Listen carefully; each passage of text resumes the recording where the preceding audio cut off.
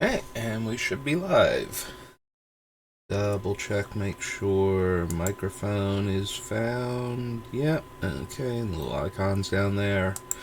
Alright, so I had to take Tuesday off, as I said. Wednesday, I was going to stream, and I was like, I'm gonna be streaming in a few minutes, did the tweet and everything, and my mom's like, can you help me with something for like 15 minutes? I'm like, yeah, sure, that still gives me like an hour to do the stream, so about an hour later, realized that there was no way I was going to be able to do anything else before work, so here we are. It's my day off, so I'm going to spend a portion of it working on Myrkul. So, last we left off, Myrkul was down to 195 cards, so we only need 135 more cuts, and I just grouped like another subset of cards down here, which was our tutors. That's right, because we have almost every tutor. I'm not almost, because Black has a ton of demonic tutor variants that we're not running, but basically, if it costs less than like 4 mana, it's probably on here. Or if it does something else, like gets around the casting cost of the spell. Yeah, all of these ones that let you circumvent. Or, I'm pretty sure we have, like, even Cruelty of Gix is on the list and whatnot. So, the Cruelty of Gix here? Why don't I see it? I do this every once in a while where I forget to grab a card or it gets knocked off the list by accident. I am not seeing it. So,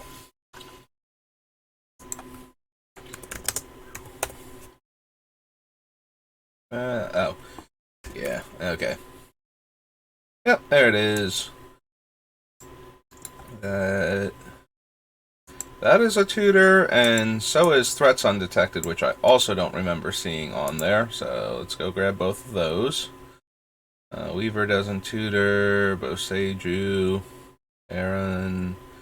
Any other tutors I might have missed?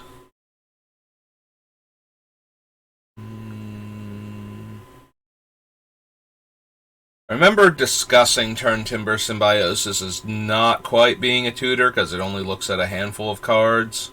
The Imperial Seal was on the list. Okay, so... Oh wait, hang on, there are 2 results for the Cruelty of Gix. Oh, this is what happened. They all got kind of clumped together.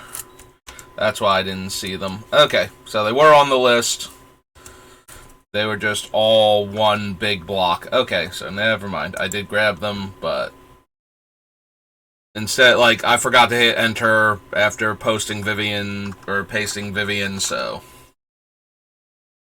Alright, so this is all of our tutors and tutor variants. Alright, so Demonic Tutor almost definitely makes it. Altar of Bones, probably not going to. Originally, it was in here because you get to sacrifice the creature in order to tutor up another creature, which is great if we're doing cool stuff. An Aristocrats build where we're going off and we have Myrkul in play. We get to sack one of our creatures and then bring it back as the enchantment and get whatever triggers we're getting, and then go tutor for another creature is a lot stronger there. And that's going to be true for the other one, the Diabolic Intent. But Diabolic Intent at least lets us get anything from our deck. So I think Altar of Bone is going to go. That's going to be one of the easiest ones to cut.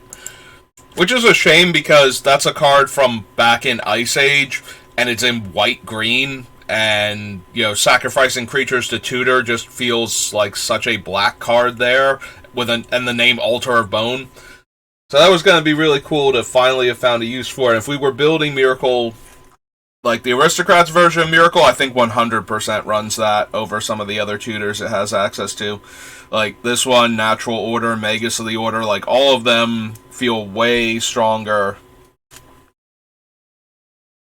We're going to leave in Natural Order for right now. It depends on how many cheap creatures we have. to sacrifice to the natural order to go get something like a Protean Hulk. Like, things like Protean Hulk, Woodland Bellower, those are going to be like the things that we're using a card like Natural Order to tutor up. So that way we get them into play and then we can sacrifice them and get, well, the Hulk we want to sacrifice, the Bellower we don't care, we just want to get it and the thing it tutors for. Into play. Survival, Vampiric are staying. Academy Rector, we'll have to see what our enchantments look like, but most likely. Sterling Grove is doing double duty protecting our other enchantments while it's in play, and then being able to, like Mirage Era tutor a card to the top of our deck for enchantments. So yeah,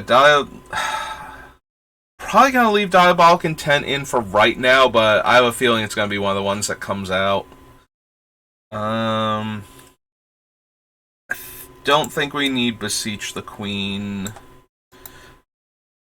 Ranger is going to depend on how many 1-drops we actually wind up running. Because I'm guessing we're going to be cutting a bunch of the Sacrifice to Protect Myrkul just to make room for stuff in the deck. Sidisi is way more expensive than the other tutors, and she might get cut if I don't have enough, like, sacrifice fodder. Like, you can always sacrifice her to herself to tutor for the card, but that makes her 1 more mana than Diabolic Tutor, and, not any better for that if we can't get into situations where we keep her. Also, she's kind of falling into the same category as, like, Altar of Bone and Diabolic Intent, except that sometimes it leaves behind a 4/5 Death Touch, I think she is. Thalia's Lancers, I have to see how many legends we have. Razaketh is probably staying in, because he just wins when he resolves. Like, we're a combo deck, so we'll be able to tutor all of our stuff. Assuming that we can keep sacrificing creatures. Again, I need to know how many, like, cheap creatures we have to lose to him.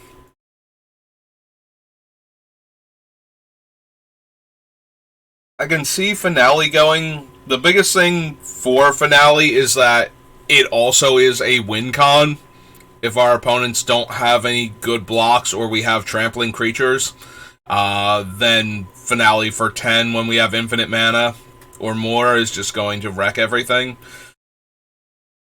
That being said, I can see it going before, some of the cheaper ones like Green Sun Zenith costing 1 less mana means it's one turn sooner that we can get, or like 1 higher casting cost. So, and Threats Undetected, I'm still not 100% sure. Like, I wanted to do this so I could look at all of our tutors, but now that I'm looking at all of our tutors, a lot of them are contingent on, well, what else is still going to be in the deck. Like, I think these 2 are fairly easy cuts, so let's go ahead and cross them off the list. Ashnod's Altar, Altar of Bone, and then Phyrexian Altar. Alright, so we get rid of Altar and Beseech. Oops, too many S's, not enough E's. Beseech the Queen. So we can don't need to cut that, we just need to delete it. There we go. So we'll get rid of those 2. Scroll back up. That's 2 whole cards we've cut. 193 more to go. Well, 133 more cuts to go. Alright, so Initiates. Now I just want to look at our creatures, like what we actually have to work with. Initiates, Crypt Rats. I feel like the Enchantress is probably going to go, since we're not sacrificing our enchantments all that often.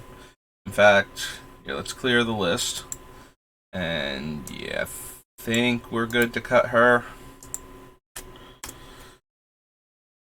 Vampiric Tutor, Call of the Wild, Infernal Tribute. Yeah, I'm going to be honest, I think the Infernal Tribute is probably going to go to... Does give us another way to sack our stuff, though. And it is an enchantment for the handful. Like, if we keep the Enchantment Matters cards in, because we have enough enchantments anyway, then I might still want I might want Infernal Tribute over, say, although the Dockside is also an enchantment. I was just thinking over like Dockside Chef, but he's also an enchantment, so maybe. What else? Sanctum, Victimize, Worn Power Stone, Will, Defense of the Heart, Karmic Guides like a 5-drop, Other Runes, Academy Rectors at 4, Necromancer, Piper, Gamekeeper. I don't think we're gonna have room for something like Fountain Watch now. This is one of those ones where I was kind of hoping to like get it back as an enchantment.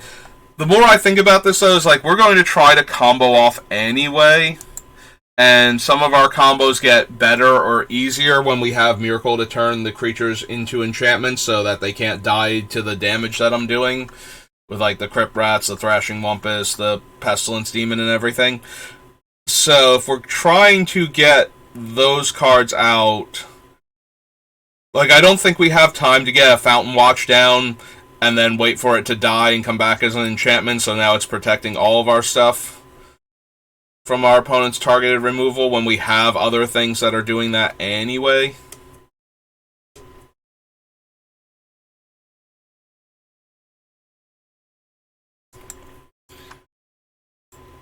Yeah, I think we can go ahead and cut the Fountain Watch. Thrashing Wumpus, Phyrexian Altar, Sterling Grove, Diabolic Intent, Gaia's Herald, so our things can't be countered, Devoted Caretaker, no instant sorcery specifically, my creature pro color until end of turn, Safekeeper, Doom Necromancer, Blood Celebrant, Fierce Empath, Drover, Sad Robot, Ewit, Dosen maybe. Yeah, the 8.5 tails is a way to protect. Doesn't seem likely, so we'll go ahead and cut her.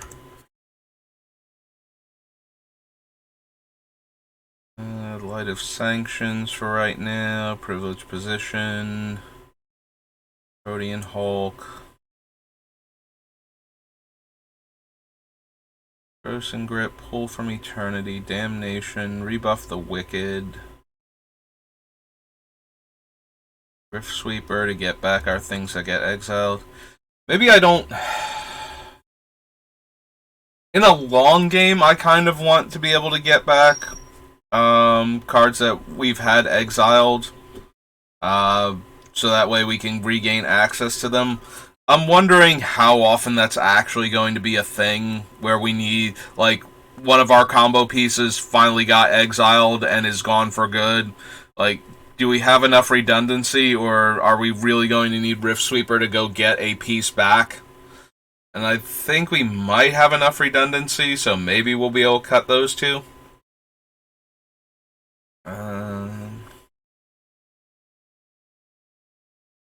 Medic, Cinder Haze, and Devoted Druid I want to keep, because they're all going to go infinite with the other things.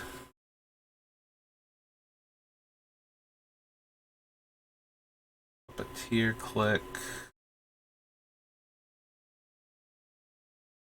Right, click and everything else, like the persist creatures go infinite with either what's its name? The Vizier, the White Vizier. Well, we get infinite dies and returns triggers with Nim Deathmantle, but we wound up cutting all of the whatchamacallits, the actual Aristocrats cards, you know, like the Blood Artist and the Zulaport Cutthroat and all of that. So maybe I don't need the persist creatures that I'm not running for their other effects anyway, so that would cut Kitchen Finks, Puppeteer click. We'd leave Woodfall Primus because it's Woodfall Primus. Like, that thing constantly being sacrificed. I mean, technically, we're gaining infinite life at that point. with Ashnod's Altar and, like a Kitchen Finks, where we're getting all of our opponent's dead creatures out of their graveyard with Puppeteer Click, but I don't know that that's actually good enough now.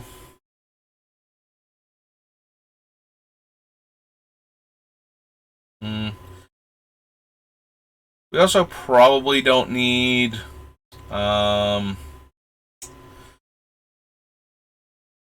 cut it already? Because I'm not seeing it. It should be in Shadowmoor or Eventide, the Cauldron of Souls. Did I cut that one already? I guess I did, because I'm not seeing it. Since that is also a very aristocrat-style card that we don't need anymore. Oracle Moldiah. Bloodrite Invoker is one of those when we have infinite mana, it just wins the game. Pestilence Demon, Asceticism, Exsanguinate, Product Ooze, Darksteel Plate. So Darksteel Plate is in here as another way to stop our things from killing themselves, but we also have the Light of Sanctions, which I think is better for that. Obviously, Darksteel Plate is better as a, even when we're not doing that thing, it's making our creature that's equipped with it indestructible, so that's kind of decent. Light of Sanctions only prevents damage from our sources damaging our stuff.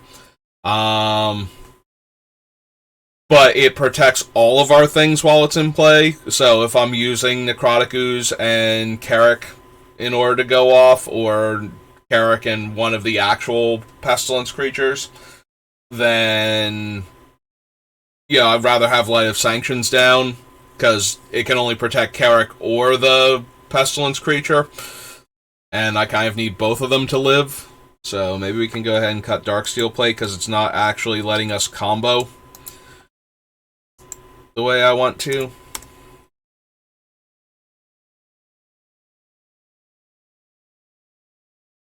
Alright, so we cut that one. Keep Mikaeus in. Lets any of our creatures keep coming back. So is the Moth. So we get infinite mana from either of the altars, and the Moth and a Persist creature also, so that's another reason to keep the Persist creatures in. Or Mikaeus over here, since none of the Persist creatures are human, because they're all... Aside from, I don't think there's any Persist creature that's non-human. I was going to say, Shadowmoor has no humans on it, so none of them can be human.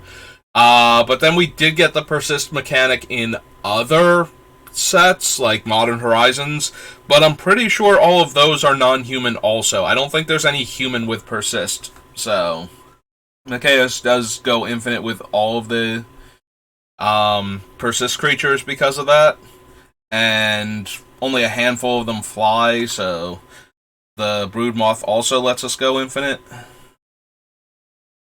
I don't think we need Agent of Erebos. I was keeping him in here because we're going to have a lot of enchantments.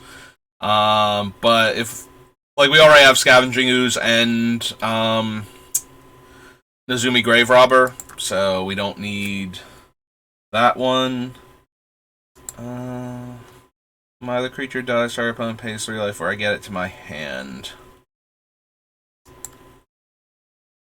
Probably not. I was thinking about how much fun it is interacting with this and,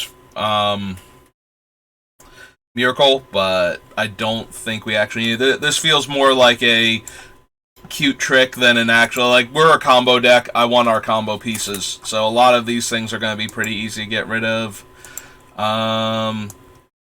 Thoughtrender Lamaya is no longer as good either because of that. The Eidolon of Blossoms and the, Citizen Champion or whatever her name is, whatever her title is, they are going to probably stay in until I've cut down too many enchantments to make them good. But I think both of them can stay in for right now. Dramoka is another stops our opponent from stopping us from going off, although she's very expensive compared to some of the other cards that are doing that, so she might get cut to make room. Heroic Intervention. Walking Ballista can go infinite with a lot of the stuff that we have. Or, no, it doesn't go infinite, but it's a good... It's another thing that we can use the infinite mana for. Like, to just keep putting tokens on it. So it does interact when we're going infinite, but it doesn't actually go infinite itself because the 4 mana activation is not going to happen very easily. Vizier of Remedies is one of our combo pieces. Vizier of the Menagerie. We'll have to see how many creatures I actually wind up with. The more creatures we cut out of the deck, the more likely the Vizier and probably... Like, the Vizier will go first, sadly, and then Vivian will follow it. I always like Vizier of the Menagerie, and I always have it in, like, all of my creature decks, and then it gets cut because some decks just don't have the creature density to make the Vizier, functional. Mirage Mirror is a backup for a lot of our things.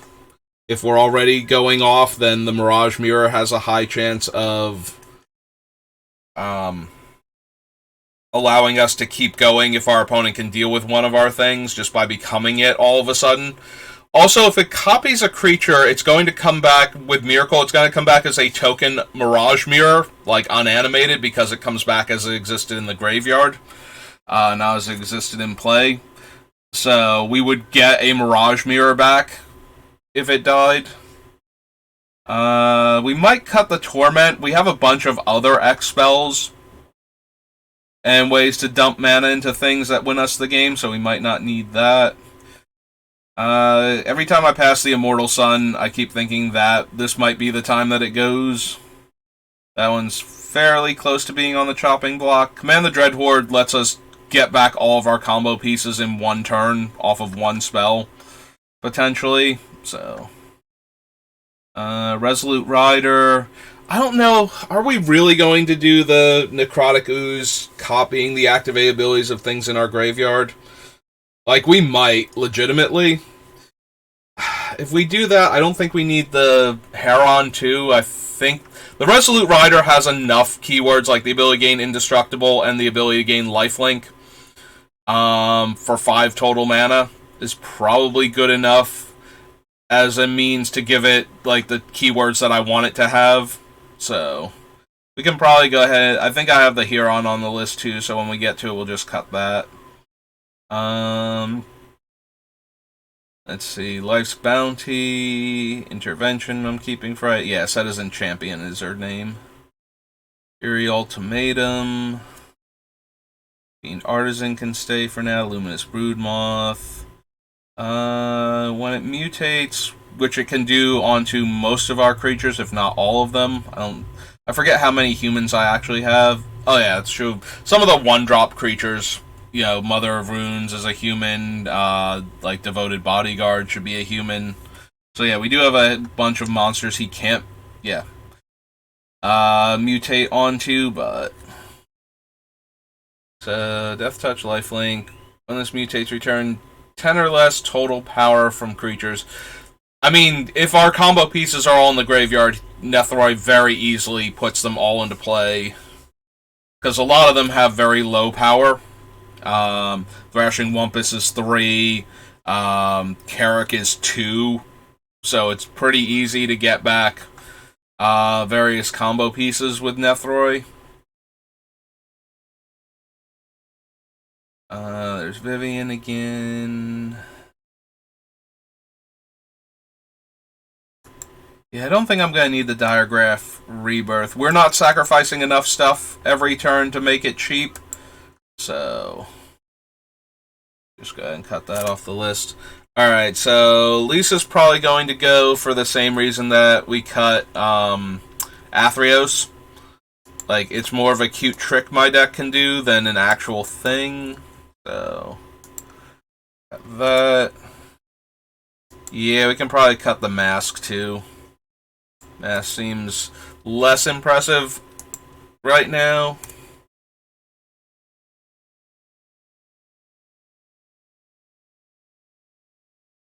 Yeah, probably cut the right.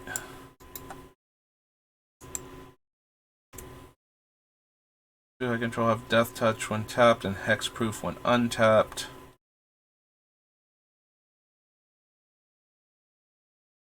Probably not going to wind up with Sereth making the cut. There's the Heron. We'll go ahead and cut that. That's like one of the least impactful cards in our entire deck. Up to 12 cuts so far. Weaver's probably going to get cut.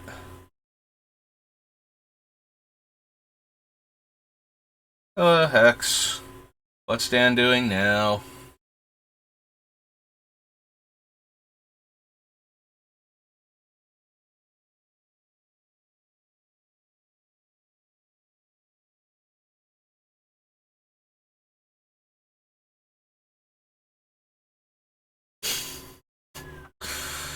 Uh-huh.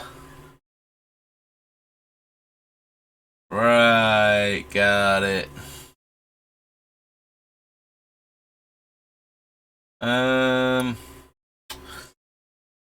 I don't know, Hex, maybe. Do you, like, is this like a situation where you're on your laptop? Can you take it into another room to get away from him? And just do your thing there? Or is this like, you know, everything's all set up in the one room and it's really awkward and hard? Because I don't want you guys to, like, wander off and diminish my viewer count or anything, but...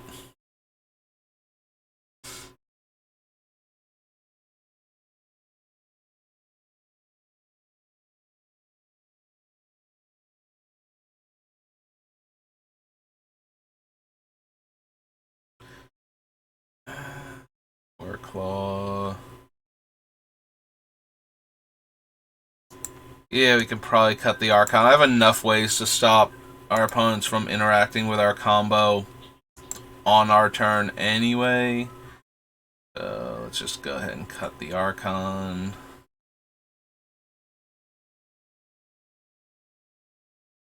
This Profane Tutor, Timeless Witness, Kodama, Vegas, Ooze.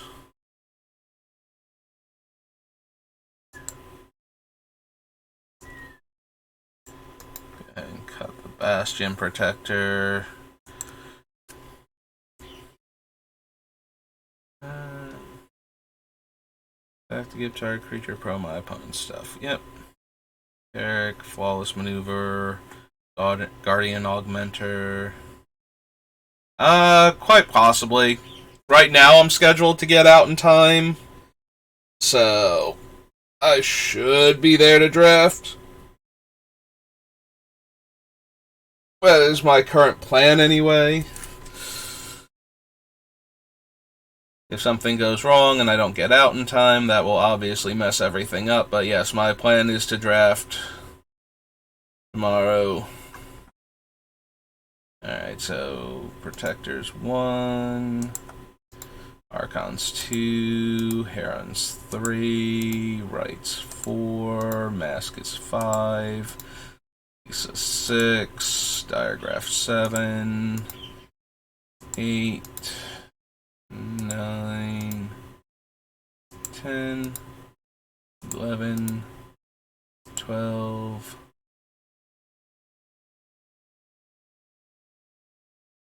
No, I did not say post you all the way down there. 12, 13, 14. So 179.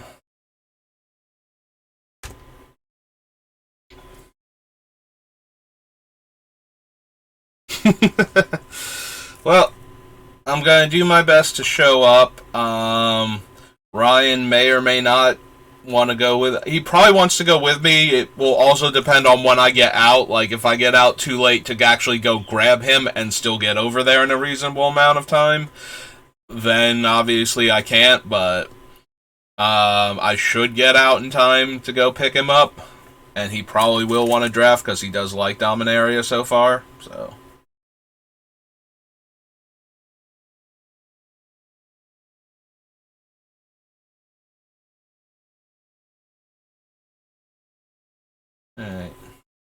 What's my current legendary count? We can see if we can get rid of the Thalia's lieutenants.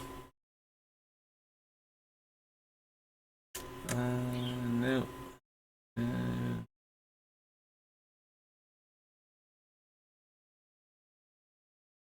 Power Stone, Defense of the Heart, Karmic Guide, none of these. Those. Memories, guys, Herald. No.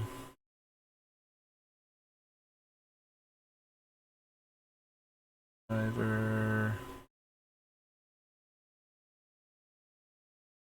So Dosen's 1.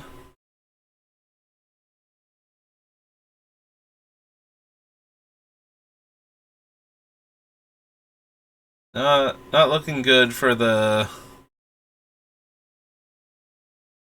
Thalia's Lancers, is it?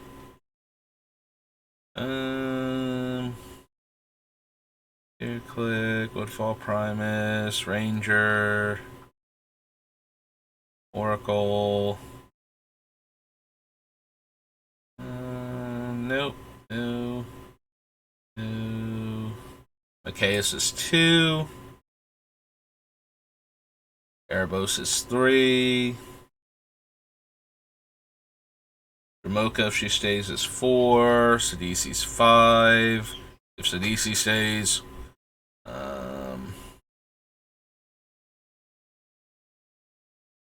Come here, Thalia's Lancers. While I'm here, let's just put you over there, because I'm pretty sure I know where this is going already. Razakath 6. July is 7, and July might not stay.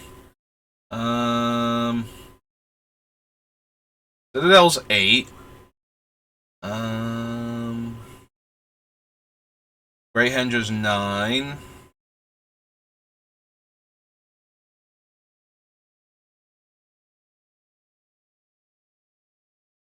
Deathroy's 10. Vivian's 11. Yeah, I'm still not thrilled with it. Sereth is 12, but she's also very highly likely to get cut. I don't think I can search for legendary lands, so we're still on 12. I have to double check that. Sagas aren't actually legendary. Zhao is 13, but Zhao might get cut. Yeah, a lot of the legends that I have are kind of on the chopping block anyway. There's Goreclaw. So I'm pretty sure Kodama. And is that it? Oh, Carrick. Yeah, I think out of all of these, Carrick is the one I most care about finding. I don't think I need another 5-drop, so yeah, we can get rid of the Thalia's Lancers, I think. Let's go get rid of the ones down here. Roll back up. 178. Okay.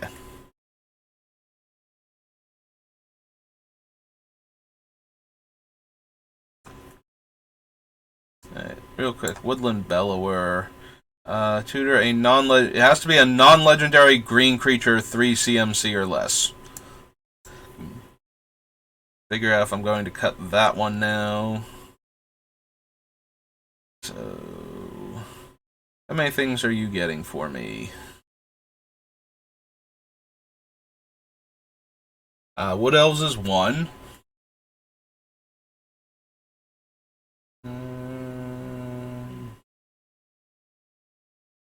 No, no.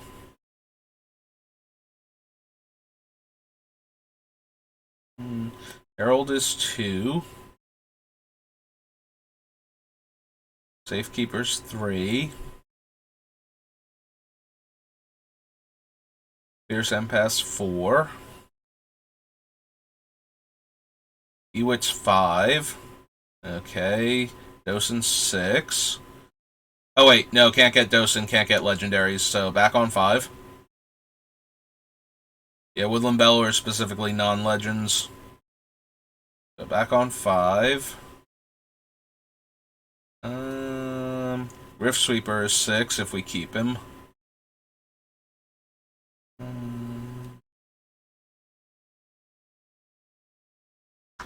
Does get Devoted Druid, and that's 7.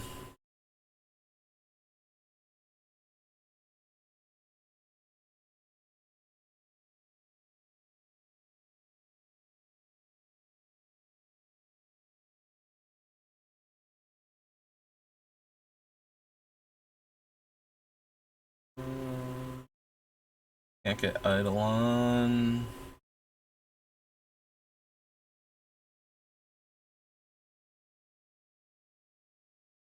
Serpapod is 8 if we keep him. Can't get that.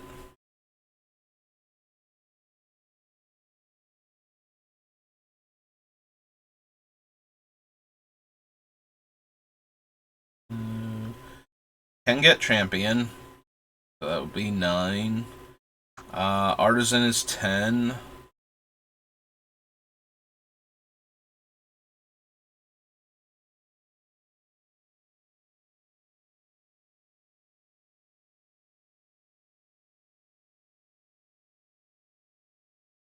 Weaver's 11, but Weaver's likely to get cut at this rate.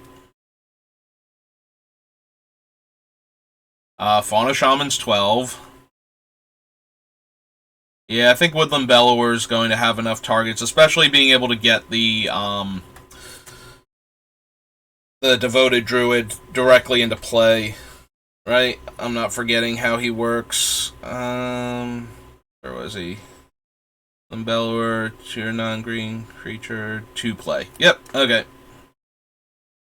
So yeah, he's almost definitely saying then, because there's a combo piece we can go get, and there's enough other things in the deck that are likely to make it in. So unless a lot of them get cut.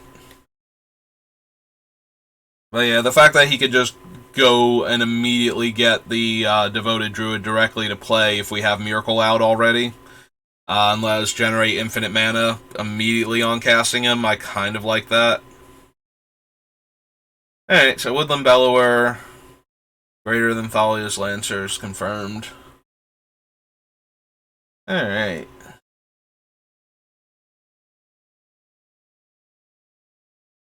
One library.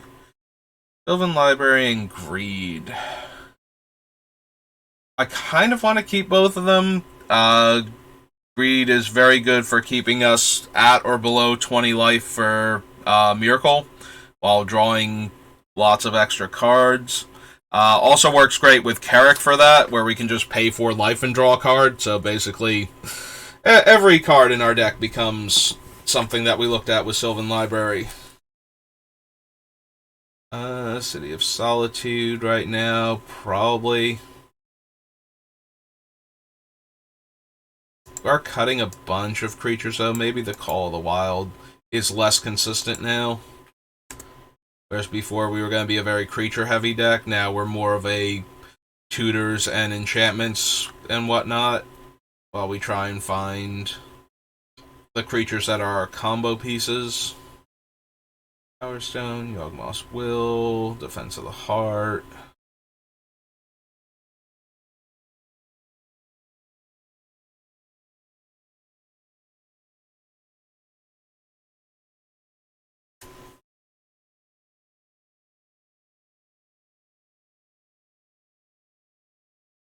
Graveyard.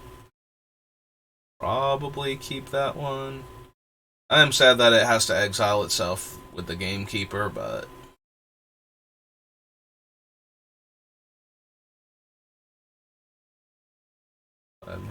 oh, guys, Herald. I don't know. Maybe we have enough other ways to stop our opponent. Like, we have the Serpapod and this guy, and the Serpapod's only 1 more mana, so yeah, I think we can go ahead and cut that.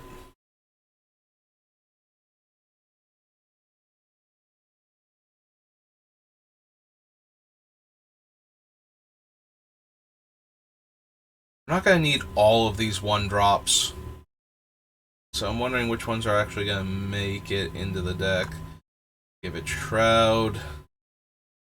Our deck might be a bit too mana intensive. The only reason why I want to keep him, though, is that for the same reason, it's mana intensive, and this doesn't actually cost mana and can just be there in play.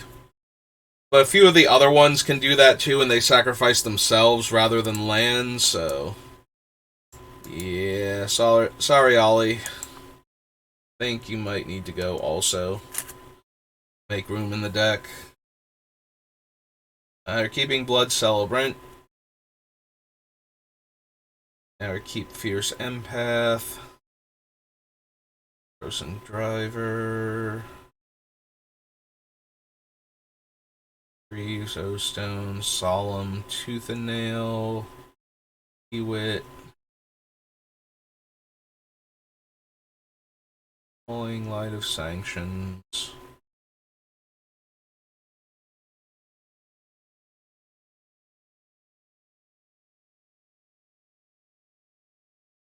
Full Damnation. Buff.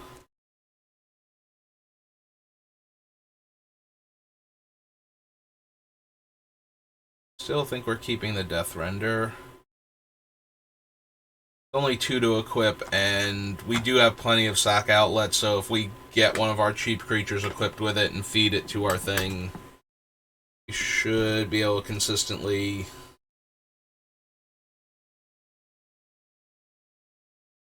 get value out of it. You know, we can probably...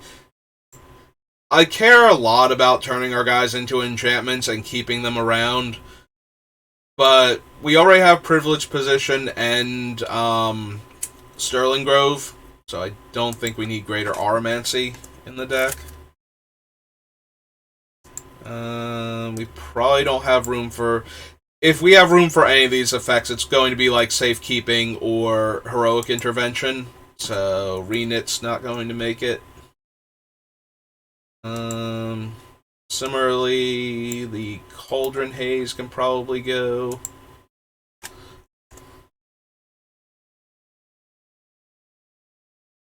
Again, Ranger's going to be determined by how many of the 1-drops we actually keep in the deck. So once we get close to the end and have some idea, we can start considering cutting him.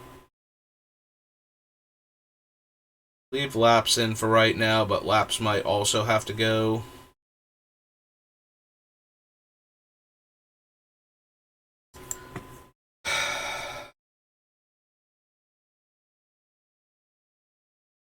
Not of this world.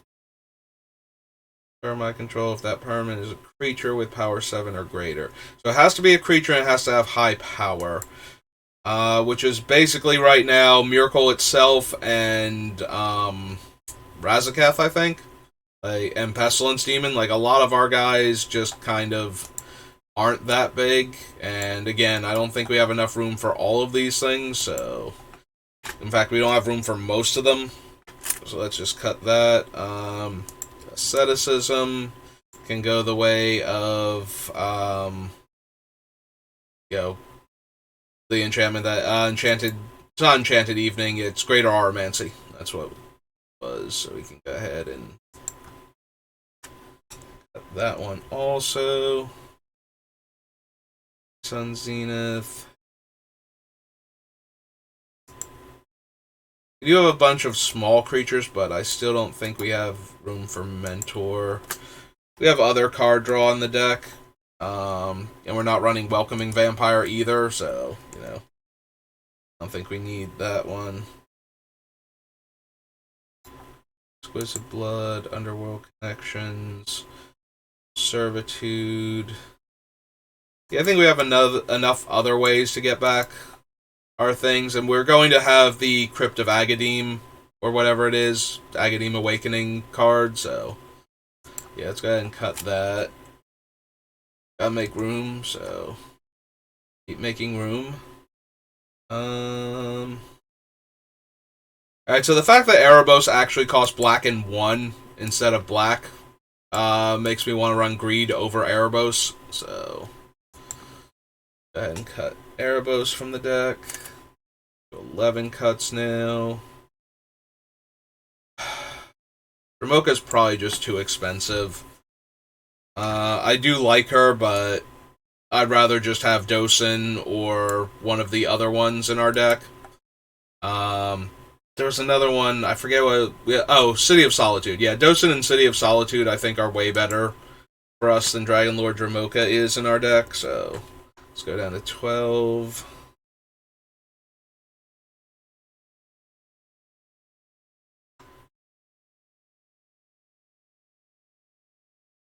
I guess we can leave the Selfless Spirit in because the same reason that I said I wanted to take out the Darksteel plate, Selfless Spirit lets us give all of our creatures indestructible, so we can actually do the combo with them in play, and they won't explode just because we started pestilencing the board. Serpapod is staying for right now. Yeah, I think the Vizier is in real danger of not making the cut now. Sorry, Vizier. Mirage Mirror is only helpful if one of our combo pieces is about to go and we're still comboing off with it. Like, if we turn the Mirage Mirror into a copy of it in response to pinpoint removal, and then the thing dies, but then we have the mirror as a copy of it. I do like the extra redundancy, but we really need room in this deck, so I think... Yeah.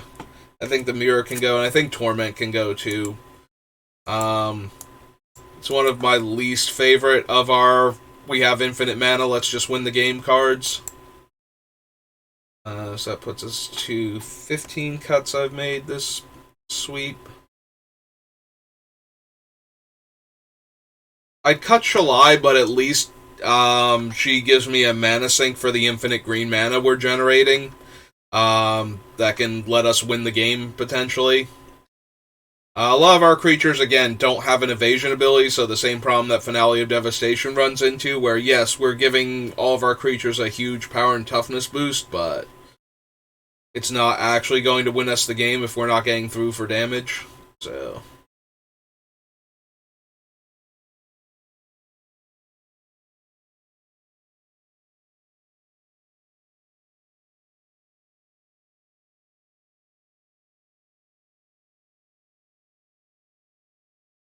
Yeah, the Agadeem's Awakening gets to stay in just by virtue of being a land. Yeah, I was considering cutting Sereth, and I think we're going to.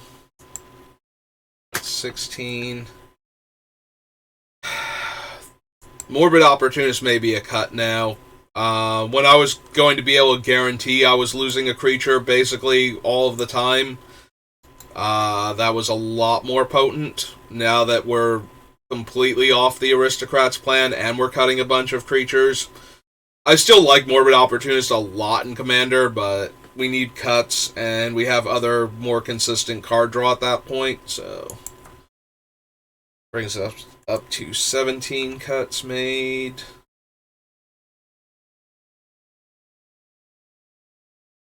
Yeah, copying one ability on things that we want to spam, like the Pestilence effects and whatnot, seems way less. And we're also going to have less enchantment copies of our things, since now that's more of a... We have a combo deck, and when we have Myrkul out, some of the combos he enables, but other ones he just makes more consistent. So we're not even 100% to need Myrkul for some of our combos, so... If we don't necessarily need to cast Myrkul to win some of our games, then I'm okay with cutting a thing that gets a lot stronger when we have Myrkul out. Yeah, we're still figuring out that one.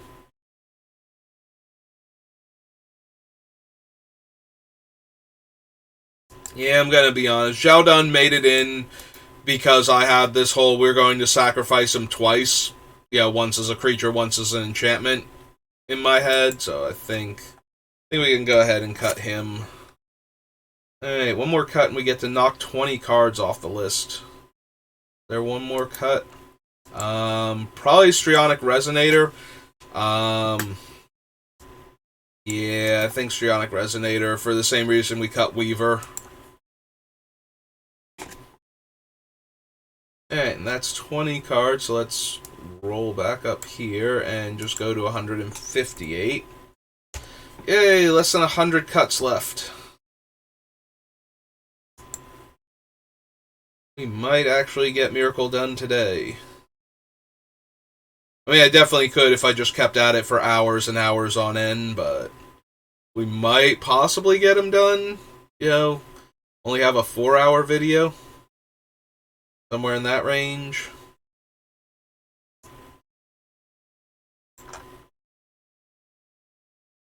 Back up to, yeah, Mana Crypt. Oh no, wait, this is still our mana sources. Next iteration, Mana Crypt. There we go. Grand Crescendo. We have Grand Crescendo, Flawless Remover, Tameo Safekeeping. Yeah, we might need to cut some more of the things that I'm using to protect Myrkul and our other pieces. So Flawless Maneuver makes our things indestructible. So again, that's really helping with the, like, similarly to the Light of Sanctions and everything, letting us combo off with the Carrick and the other thing. So we probably want to keep that. I think we can go ahead and cut some of the other things that are protecting Myrkul then, because we're running low on room for that. So let's cut that because it only protects our commander. The Rescuer we can probably cut.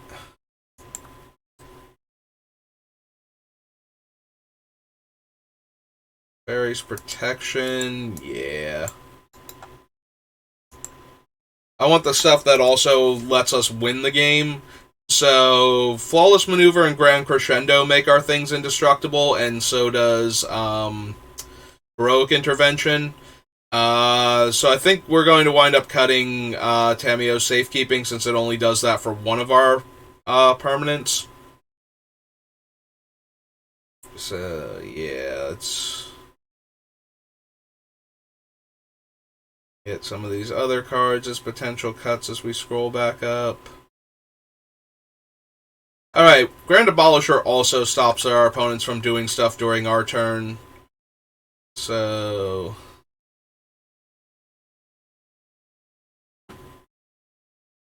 And Grand Abolisher is specifically our turn, so we don't stop players with interaction from stopping other decks from comboing off while he's in play, so I like him a lot more than some of the other options. Alright, we cut the other things that look at the top card of our deck, and if they're creatures, we get them, so let's just go ahead and bump Lurking Predators off too.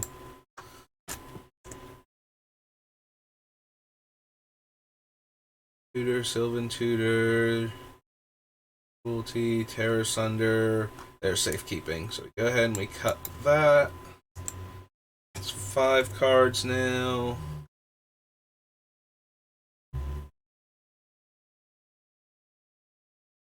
We do have a lot of ways to make to protect our stuff, make it indestructible, hexproof, that sort of thing. So, you know what? Let's go ahead, back up here, and let's start nuking the 1-drop creatures. Because I'm suddenly a lot less enamored with them than I was when we first started doing this anyway. I do want them to protect Myrkul, so they are more likely to die into another copy of themselves, but I still think they're kind of low power level for what this deck is trying to accomplish, so yeah, let's get rid of Mother of Runes. 6.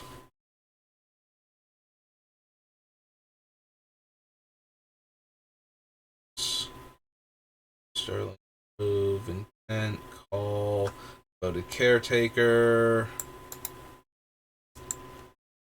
7, Bodyguards 8.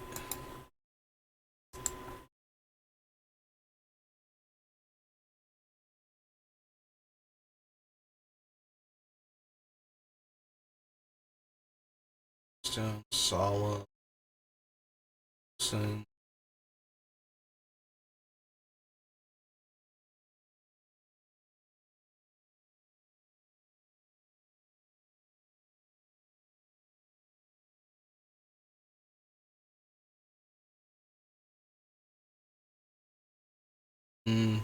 I'm debating whether or not I actually want to get rid of Light of Sanctions, but I suppose not for right now. Ghostway is 9 because we don't want to blink our stuff anymore. And now I want to keep the things that let me keep my permanents in play while I'm protecting them, so that way I'm getting to do my combo with them.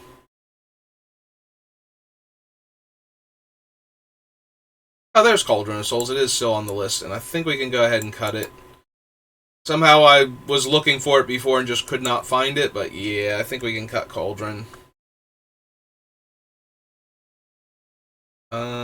Since we're cutting all of these 1-drops that mostly protect him, we've cut like Sylvan Safekeeper and then all of the other ones now that we're going through and cutting, so I think Ranger of Eos is done. Sorry, Anton. 11 cuts so far.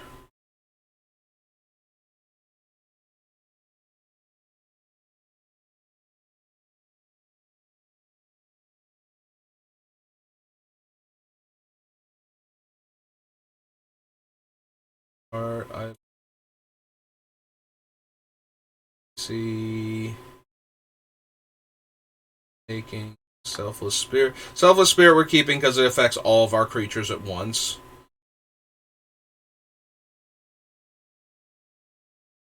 Your Remedies, Azaketh, Mortal Sun, Shalai, Trophy, Citadel, Ellie, Great Henge. There's Alisade. Cut that. It's 12 cuts now.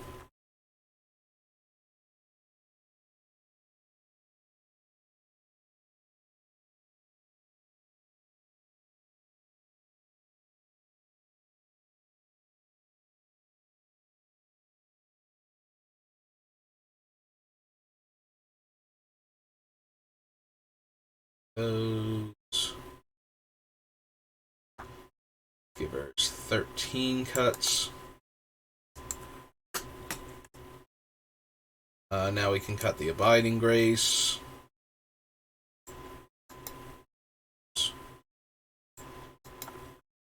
14.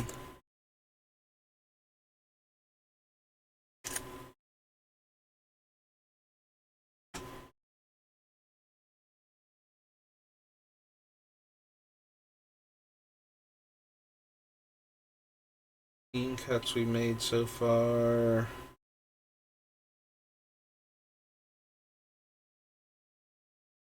Yep, okay. So 14 is 144. Hooray. Clear all of those off.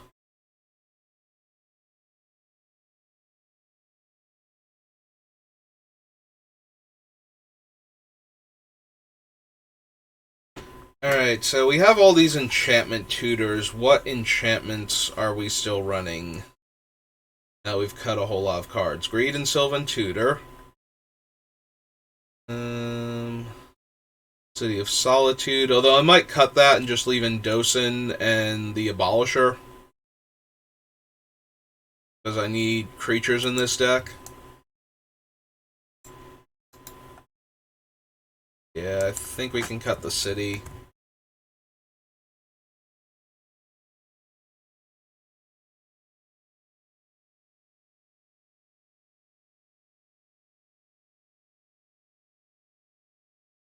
The survival stays in.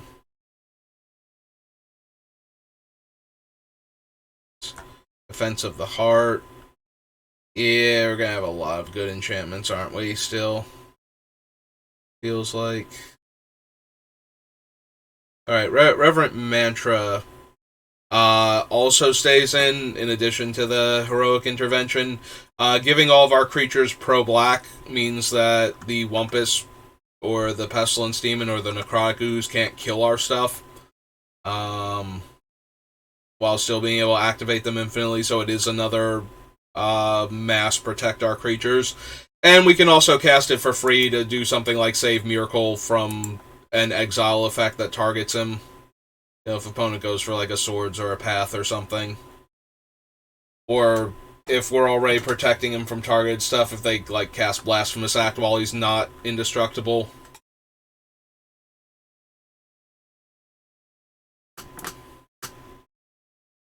Phyrexian Arena staying. Yeah, we still have Mirari's Wake. We're gonna have tons of enchantments in the deck.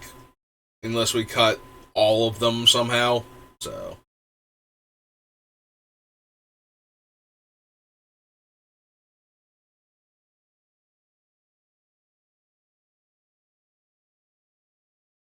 sanctions, privileged position. Privileged position is hexproof, right? Yeah. So we can still target all of our stuff. Although we've cut a lot of the stuff that does that.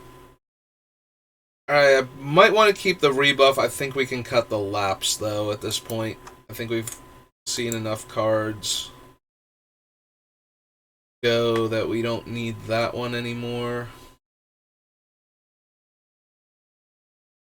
Druid, Kitchen. Those are all things that are interacting with Nim Deathmantle. Yeah, there's the lapse, so we can go ahead and cut that. Lapse of Certainty. Everflowing Chalice, Marshal's Anthem, Bloodright, Pestilence Demon, Exsanguinate, Green Suns, Micaeus, Exquisite Blood, Actions, Heart. Because we have so many enchantments, the Eidolon and the Citizen still have a lot of value in our deck, so I'm disinclined to cut them just yet. I am starting to think, though, that we're going to wind up cutting the Sidisi and the Diabolic Intent and some of these other, like, higher casting cost tutors that aren't cheating stuff into play for us. Because we have so many tutors that we just can't run all of them. So we're going to have to cut some that either don't cheat the mana for us or don't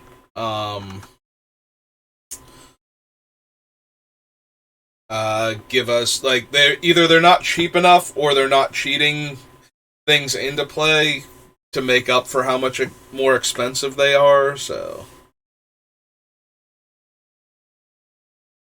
I don't think we've cut quite enough for Heliod's, or not Heliod's, Great Henge to not be good in our deck still.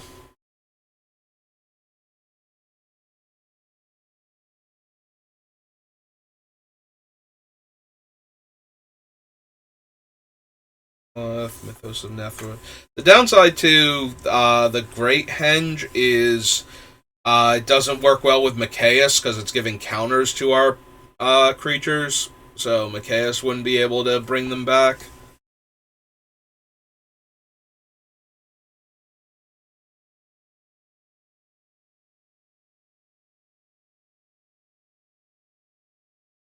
Say to Asunder, Cruelty of Gix.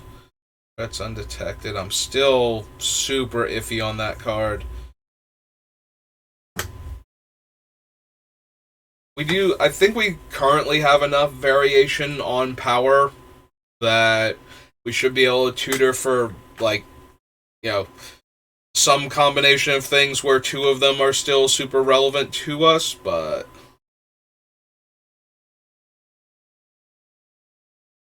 to the point where it's always going to get us a 2-for-1, and the 2-for-1 is probably going to be relevant, but still feels like we're just barely there.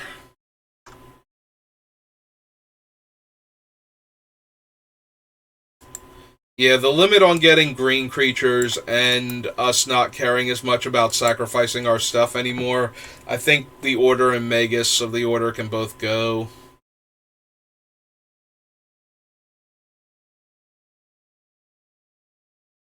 Body count. Probably cut body count too at this point. we can still go infinite. Like, this is what I keep doing. Like, I want to cut it, but it's like, we can get infinite sacrifice triggers with, Ashnod's Altar and, the stupid other thing, the Nim Deathmantle, or Machias plus Broodmoth. So we can very easily get infinite sacrifices, in order to put our entire deck into our hand if we need to.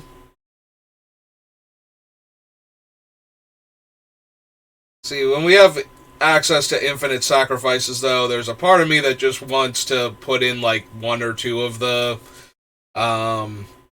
aristocrats payoffs, so that way we can just win. That way. Like, we cut Grim Haruspex already. It's kind of hard to say no to infinite card draw off of, a 2 or 3 card combo. Where the 4th card gives us the card draw aspect of it. But at the same time, there's just only so much I can actually do. Like, we need to make room for cards. So let's see, we cut the Magus, we'll cut Natural Order, and I think Diabolic Intent also. I think the limit on only being able to get green creatures with those two, and the fact that we're not really sacrificing a lot of our creatures, I don't know, maybe Diabolic Intent stays in for just a little bit longer, but I think Natural Order and Magus. So, Natural, this is down where the tutors live, so we'll go ahead and cut it there, and then we'll go to the only other copy of it and delete it. It's Natural Order, and then we'll go get Magus off of the tutor section while we're at it.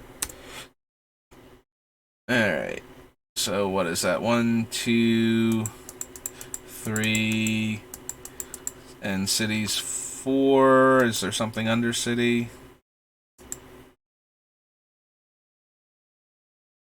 Nope, so there are only 4 cards. Alright, well that brings us down to 140. Excuse me.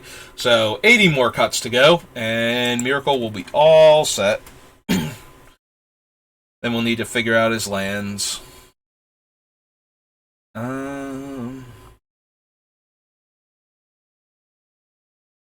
It's gotta be some number of the tutors. Like, we have too many in our combo deck, so it's gotta be...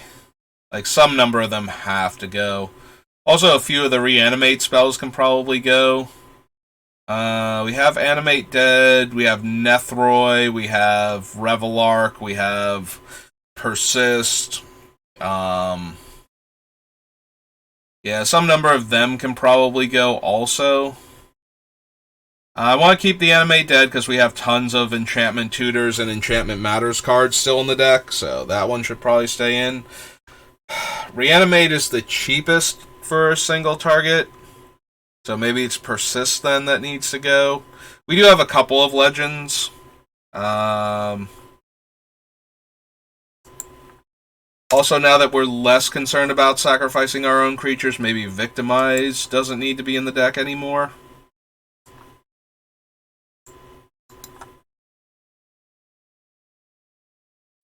Yeah, okay, I'm talking myself into cutting some of these, so let's cut that one. Defense gets me 2 creatures. Alright, Unearth we can probably cut then.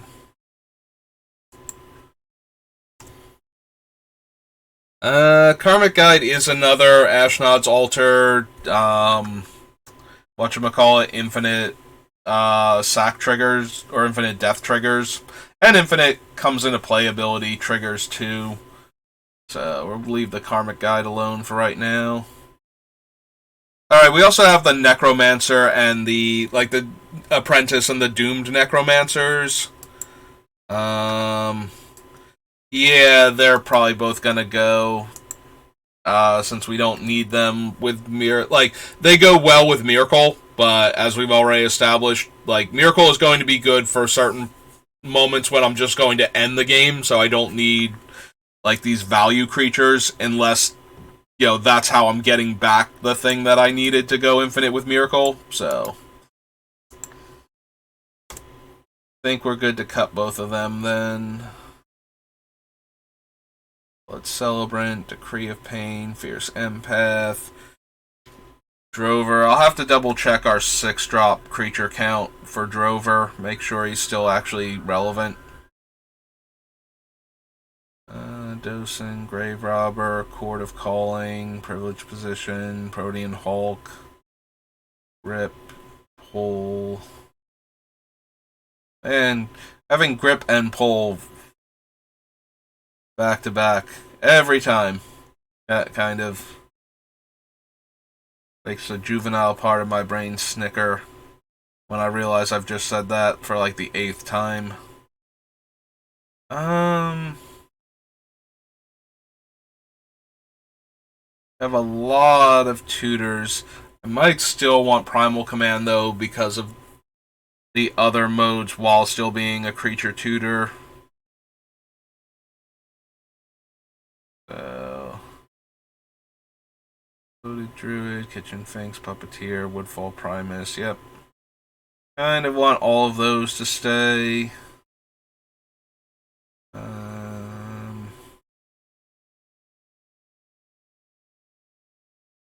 Yep, kind of want all of these to stay. Just reminding myself that Green Sun Zenith is one of the creatures must be green requirements. We do have a lot of green creatures, but maybe Zenith.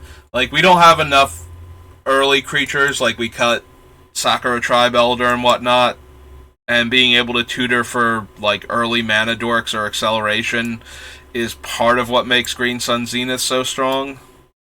So maybe we can go ahead and cut Green Sun here.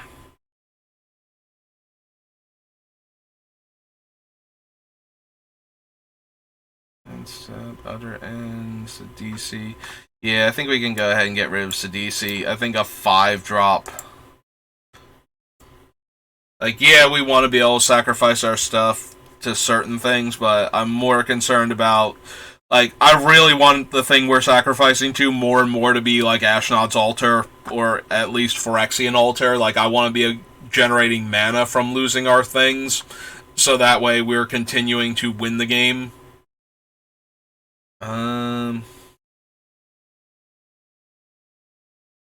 Azakath, Mortal Sun. We can probably cut the Immortal Sun. We have Sylvan Library, Greed, Underworld Connections, Phyrexian Arena. Yeah, I think the Immortal Sun can go. Assassin's Trophy, Bolas' Citadel, Casualties of War.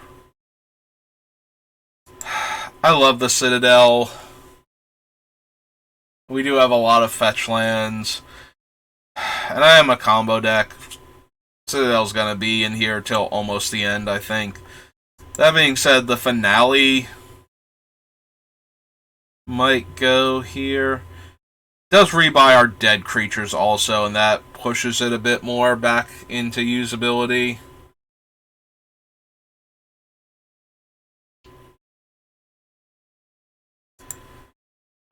Maybe we cut the Great Henge then? I cut a lot of our cheap creatures, like a lot of the little guys went away. We still have a bunch, but the thing is, we're not going to be able to draw as many cards with this, so it's basically just a glorified mana rock at that point. You know, once we already have a high power creature in play, it comes down as like a 3 or a 4 drop or something, and then we get to tap it for 2 green mana.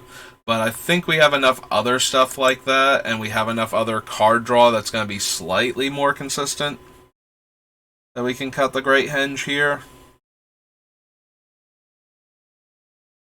Nethroi.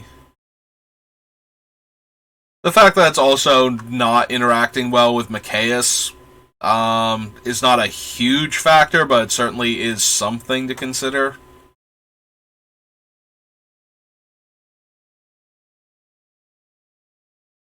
Vivian still tutors. Like, the -2 on Vivian, she starts off on 3 loyalty, so we drop her, we get, we can -2 if we can cast a creature spell in the same turn.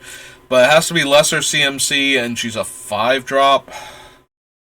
So most likely we can only do that on subsequent turns. Yeah, maybe Vivian's not good enough either. Alright, I'm talking myself out of her, so... That's 9 cuts.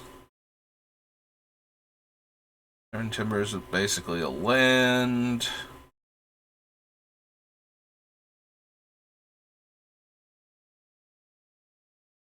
I like being able to tutor with Cruelty and then get a creature back, or just use it as a 5-drop Reanimator spell if I need to. Like, the versatility on Cruelty is what's keeping it in the deck, because the casting cost is not pleasant for any of the effects that it's doing. But...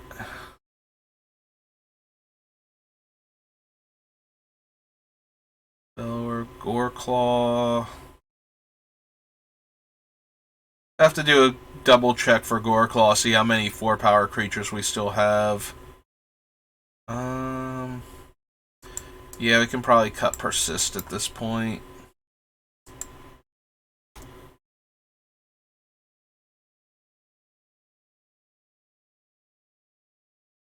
Ooze, Judgment, Carrick, Flawless Maneuver, Body Count, and Grand Crescendo.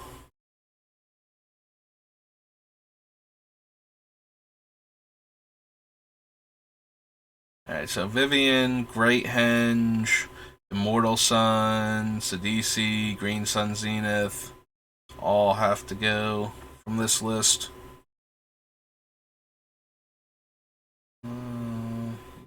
There's the Immortal Sun, the Great Henge. Delete both of those. Stone, Grip, Damnation. Yeah, I didn't cut anything from this list, I don't think. Like the removal list. Tutors. Did I cut Diabolic Intent? Is that on this list yet? I don't think so. I think that one's still on the list. Protean Hulk, Primal Command. Oh, we did cut Ranger of Eos before, and I didn't cut him from down here. There's Sidisi. Got her. And Green Sun's right above her that I missed. I cut that. And there's Vivian. Sorry, Vivian. Cruelty stays. Threat stays. On a Shaman, Woodland Bellower, Profane Tutor. Alright, so...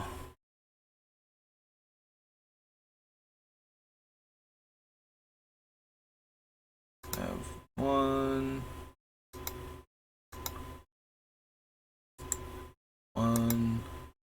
2, 3, 4, 5, 6, 7, 8, 9, and it won't let me click on Persist as 10. Cool, so 130 cards left. So we just need to make 70 more cuts from this deck and it'll be perfect. Alright, so 70 more cuts, so yeah. Alright. Let's scroll down to the tutors real quick, because I only have room for so many. So what are the best ones for this deck?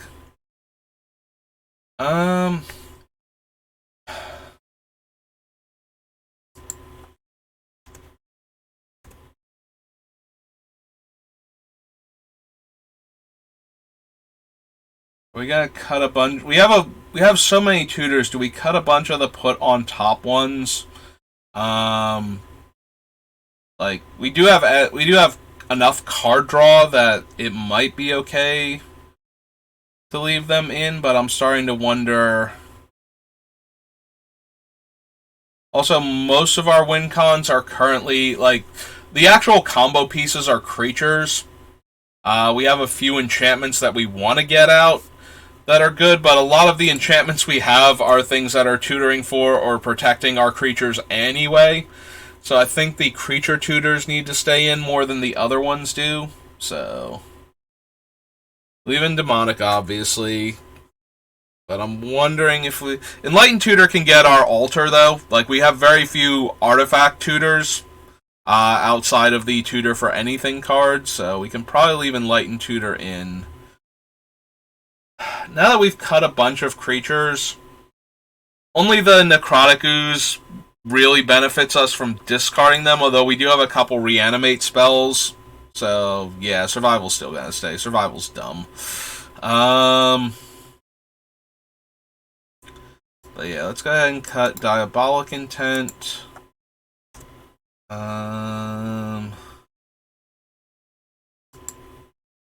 Core tutors it into play, and we can tap our creatures to pay for it.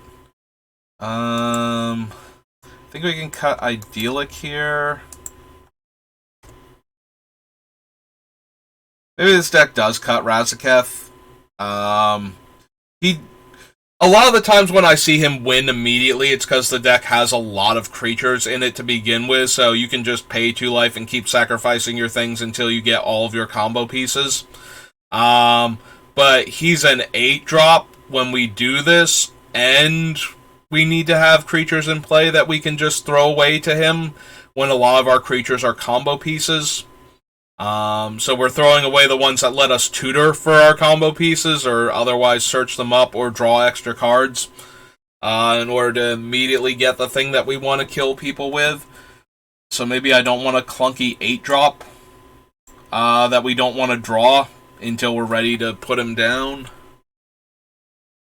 He is really good once he's in play. Like, Razaketh is one of those things, like, you resolve Razaketh and the game tends to just end almost immediately afterwards. I very rarely see Razaketh come down and people don't win, but he does need setup. And I'm not sure that we're going to have the setup that he actually wants.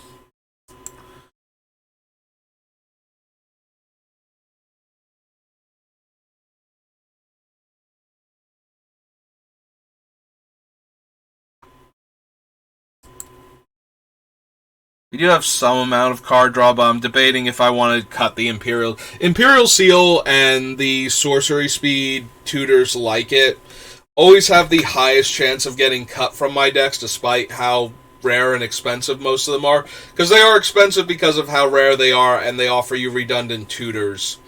That being said, we have a ton of tutors, so redundancy is not the problem. We want the best ones. And I don't think Imperial Seal or Sylvan Tutor qualify because of that. So let's go ahead and cut them down.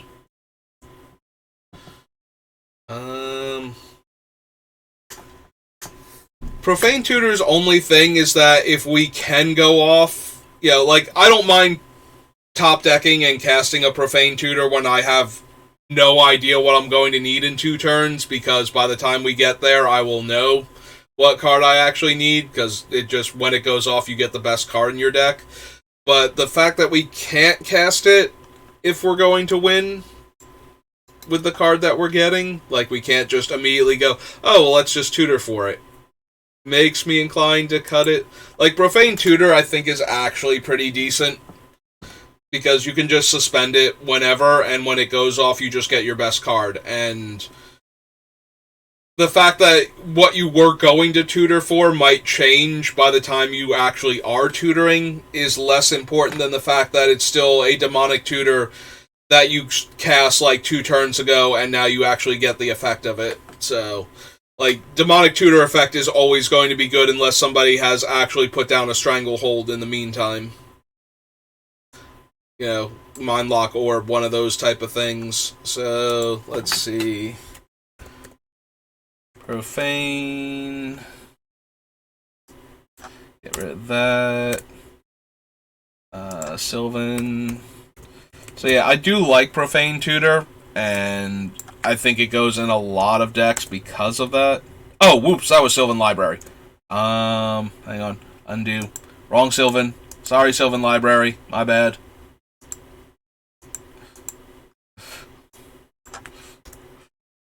I'm like, why is Sylvan Tutor up here next to Greed? And then it's like, oh right, there were 2 cards with Sylvan in the name. Alright, get rid of Seal. Out of all the things I cut, there's a part of me that wonders if Razaketh... Like, Razaketh is the one I'm most worried about actually cutting from the deck. So, like, I genuinely believe that this is one of the most questionable cuts I've made. And that's with cutting things like, what's its name? Smothering Tithe and whatnot that people absolutely love in their commander decks. So, yeah, I think Razaketh is one of the things that I'm cutting that might be on the larger mistake side, but I think I'm getting away from where the deck is good if you slam Razaketh. Hang on, we don't want to cut it, we want to delete it. Did I accidentally do that with some of the other things? Like, do I have 2 Razakeths on the list? No. Okay, so that's Idyllic and Diabolic.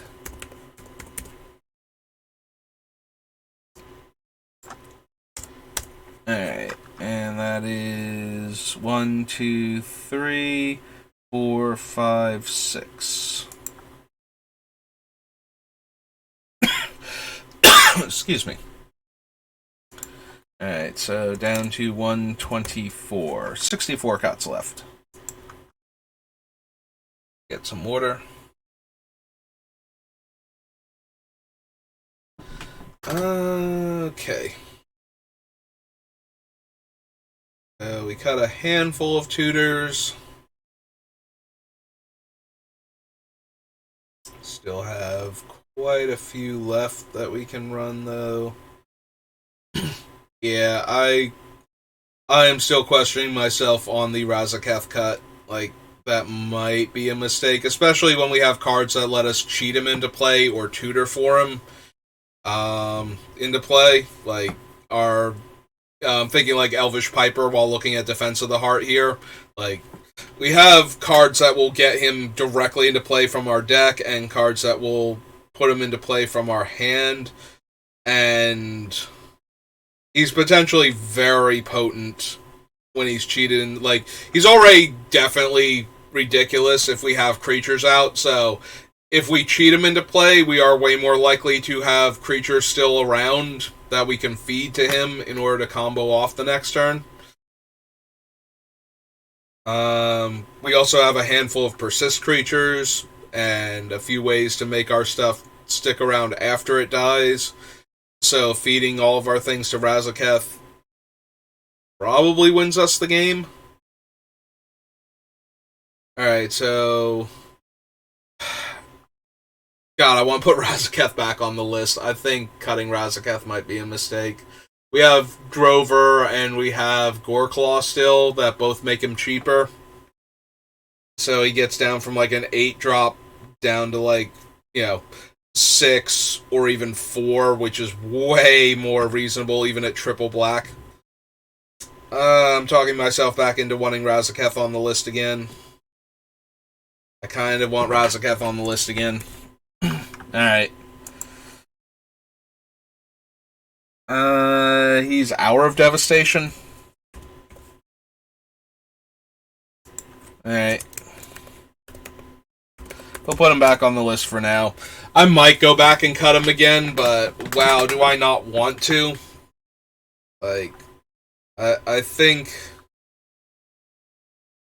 he's definitely one of those cards, if we cast him or get him into play while we have any number of the non-combo piece creatures, or if we can afford to sacrifice them to get something that's going to get everything going. Like, if we sacrifice our creatures and we get back, like Command the Dread Horde or something, or Nethroi, and we can just put all of them back into play and win in a single turn. The problem is that if we have multiple creatures to sacrifice, then we don't necessarily, like, so let's say we have, like, one of the things that will go infinite if we have the other. Sacrificing that one to go get the other one only works if we have a way to get back the first one, and if we have anything else to feed to Razaketh, then we don't need to sacrifice the combo piece one. We just need to sack the other one and go get something that completes our combo. So Razaketh is either going to be amazing or completely useless, because either he's going to be come down and get us all of our combo pieces and win the game for showing up, or at least like get us to the point where we're trying to do that, and then somebody counters a thing or removes a thing, and we don't win because now we're down our combo pieces. But that should still be good enough. Like, if we weren't going to win, if Razaketh resolved and nobody interacted with him and they interacted with our other stuff, then hooray. Like, how did that happen exactly? Razaketh himself is pretty dumb. Also, then he's just a giant angry flying creature with trample. So, even if they deal with our stuff, maybe we can clock enough people in the air fast enough, because they were dealing with our other stuff, that our 9/9 flyer, I think he is, can get the job done. So yeah, I'll put Razaketh back on the list and leave him on for right now. That being said, how many of our creatures are actually still discounted by Drover and Goreclaw now? Like, we have our commander and we have Razaketh. What else do we have that gets discounted by them? Because that might get them off the list, and then maybe I can go back and cut Razaketh again. So let's see what we have in that regard. Vector's a 4-drop, Gamekeeper's a 4-drop, and Piper, of course. 5-drop for Wumpus, so no discount there.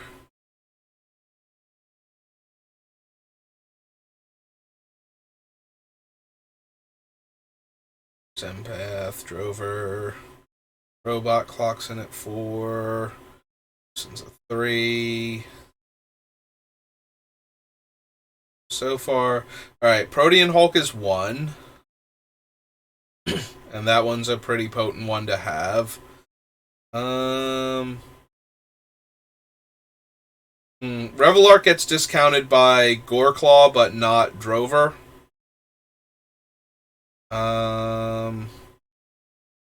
Yeah, Cinder Haze.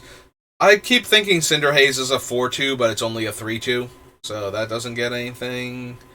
Woodfall Primus gets discounted by both, so that's 2. 2 and 1 so far.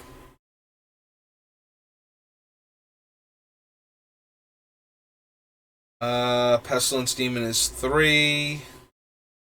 Necrotic Ooze makes it 3 and 2 now, because Goreclaw sees Necrotic Ooze, but Drover doesn't.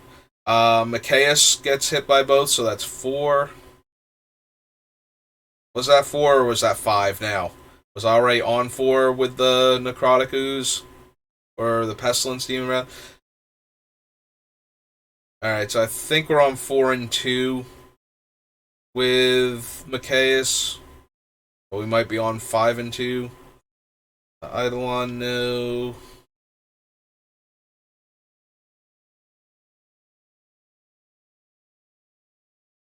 Ballista gets the discount off Drover if we choose to make the X's high enough.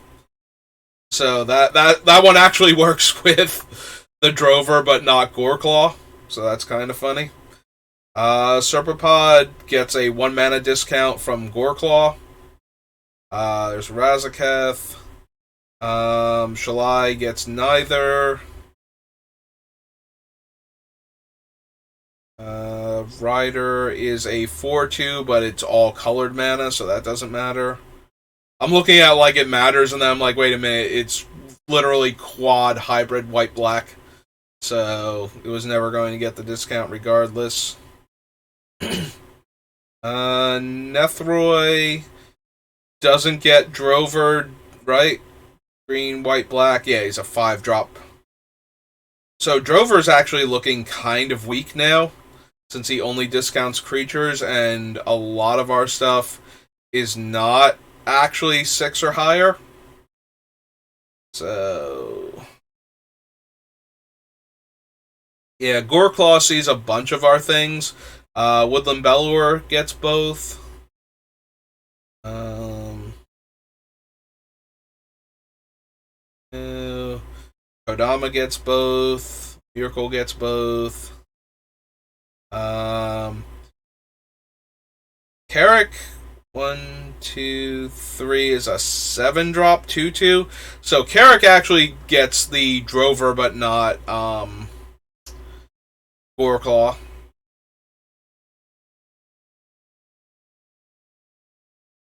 That's everything. Yeah, most of our stuff, Goreclaw benefits, but Drover doesn't. So I'm starting to think Drover can go.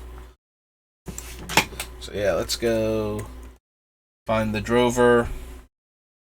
And cut. And then go find it again. And delete.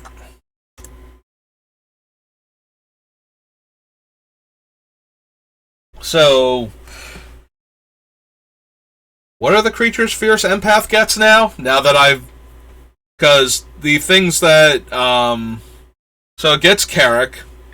It gets Razaketh, Woodland Bellower. Yeah, I think we might have cut enough stuff that the Empath gets now. That it's only getting like... like 4 or 5 creatures left in our deck. So we might need to cut that. So Carrick's the big one, because Carrick... And it technically gets the Pestilence Demon too, so it can get either half of that combo. But it can't really get a lot of our other stuff that I want to be able to do things with, so...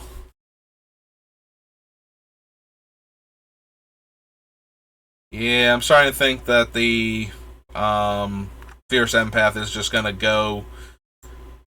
I'm going to cut it now over to here, and then we'll see... I just need to remind myself which other ones I just saw, because the ones I'm thinking of... It does get Protean Hulk, which is decent too, because then Protean Hulk can go get our other things.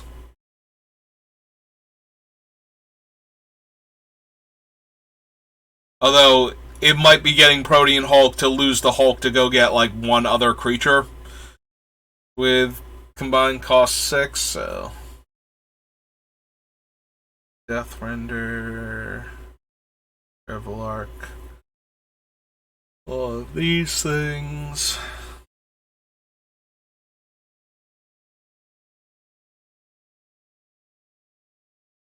Oracle's a 4-drop... Pestilence Demon, so yeah. It does get Machias.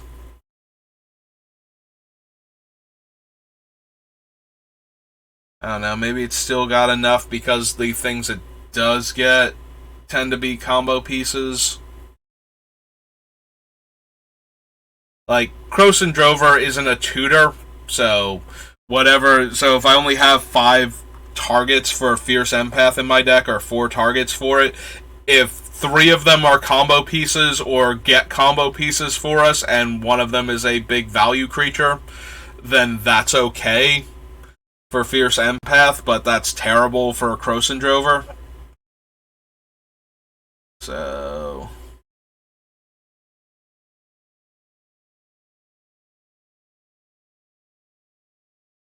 yeah, I think Fierce Empath might actually be okay. So that was from Scourge. So we can go ahead and re-add it to the list. Take it off this list. Yeah, Drover's not doing anything, but the Empath, as a creature that then tutors for things, especially the fact that it can tutor for Razaketh and then be a creature he can sacrifice, puts it like a tiny bit higher on the list than other things that affect our 6+ drops would be. Like, yeah, this guy can only discount like 4 spells in our deck. And our commander, but this guy can tutor for 4 spells in our deck and then be sacrifice fodder for our other things. So between that, I think that's still good enough right now. Maybe he'll get cut, but he's going to get cut way later in the process. He's too good for what we're doing right now to just get cut for that.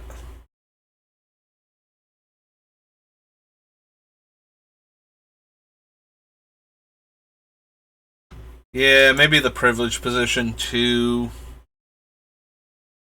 I do like the extra layer of protection it gives, so that way people can't use targeted removal in the middle of our combo to break it up. Although a couple of our combo things just work anyway. Like, it's really hard, aside from like things like Cross and Grip and whatnot, split second cards. There's not a whole lot of interaction with some of our combos that actually interacts with it. Like, we can still do our thing if we start doing it to the point where it won't be able to interact with it. So maybe we don't need privileged position. And I need so many cuts. I have to imagine that's going to go eventually anyway. There we go.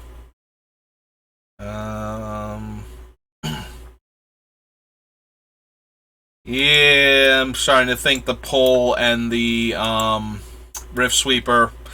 I did like them for their ability to interact with, like, if we lose our combo pieces and we're exiling stuff, the ability to get them back seems a lot stronger.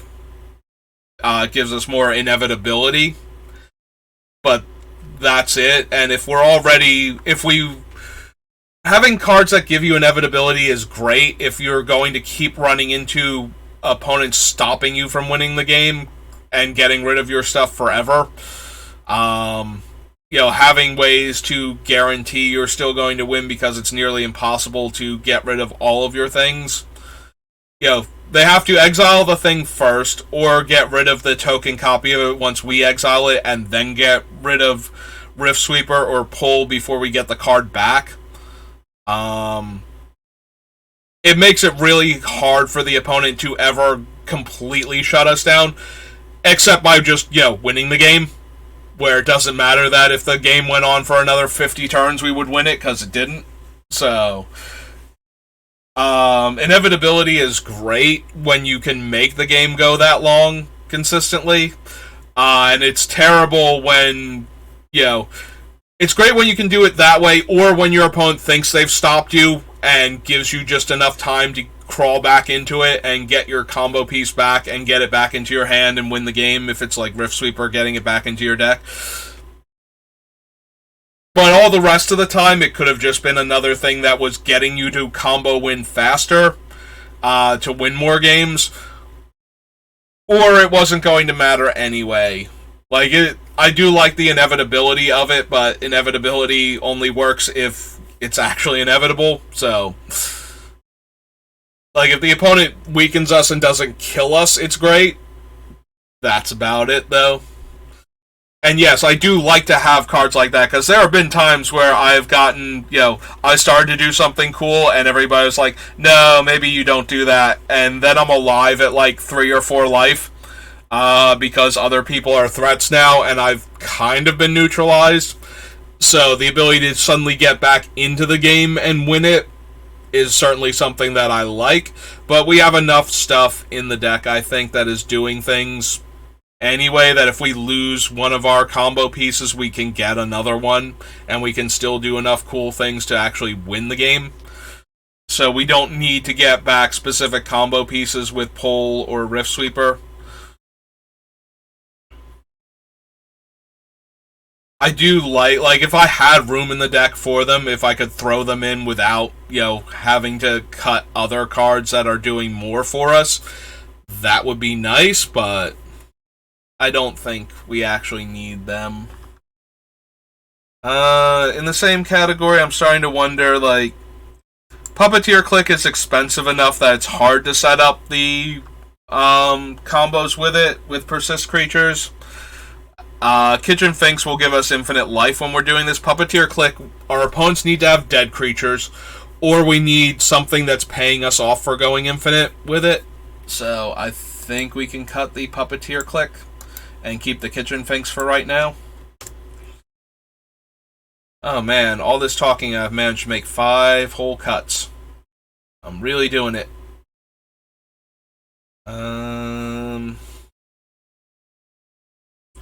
So many cards we need to cut.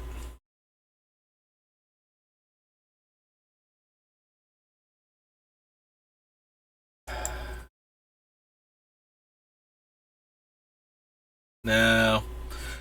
I was gonna cut the Exquisite Blood, but it's one of the things that allows us, when our life total's a bit too low, to still do the Pestilence combos, because we'll be gaining life faster than we're losing it. As long as we have enough opponents. So I still kind of want to keep that. Like, even if we get to the point where we only have one opponent, like with Carrick, we're paying 2 life and dealing ourselves a damage, so we would need a 2-to-1 life point ratio with like 1 or 2 points left over to kill a player if we're getting all of our black mana from activating Carrick. Uh, if we're paying 2 life per black mana in order to fuel all the black mana into our pestilence creatures, then we would be paying 2 and gaining 1 every time. So we would need a 2-to-1 life ratio, and then we would need like 2 life more than our opponent on top of that, just to make sure we can pay the last time without going to 0. So I still kind of want, I want to keep Exquisite Blood in there, because before that point, we're killing everybody. Like, we spend 2 life. If we have 2 opponents, we're not losing any life. Or we're taking the 1 damage. But if we have 3 opponents, we're not taking anything. If we have 4 opponents, we're actively gaining life from Exquisite Blood plus Pestilence creatures. So I kind of want to keep that in. This is also why Resolute Rider is staying in, because if I'm doing it with Necrotic Ooze, where I can activate the Rider to give it lifelink, and be doing this, so that way now all the damage it's dealing to creatures, and I can activate the Rider to give it indestructible also. And technically all of these are hybrid white-black symbols, so if I'm doing this with Carrick and my life total is high enough to start with, I can just pay 5, so 10 life, in order to give the Necrotic Ooze all these abilities. And then start fueling life into it to drain all of the life I just spent back, so I kind of want to keep all of those cards going in this deck. Like, we don't need all of that to win all of the time. Like, sometimes we'll just be far enough ahead where we can just afford to spend our life total and it doesn't matter. But I want to have the option for when we fall too low on life that we can still win with it, so I want to keep like the Resolute Rider in there as an option. But yeah, I think we can just cut some of the other things that are similarly interacting with the cards like that. Okay. So right now, our ways to spend infinite mana as either green or colorless include Walking Ballista, Exsanguinate. Is that like our only? Oh, and the Bloodright Invoker. So yeah, I think 3 is good enough. So we can probably go ahead and cut Shalai.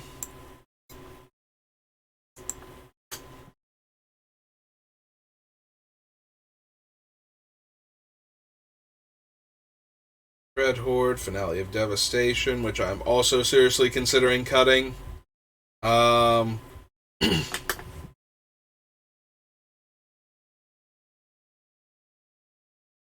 CMC X or less. It's very tempting to leave it in, though. But we need to make so many cuts.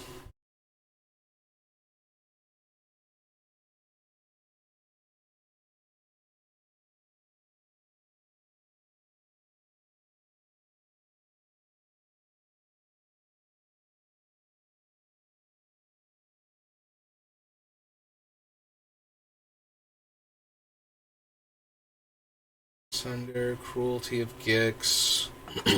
Threats undetected. Maybe we're cutting Cruelty of Gix. Like, I'm leaving it in because of its versatility. But maybe we need to cut it.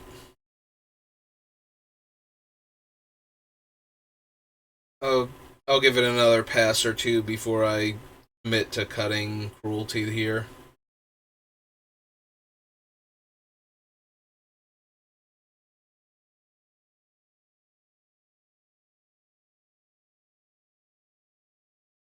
Roll. Plus maneuver, body count. Body count's probably going to get cut. I keep almost cutting it, and then remembering that I can technically draw my entire deck under the right circumstances, and that makes me want to leave it in. But yeah, it probably needs to be more seriously considered. Alright, so we need Croson, Grover. Or did I cut him already? I think I might have cut him already. Like, gone through and found him the second time and cut him. Alright, so... yeah, let's head back up here then. So we have flies 1, 2, 3, 4, 5, 6. 6 cuts, so 119 now. Okay, clear all that off. Okay. Getting closer and closer. Like, less than 60 cuts now. But it's gonna get worse and worse the closer we get to being done. Alright. Let's scroll back down here now that I've cut. We cut a bunch of tutors. Do we need to cut any more mana acceleration or removal? Because we might need to cut a few other things down here too.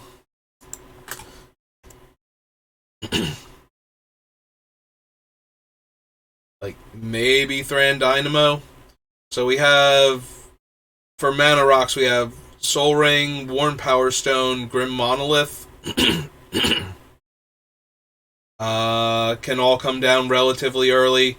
Cards like, so we got Coalition Relic, looking at our 3 drops right now, that make mana immediately without any further investment. Technically, Skyclave Relic, Arcane Signet, and Mana Crypt.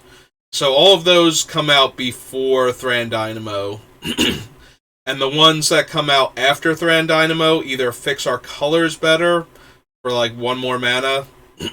Sorry. Been talking so much now, my voice is starting to go a little bit. So we have like Gilded Lotus. They don't give us as much mana, but they have other utility like Solemn. Oracle takes a while to get us that much mana. Everflowing can make more mana, and we can also sync. Like, if we have infinite mana for the turn, we can make like a 300 or 500 Everflowing Chalice, so that way we can still win once we draw our X spell, unless the opponent deals with both Chalice and the Devoted Druid.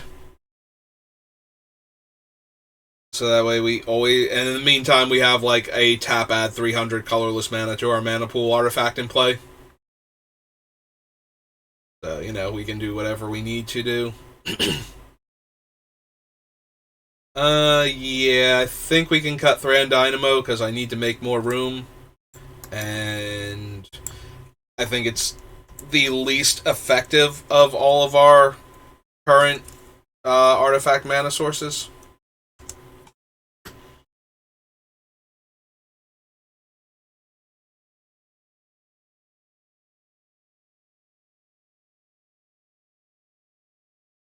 Alright, let's look at removal now.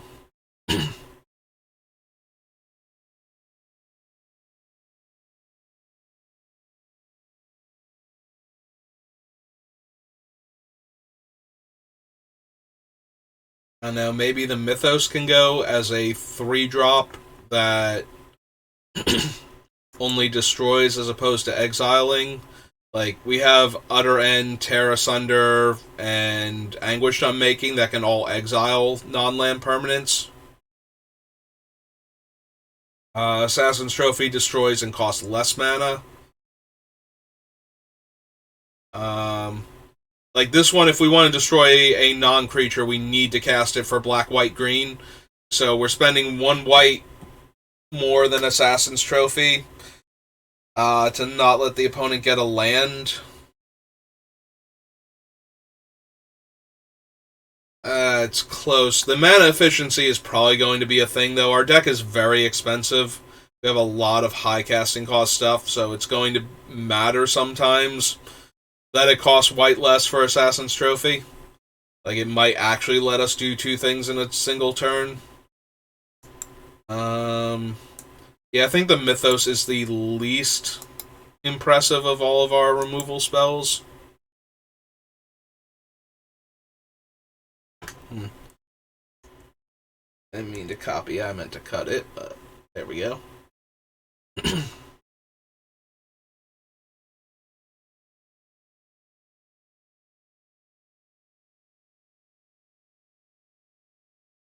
Swords, Arashard's Decree of Pain, O-Stone, Grip, Damnation, Austere Command, Path to Exile, Utter End, Anguish Unmaking.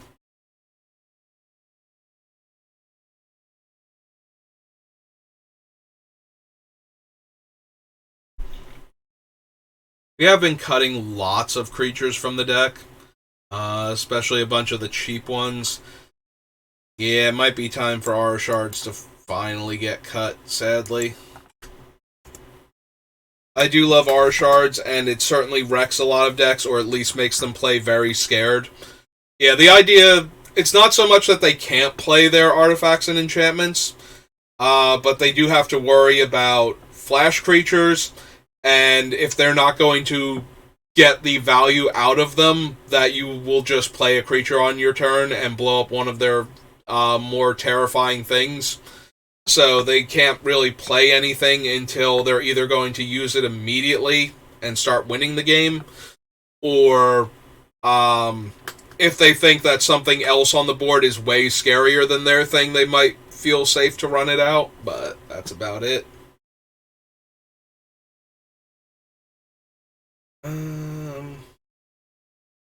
Maybe it's Decree. Decree lets us draw a lot of cards, but it's an 8-drop. Once we get up to like 8 or 10 mana, I kind of want to be winning the game with our combos. So I want the removal then to be cheaper than that. Despite how powerful Decree of Pain is with the massive card draw and everything. Maybe. Because we also have cheaper card draw that we can use to keep filling up our hand, so. And we do need cuts. The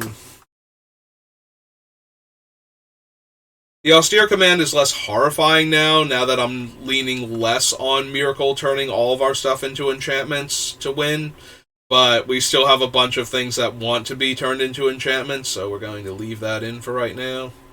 Like, we're going to leave that in as opposed to, like, Farewell or something. Or, Merciless Eviction. Since we do want some of our stuff to be able to come back as enchantments. Also, I want, my enchantment removal to be something where I can do other stuff with it, so that way I'm not... If I get into the position where I have a bunch of cool enchantments, I don't want to have to blow them all up. So we have, we have Casualties of War, which can destroy an enchantment without our things being vulnerable, but we also have, Intervention and whatnot, so... Hopefully we have enough enchantment removal in that regard without, risking our things. But just in case, because there will always be times where the opponents have a ton of powerful enchantments that are just going to wreck you, and it doesn't matter, you need to get rid of them, so we need something.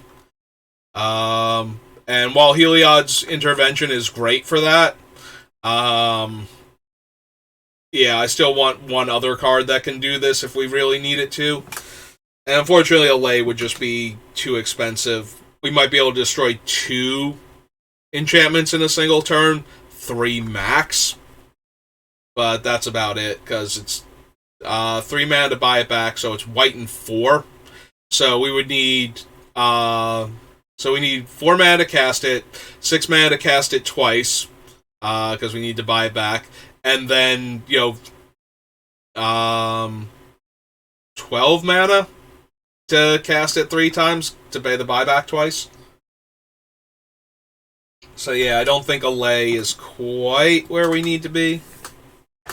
And that's assuming that the opponent doesn't sack one of their permanents or otherwise get it out of range, and then we lose the Allay and we can't destroy the other problematic cards. So yeah, I think Austere Command has to stay. But I think some number of the wraths can come out. So we're keeping Damnation, Austere Command, and Vanquish the Hordes. Maybe we don't need all of those.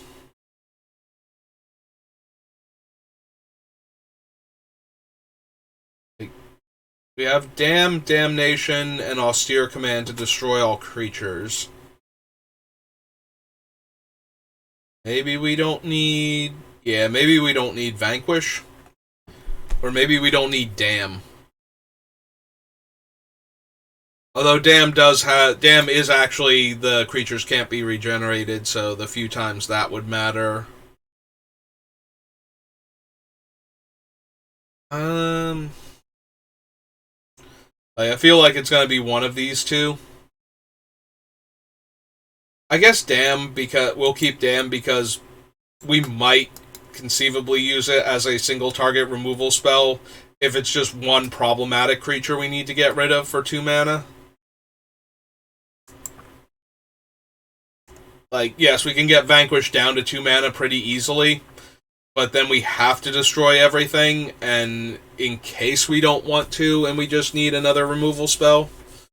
Like, we do have a bunch of good targeted removal anyway, but it's just more versatile at that point. Like, we can destroy all creatures, or we can destroy one creature, whereas this, we have to destroy all creatures if we're using it. So in the rare cases where we need another targeted removal spell at sorcery speed, versus this thing being 2 less to cast to destroy all creatures.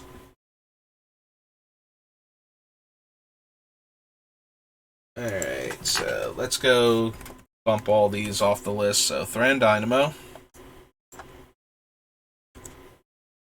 Mythos.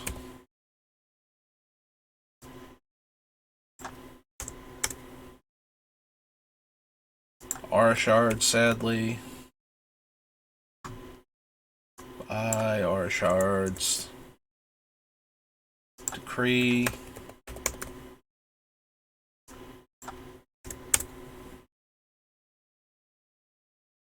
And Vanquish.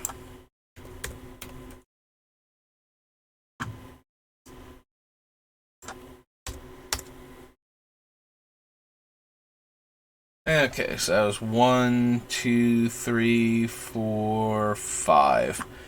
Had a lot of cards that have a high chance of making it into commander decks. So down to 114 now.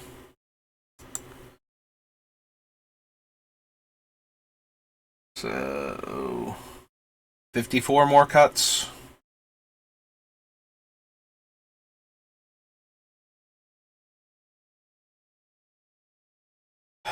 Maybe a few more of the tutors need to go. Also, yeah, I think Infernal Tribute can go. Also, I don't remember seeing him, so I think Dockside Chef already got cut.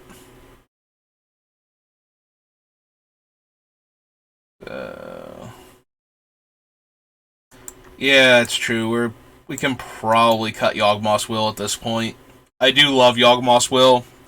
I think it's great when you have, like, when you can value engine out your opponent with it, as opposed to, you know, we're going to Storm and we're going to cast all of our spells in a single turn. Yawgmoth's Will and Commander tends to play more like the, you know, I have a ton of cards in my graveyard and a ton of mana. I should be able to win the game if I can cast like 3 or 4 of the spells out of my graveyard in a single turn. So let's cast Will and see if it resolves, type of thing. But it's more of a value card than a thing that I'm actually going to, you know, with Command the Dreadhorde and Nethroi and Eerie Ultimatum, we're just getting the cards directly back into play and should be able to win. With Yawgmoth's Will, we do have to cast all of them, so that's a bit more mana intensive.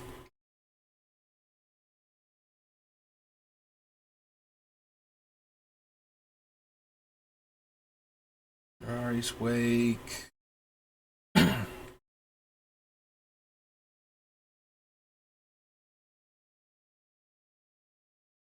O-Stone. That's true. We also have O Stone for our Wrath, and as a way to clear out, like, problematic enchantments. We have O Stone too. Do I actually need Austere Command then?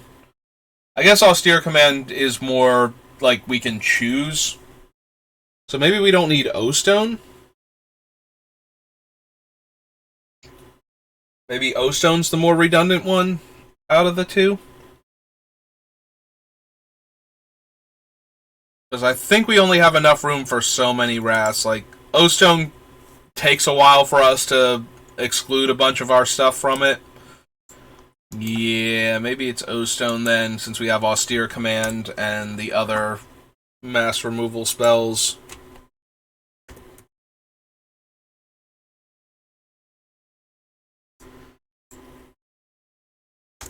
Yeah, I wasn't even considering it when I was considering the other cuts, so... Alright, so we're back on... This was original Mirrodin. Yeah. E-Witness, Dosen, Grave Robber, Top... Cord... Walk...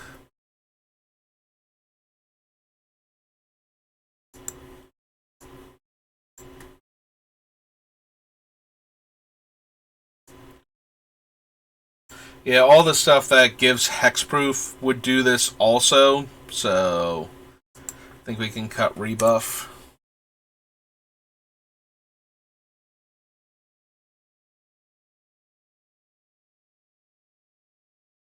Revelark, Barrington, Cinderwretch, Devoted Druid, Kitchen Finks, Woodfall Primus.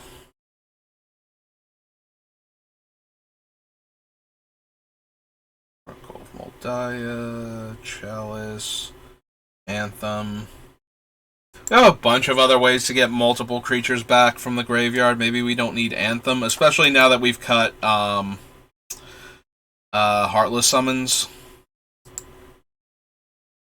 So yeah, maybe we don't need Martial Anthem anymore.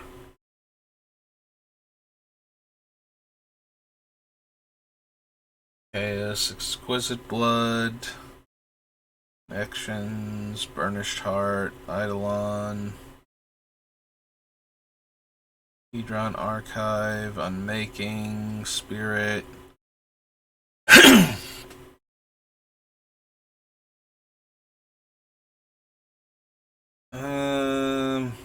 We cut Gaia's Herald.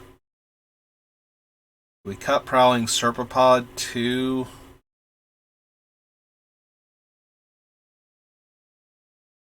Maybe the Herald is better than Serpapod. Like, the only thing Serpapod does is it gets the discount back down to a 2-drop from, what's his name? Goreclaw. So...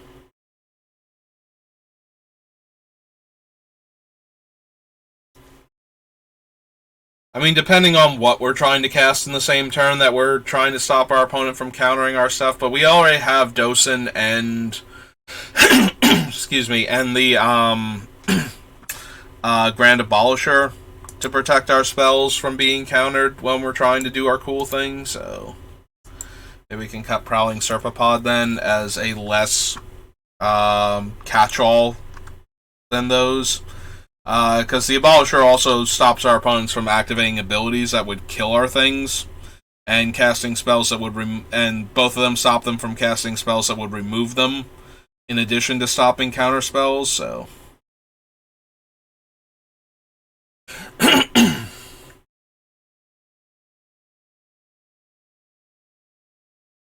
I do love Bolus's Citadel, but it is potentially a massive card advantage engine with all the fetches that we have. There are times where I've cast Citadel where I just didn't have enough stuff and I wound up bricking, but we do have both Scroll Rack and Top in the deck also, which makes it even harder to brick. We are throwing a ton of life into that thing in order to find our combo pieces and actually win the game, though, so it can be very dangerous to do that.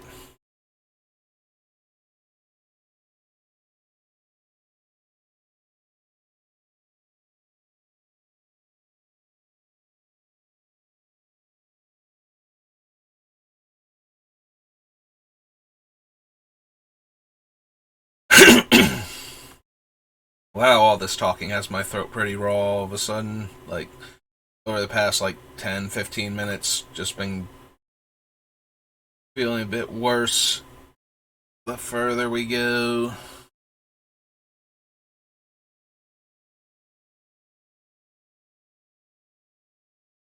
Hmm. Alright, now we're down into the actual cards. Did we cut anything that... And yeah, we went and found O-Stone, so...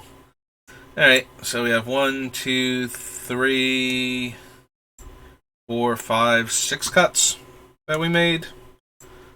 So... 108. 48 cuts. Clear that up.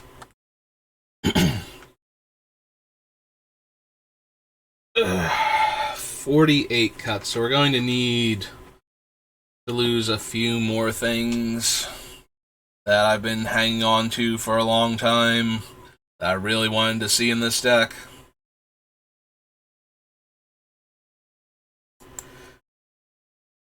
Now we have a bunch of mass reanimate spells and some other cheap reanimate spells, and I'm paying life to other things.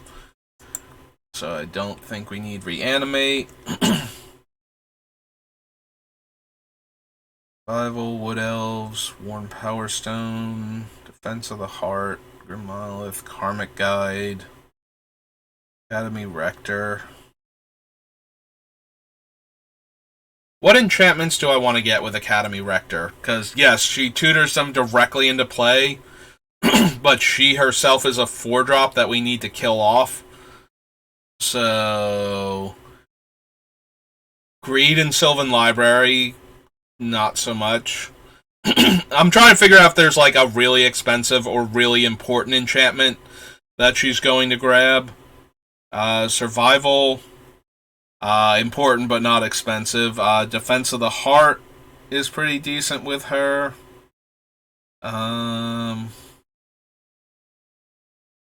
Sterling Grove, Phyrexian Arena.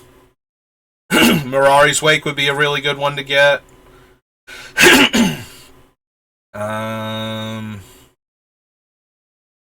Grave Robber, Port of Calling, Light of Sanctions. If I'm going off, Light of Sanctions is super important to be able to go get.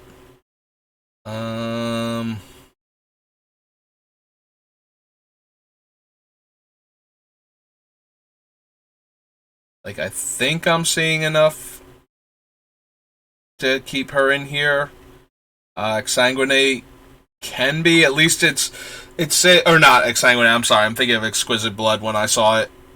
There it is, Exquisite Blood. So we can go, it saves us a mana for getting it, and it gets it into play, so it's another copy of it functionally if I need it. Underworld Connections is okay to go get.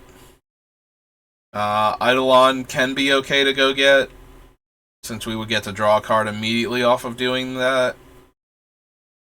Excuse me. Vizier, Razaketh, Trophy. No, none of these are enchantments. Ancient Champion, Ultimatum.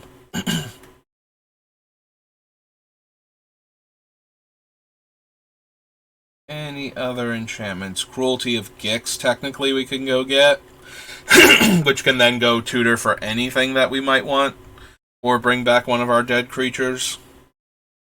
Although Cruelty of Gix is so close to getting cut right now just because I need space.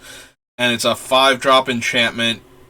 It's certainly not a do-nothing enchantment, so that's why it's managed to stay in this entire time. It's not like we have to get through a turn cycle to do something with it afterwards. Alright, body count.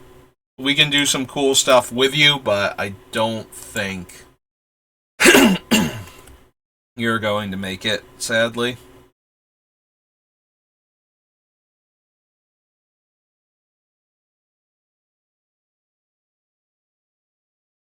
Alright, so that was 2 cuts. So we have a bunch of powerful enchantments we can go get and put directly into play with her still. That would be worth it. We did cut Idyllic Tutor. We're leaving in the other one because it can also get artifacts and therefore it can get our altars and our equipment. Alright. So I still have Mana Vault up here, and I don't remember seeing it down here. Did I cut Mana Vault? Or did I forget to put Mana Vault down here?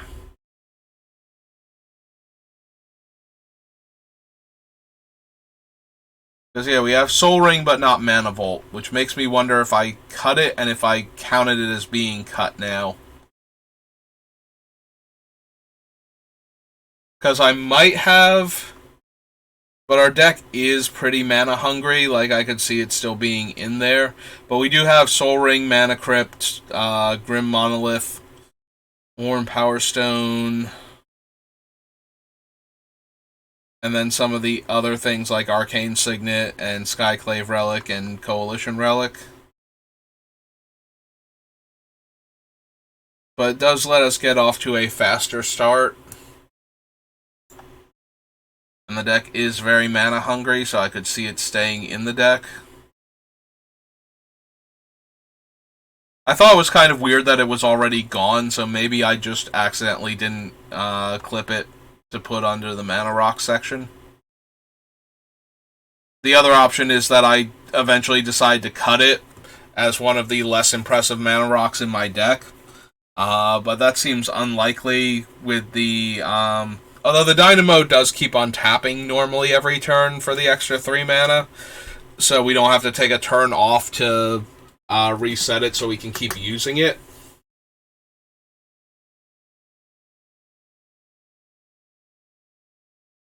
But we did also leave Grim Monolith. Although Grim Monolith, sometimes you don't have to take the turn off.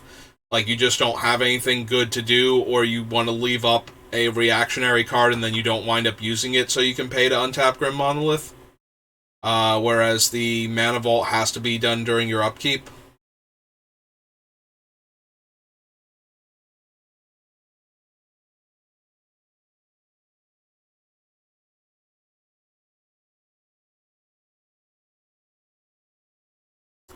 Maybe we have enough effects like this.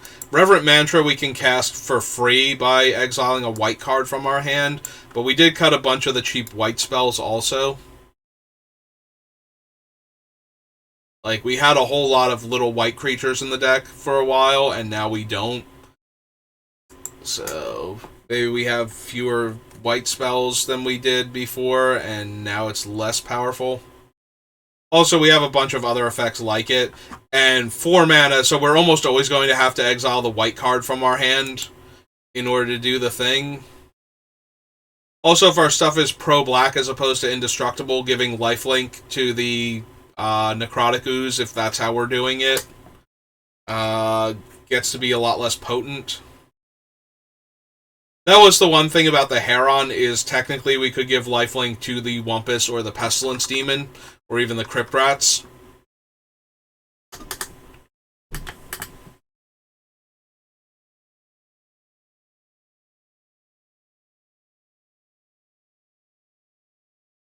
Sterling Grove, Phyrexian Altar, Vladmir's Call,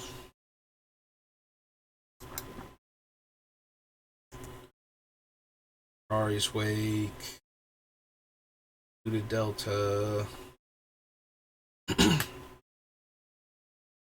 Celebrant, Fierce Empath, which still might get cut. It only tutors for like 5 creatures out of our deck, but is itself a creature, which helps a lot for this deck.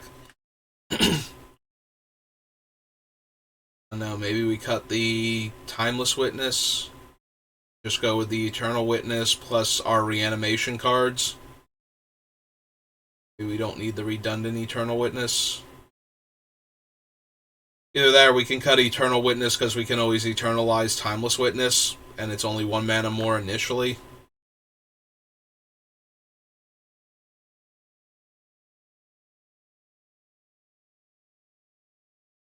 Although our deck is, as I've said several times, very mana hungry, so maybe we would just want the cheaper one, so that way we can buy back our spell and possibly go off in the same turn.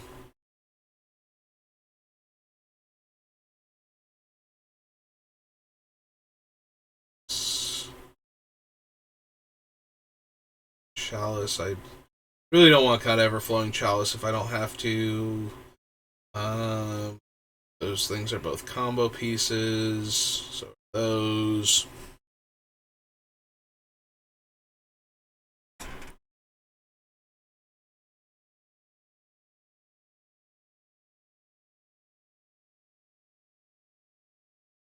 Yeah, I kind of want to keep Mikaeus. Just does too much with some of our other things.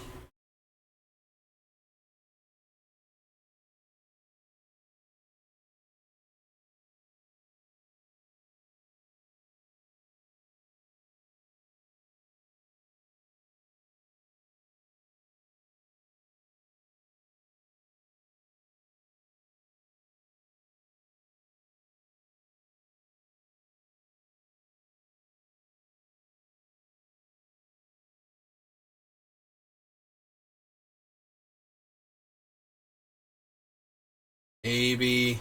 I'm wondering if Eidolon and Citizen Champion do have. I think we still have enough enchantments, though, is the thing. Like, I'm hesitant to cut either of them from the deck. Vizier lets us do infinite things with the same things that Myrkul is interacting with from Shadowmoor, so I kind of want to keep them all together also.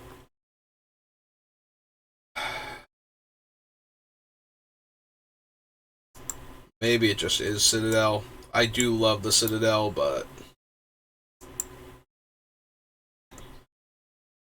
So that's 4 cuts. Let's come back up here, go down to 104. Clear that off before I pull a Razaketh with Bolas's Citadel. Bolas's Citadel is just so potent in general, but we have a lot of other ways to spend our life for cards. But you can just potentially win by slamming Bolas's Citadel. Like, I think Bolas's Citadel might be one of the most generically powerful cards in Commander specifically that isn't already on the ban list. Like, being able to circumvent casting costs by paying life in a format where you start with 40 life and there's all these powerful cards floating around just seems really, really good. And then you throw in things like Top, where you can just top swap and then pay a life and recast the top if you don't want to spend the life to get through the cards on top of your deck, or you hit a land pocket. Like, it's very, very easy to do a lot of degenerate things on the back of Bolas's Citadel. So I'm really not sure that that is correct. Like, I think Bolas's Citadel might be one of the most ban-worthy cards not currently on the Commander ban list. Just because of how many dumb things it can do. I've been seriously considering Finale of Devastation every time, and I think maybe now's the time to take it off. There's a part of me that's debating Command the Dreadhorde when we already have Eerie Ultimatum, Nethroi, Revelark, to get back our dead things to combo off. Like, maybe we don't need Command the Dreadhorde. And I think we also have enough other life payment things, so... Yeah, okay. I'm talking myself into Command the Dreadhorde coming out. Like, we have the things I mentioned. We have the Agadeems, so...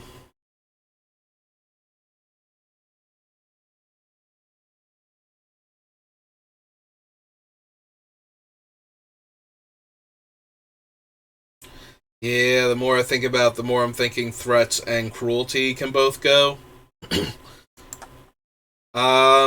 Threats is guaranteed to get us 2 cards, but I think it's a lot harder to guarantee that we actually, like, combo kill by doing that, or even that we get a ton of value out of them.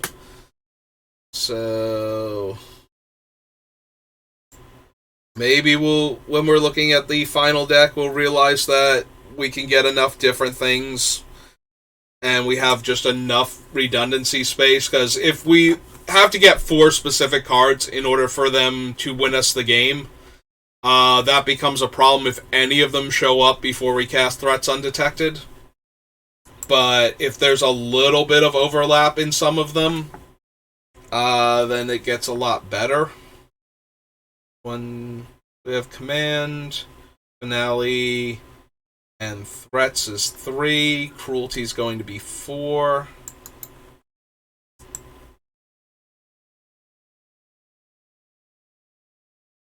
Threats, Cruelty, Command, and Finale. So Threats, Cruelty, and Finale are also on our tutors list. Let's go get rid of them there.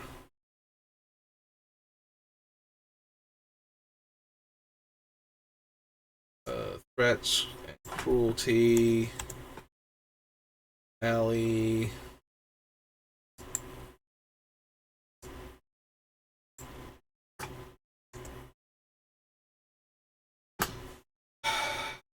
I'm wondering if I want to cut Chord of Calling also. We cut a bunch of the smaller creatures. We still have some, but we also want to be able to feed them to, like, other things. Like, we have Fauna Shaman, Fiend Artisan, Fierce Empath. Like, we have other little creatures that we can use for stuff. So tapping them for Chord, though, like, I don't think that's as realistic a plan. So I think that leaves Chord as, like, one of our most expensive tutors.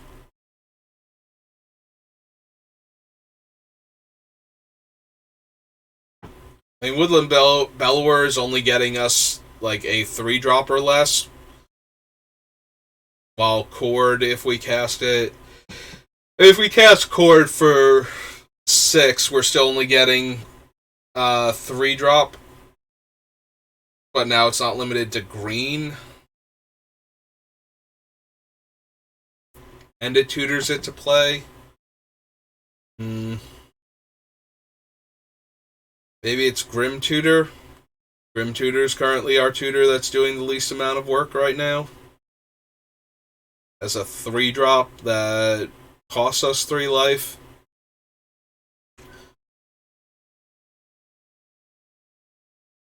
I don't want to cut Tooth and Nail because it's way too easy to get win the game by getting the 2 creatures that will let us go infinite into play for 9 mana, and B,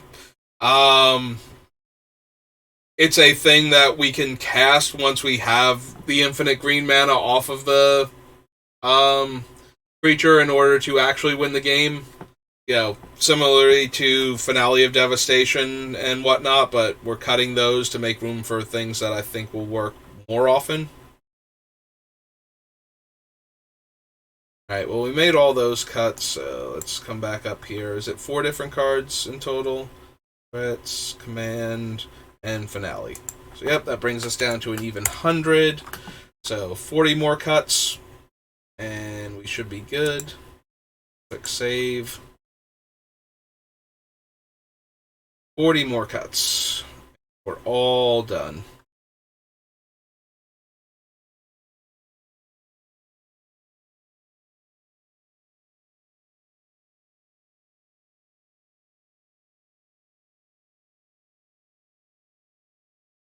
Elvish Piper. Is it the Piper? Piper's really good. Like, we have so many expensive cards. Being able to put one into play for basically a green mana. I was about to say free, but it's green and tap, which is close enough to free when we're putting in things like Woodland Bellower, Razaketh. Well, Nethroid's not going to help because we want to mutate him. We don't want to just put him into play. We don't have any other ways to mutate him afterwards, so he's got to mutate onto something in order to get back our dead stuff. But, you know, put the Revelark in. There's got to be enough good stuff for Piper. Maybe it's Gamekeeper. Gamekeeper is pretty potent, though, with our sacrifice effects. You know, we have him in play, we can sacrifice him for whatever, and then we get the creature also.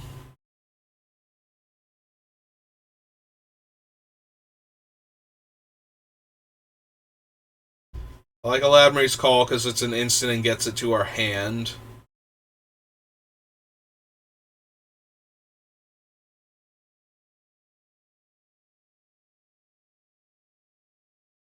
Eternal Witness, Dosen, Grave Robber.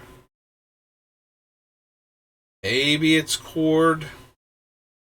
Yeah, these last like 40 cuts are gonna kill me because there are so many things I don't want to cut now. Um, Maybe it's Death Render. Death Render lets us cheat on casting costs so well, though. Like 2 mana to equip. Death Render might be better than the Elvish Piper in a lot of scenarios. Because we can get multiple creatures into play, get their effects, equip Death Render to them, sacrifice them. If we're doing it to Ashnod's Altar, it's not even costing us mana. It's just costing it like sacrificing the creature each time.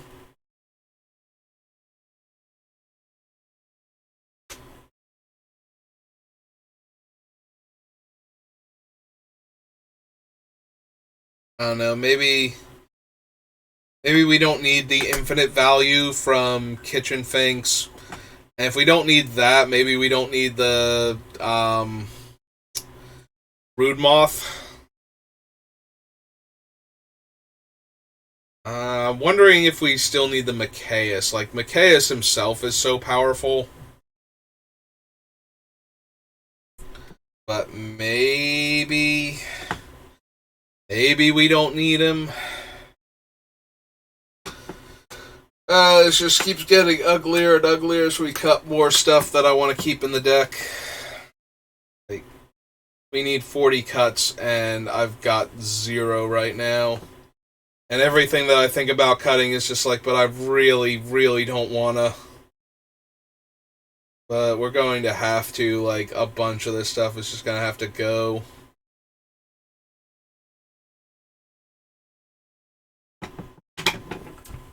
Like, we need to just have it be the best stuff out of the things that we have.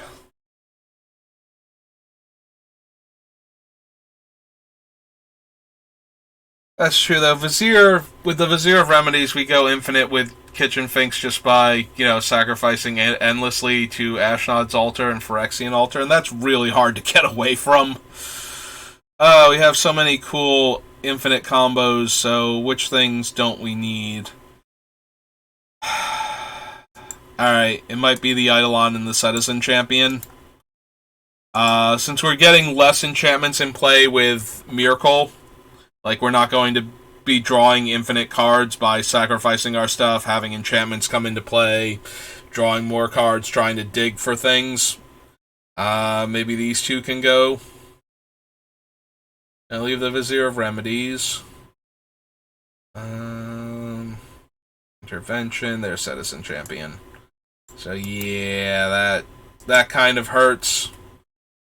But I think we want the enchantments that draw us cards as opposed to the things that let us draw cards for enchantments. And we need cuts. So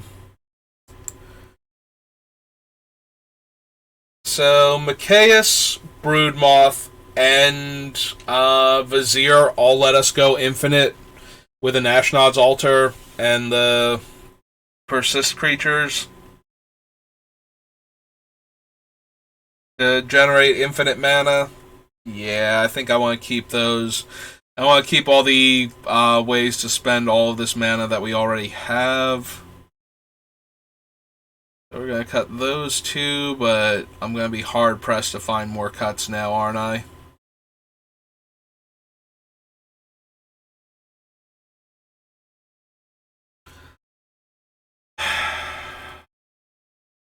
Maybe it's Kodama?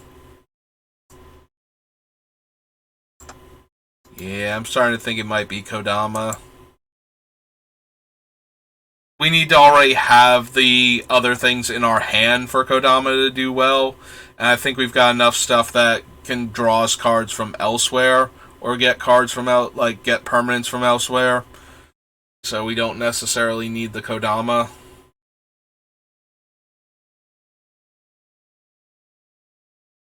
That's Kodama, Citizen, and Eidolon right now.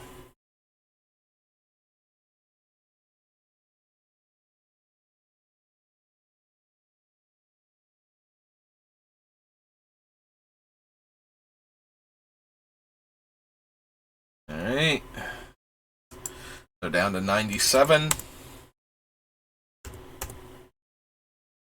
And clear those 3 off. So 37 more cuts. And every one of them's agonizing now. That's always the way of building commander decks, though. When you get down to this point, everything is either allowing you to do the thing, or what's the word? It's either allowing you to do the thing, or is the thing you are trying to do. So now we've got to cut the cards that aren't quite doing it, and there are so many that are so close. Like Gamekeeper, like, we can sacrifice him for the mana from one of the altars, and then he'll replace himself with another creature for free from our deck at random, basically, in the meantime. So that's really hard to cut, but, you know, if we don't cut him, like, we can't cut things like Thrashing Wumpus, because those are our actual combo pieces. So what are the things that we can't cut right now? Like, everything, like, a lot of things are cuttable, technically, but if we're trying to be a combo deck, we can't actually cut the combo pieces anymore, unless they're so redundant that we have, like, 5 or 6 of them, so we don't need, you know, like, the 7th, 8th, 9th copy of things, and I don't think we're at there with any individual pieces. Like, you know, Ashnod's Altar has to stay. Initiates lets us float infinite mana of other colors or colorless into black mana, so that we can kill people with the pestilence creatures. So that kind of has to stay. Crypt Rats if we have infinite black mana, so it does need to have access to the infinite black mana first. Survival, Wood Elves, Warm Power Stone, Defense of the Heart, Grim Monolith, Karmic Guide, Academy Rector. Like, technically all of these cards that I'm naming now are cuttable. Piper, Gamekeeper, Thrashing Wumpus is a combo piece. Phyrexian Altar is a combo piece. Blood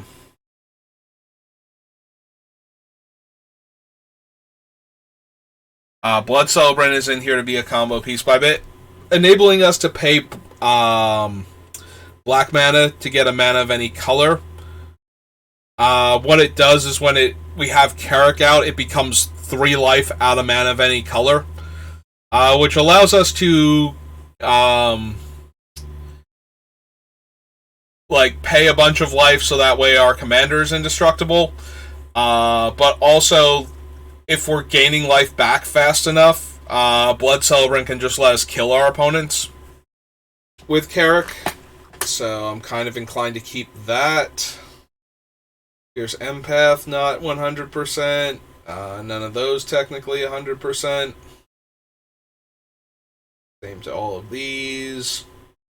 Light of Sanctions is a combo piece because it makes all of our stuff, you know, not take the damage while we're killing things with Pestilence, so. Of these. These. Medic, Cinder Haze, and Devoted Druid. All interact as infinite combo pieces with... I mean, technically the Medic is an infinite combo. It does make us functionally immortal to damage, unless our opponents do something that says it can't be prevented. So, yeah.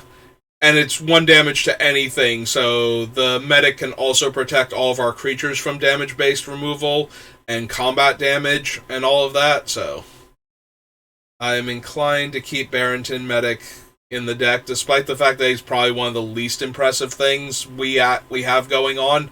It's still pretty impressive. Maybe out of all of them, he's the most cuttable combo piece.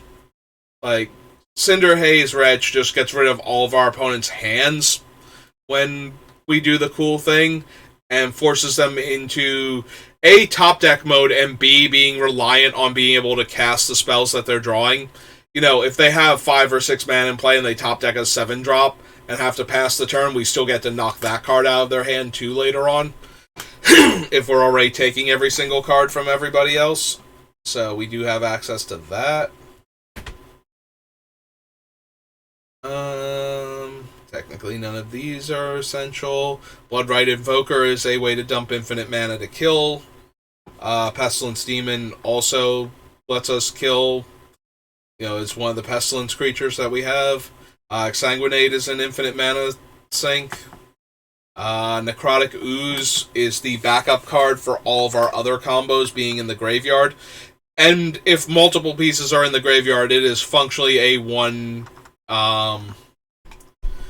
card combo kill because of that. Like, if we have Vizier out and we play Necrotic Ooze and we have Devoted Druid in our graveyard or whatnot, like, we can generate infinite mana off of him as soon as he doesn't have Summoning Sickness. So yeah, Necrotic Ooze just can do everything, more or less. Technically, none of these are essential. Exquisite Blood is the closest one, making it easier to generate huge amounts of mana.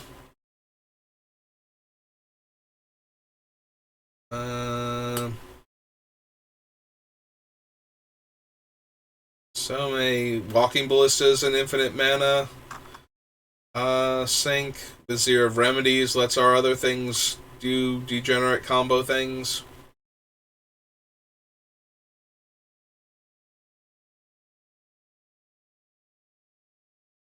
Casualties 4, Resolute Rider. Resolute Rider is like one of the weakest cards in our deck, but it does so much with the Necrotic Ooze that I kind of want to keep it just for that.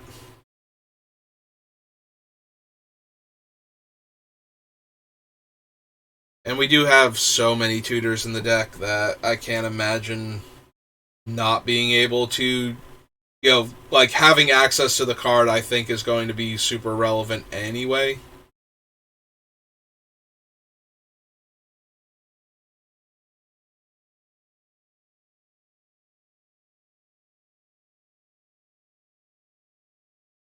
Yeah, I just hate cutting things that allow for infinite combos, so the Brood Moth is just kind of looking at me like, you sure you want me to stay? And I'm kind of like, yeah, I think I want you to stay, but it's awkward.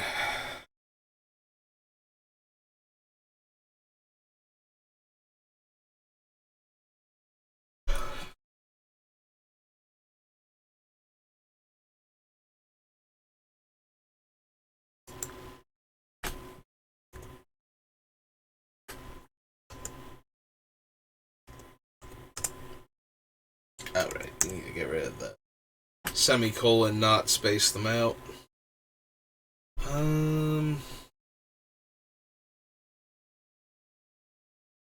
Yeah, I don't want to get rid of Goreclaw. She's affecting enough of our things to make them cheaper, and she's a way to give our creatures trample on our bigger bodies. Like, 2 whole casting cost reduction is definitely worth considering for the ones that, because the ones that we're casting with her are pretty expensive to begin with. Although if we cut the Woodland Bellower, that's another one off the list. And I'm debating whether or not I need to do that.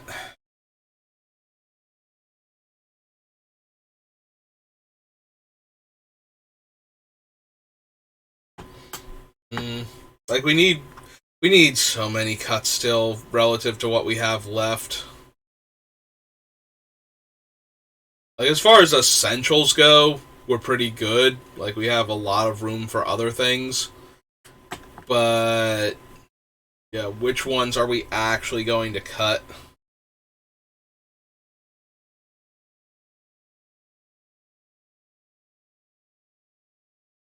Like, I hate to cut something like Wood Elves when we have ways to get value out of it. Like, we get our land and then we can sacrifice it to do other stuff. Like, I kind of don't want to cut too many more creatures at the lower end. So, like, the Wood Elves, the Sad Robot, I want those kind of cards in here. But we're running out of things that we can afford to cut.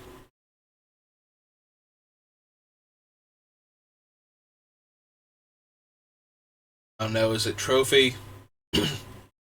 Trophy's very questionable to cut. For instant speed creature removal, we do better with things like Swords and Path. But if we needed to instant speed kill an artifact, enchantment, or planeswalker, we have a lot more options if we leave the Assassin's Trophy in the deck. Because then that's always a cheap way to kill those type of cards. This is so hard when we get down to this few.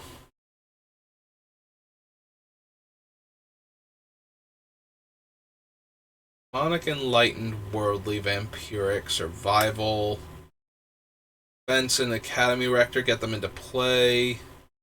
Maybe Sterling Grove is redundant at this point. We cut a bunch of the enchantments in a way to protect the enchantments. So maybe Sterling Grove is on the weaker side now. Labyrinth's Call gets it to hand, so I want that. Tooth and Nail. I think it's going to be Cord. I think it's going to be Cord first, and then possibly some of the other ones. Protean Hulk I want to leave in, as it's both a creature I can sacrifice. Granted, it's a 7-drop, but still. It gets -2 from Gore Claw, so 5-drop at that point. But also, when it dies, we get all of our stuff that we want, so... Yeah, I'm treating it as though it's a thing we're gonna... But if we're sacrificing it, then we're getting our combo pieces into play. Or at least one of them. And we're getting the mana for feeding it to one of the altars. Yeah, I kind of want to keep that.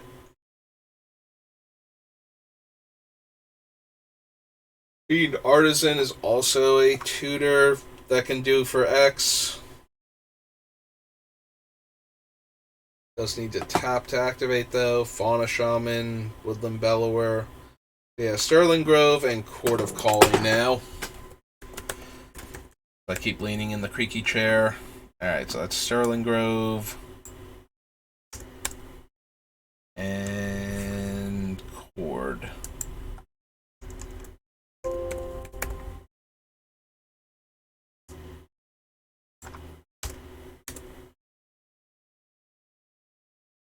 Alright, so that was 2 more cuts, so we're down to 95. So 35 more, and we'll be there. And then everything will be great. Okay. So I still have this Animate Dead, but I cut a bunch of the things that benefit me from having a cheap enchantment. So... It is still tutorable with my things that find enchantments or any card, so it might still be worth considering.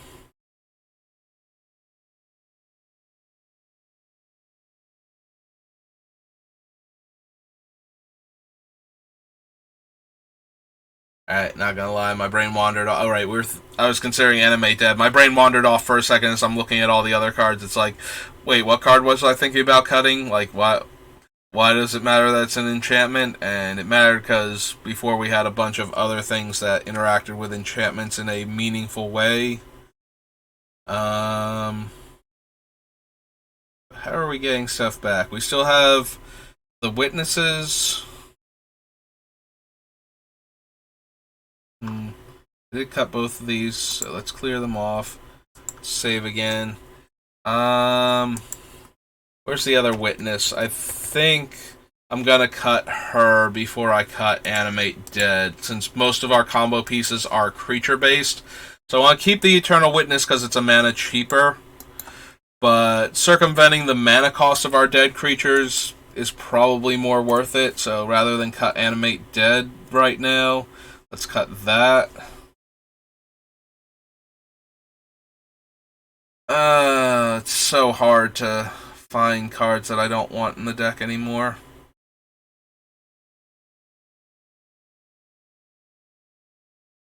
Because I do desperately want, like, all of these to make it. And technically we're under 100 cards, but I think I need more than 5 land. If we're going to, have a functional deck. At the very least, I don't want to draw all of my land early and then have nothing to get with my Wood Elves and my Solemn Simulacrum. That would just be embarrassing.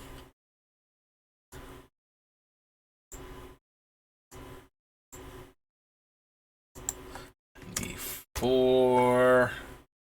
Clear that out.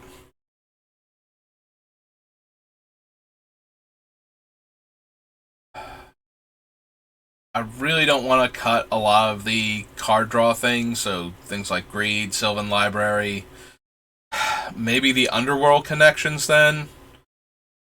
I have Greed, I have Sylvan Library. I cut the 2 things that let me draw every time an enchantment comes into play. We do have a lot of tutors though, so card draw might not be. But the more card draw we have, the more ways we have to get the cards. Like if we Vampiric Tutor or, Enlightened Tutor and it's on top of our deck, the more ways we have to actually draw it, the better.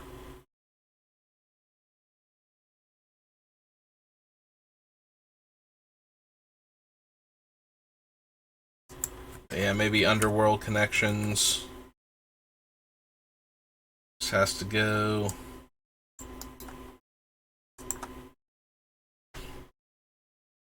I want to keep Burnished Heart. Even if we're not sacrificing it a second time, being able to get 2 lands into play tapped off of it is good enough, and it's another creature we can sacrifice to other things. And if we happen to have Myrkul out and we're not doing anything else, thinning my deck 2 lands might be worth it. Probably not, but Assassin's Trophy, Casualties of War. Yeah, I'm seriously debating the Assassin's Trophy with all the other things we have to work with.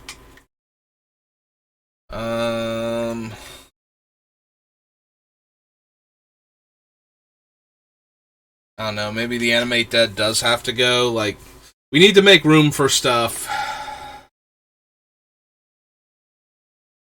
Like, some things just have to go. And scrolling up and down constantly is not helping anything. It might be the Grim Tutor. We have enough other tutors. Although this one does get it to our hand, maybe it should be one of the tutors that's not getting it to our hand if we're going to leave. If we're going to cut Grim Tutor first. Like, maybe we should, like, into hand or into play is better than on top of the deck, so. As a general rule. Every once in a while it's not, but. Alright, so what tutors do I have left? These are destroy effects. So we have Demonic, Enlightened, Worldly, Vampiric, Survival, Defense, Academy Rector, Aladmary's Call, Fierce Empath, Tooth and Nail, Protean Hulk, Primal Command, Grim Tutor. Maybe we have enough ways to get the creature to our hand that we don't need Worldly in this deck. So maybe we can cut Worldly Tutor. Like, we have a bunch of ways to get creatures to our hand or to play. Demonic, Survival, Defense of the Heart, Aladmary's Call, Fierce Empath, Tooth and Nail, Protean Hulk, Primal Command, Fiend Artisan, Grim Tutor, Fauna Shaman, and Woodland Bellower. Like, literally all of those get them either to play or to our hand. So, Worldly Tutor is feeling the weakest right now.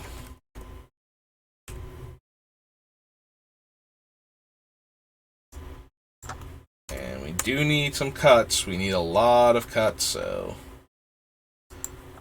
Yay, down to 92. mere 32 cards left, and we'll be there. All I have to do is figure out which 32 cards I love but don't need in this deck, and we'll be good.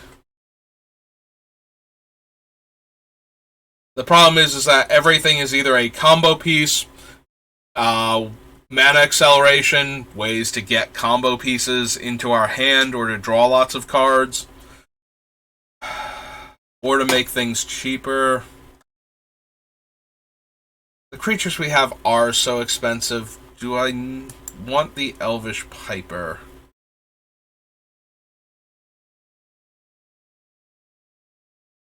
Do I want the Elvish Piper? Like, we're so short on things I'm willing to cut right now that if anything is a bit questionable, I'm thinking that it kind of has to go.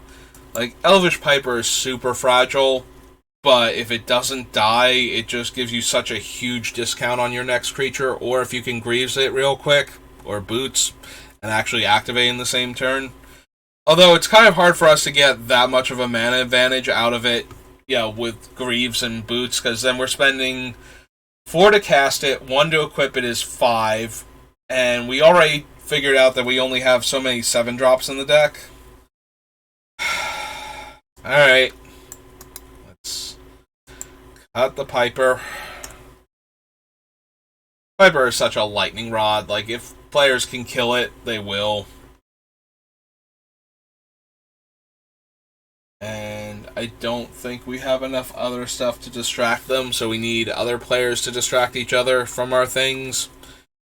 Which I'm perfectly willing to accept will happen, but if we're going to distract them, I'd rather it be from our combo pieces rather than something that's trying to get us a discount on our spells. Like, it bypasses counter spells, but we have a bunch of ways to do that already. So the question is, like, what are we putting into play that's saving us a ton of mana that we can do it in one turn? And it's Razaketh, Pestilence Demon. If we put him into our hand from our from our command zone, Myrkul. But everything else, if we play this and Greaves it, that's 5 mana. If we Boots it, that's 6. So we're not actually getting a discount on almost any of our creatures at that point. So yeah, because the things that we're getting the discount on are the same things that the creatures that we were looking at before help us with, and there were not enough of them to the point where I cut the Krosan Drover. So, and Drover's the one where it has to be like 6 or more in order for us to be getting any kind of discount, because it's 5 mana, it's 2 green and 3. It's a full-on dramatic entry if we want to, cast it, Boots it, activate it all in the same turn. So, and with it being such a lightning rod the rest of the time, maybe we just cut it because we need room. Like, everything we cut because we need room is hurting right now, so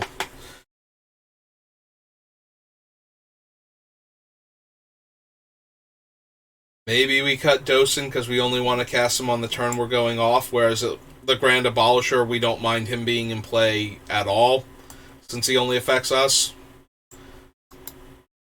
Like, if we play Dosen, players have to kill him on their turn just so they can interact. Like, even if they're not worried about us combo killing them, they might be worried about something else, and then Dosen's gotta die just because of that.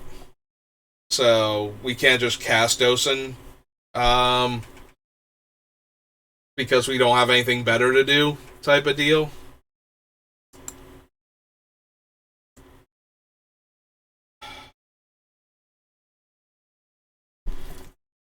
We have Grave Robber and Scavenging Ooze, and I don't think we want to cut either of them. I think I want, like, 2 Graveyard Hate cards.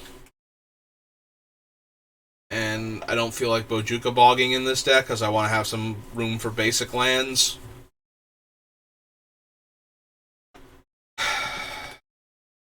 We need cuts, but I don't think I want to cut And we have a lot of tutors for creatures, so maybe Scavenging Ooze can go.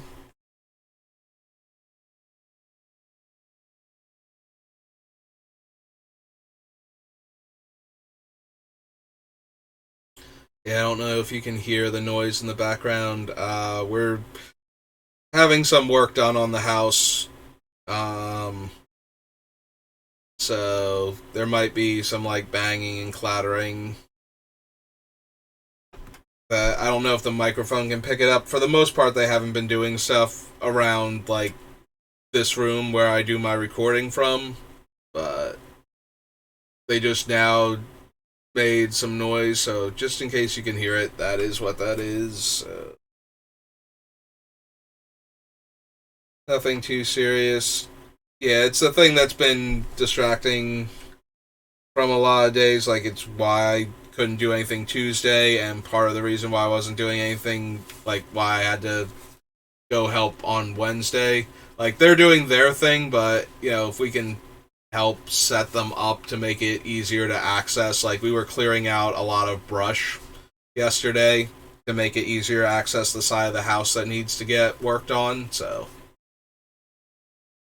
But yeah, Tuesday I was looking at like we might be doing this ourselves because we need to, and the more work I put into that, the more I realized that, and we were on a timetable to due to external sources, so only having a month to get it done meant that if we did not find somebody to do it, I was probably not going to be streaming for like a solid month because like more or less like maybe like an hour here and there on Thursdays and Saturdays.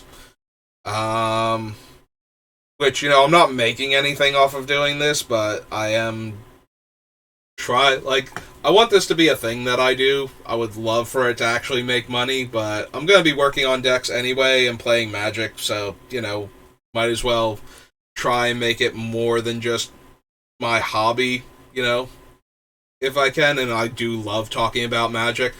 As much as I'm agonizing over these choices, I'd be doing that anyway. Like, when I saw Myrkul, I was like, I want to. This is one of the decks that I'm most likely to build out of a lot. Like, the time and energy it takes, I've mentioned this before, of actually physically going through the collection to get all of the cards, especially with how awkward it is with how everything's set up where I store everything. Makes it so actively building these decks is a massive pain. But when I saw Myrkul, I wanted to build a Myrkul deck. Like, I will probably wind up putting this together at some point in time. It might be a couple months after we're done with the deck building before I get around to it. Because I would like to have, like, a couple decks that I'm going to put together all at the same time. So, like, there's the mono blue guy, Orvar, the all form, that I've been thinking about putting together, although he's super, super mean spirited. Like, that deck is ungodly broken. But it's the kind of deck that I would want to have for when I play against people that have decks like that. Because Nin is very powerful with her whole infinite turns and excessive card draw. But there are a lot of powerful decks, and I think Orvar is more all in and more tuned to getting his combo to go off faster. So I might want him for when I have to play people like that. But yeah, I do like this. This is one of the ones where I really wanted to build it anyway. So this is a thing I would have been working on casually, regardless of if I were streaming or not. So because of that, and because I love talking about Magic, and I'd be perfectly willing if I could make money off of this to do it for a living, is why I was like, yeah, sure, why not? Like, if all I'm doing is talking into the void and doing things that I would be doing anyway, then I'm okay with that. And if it turns into something, that would be great. And if it doesn't, oh well, I spend a couple $100 on a microphone. Like, that's what it amounts to. I downloaded a program and spent a couple $100 on a microphone, and now I spend hours talking about Magic, so instead of just spending hours thinking about Magic and looking at cards and whatnot, and being able to stop whenever I feel like and then come back to it like 10, 15 minutes later, or go do something else for a few minutes. So that's like the entirety of the trade-off. So anyway, back to trying to figure out cuts, because I don't want to take anything else out of this deck, and I really, really need to. Alright. Let's consider our mana and our tutors and whatnot again in our removal, because I need room. Alright, so Demonic, Enlightened, Vampiric, Survival, Defense, Academy, Aladmiri's Call, Fierce Empath, Tooth and Nail, Protean Hulk, Primal Command, Fiend Artisan. I feel like it's going to be Grim Tutor. That feels like the most cuttable of the group. I hesitate to cut Fauna Shaman because it's also a thing I can sacrifice later on for value. So after she's done, or I can discard, like it's a creature, so I can discard to survival if I have survival already, and she's redundant. So yeah, let's go find Grim Tutor up above a little bit and cut that off. Nope, not Monolith. Tutor. And then back down to the other copy of Monolith, because that will be in our mana pile. Alright.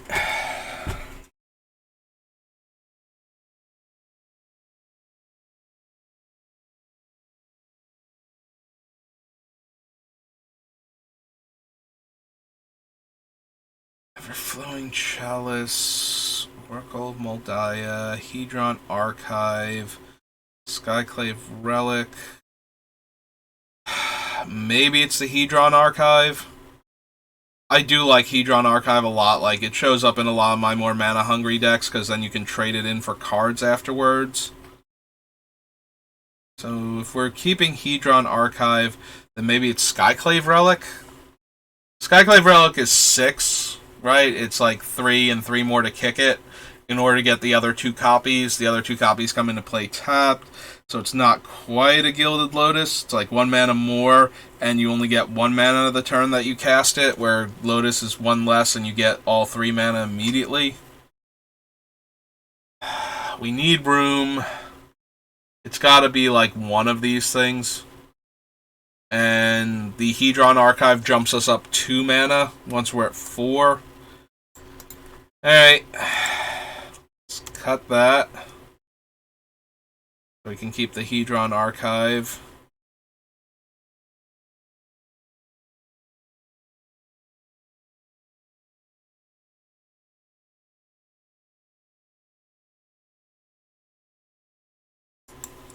Maybe it's the Utter End at 4. Like, Anguished Unmaking, Assassin's Trophy, like, when we're down at like 2 mana, we have a bunch of removal spells, and then when we put more mana into them, they get back up to Utter End, with things like the Terra Sunder, and then we have cards like Casualties and Windgrace's Judgment that can blow up multiple cards for a single card. So maybe Utter End is the least efficient removal spell in our package. And I do need cuts, so that brings us up to 5. So we did Grim Tutor. Let's cut Skyclave.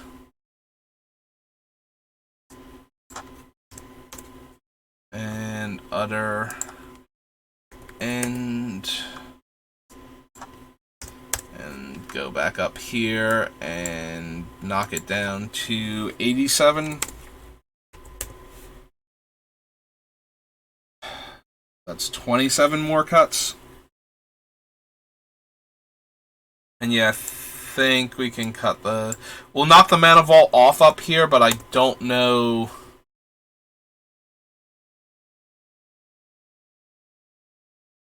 Yeah, okay. We clear out all of these.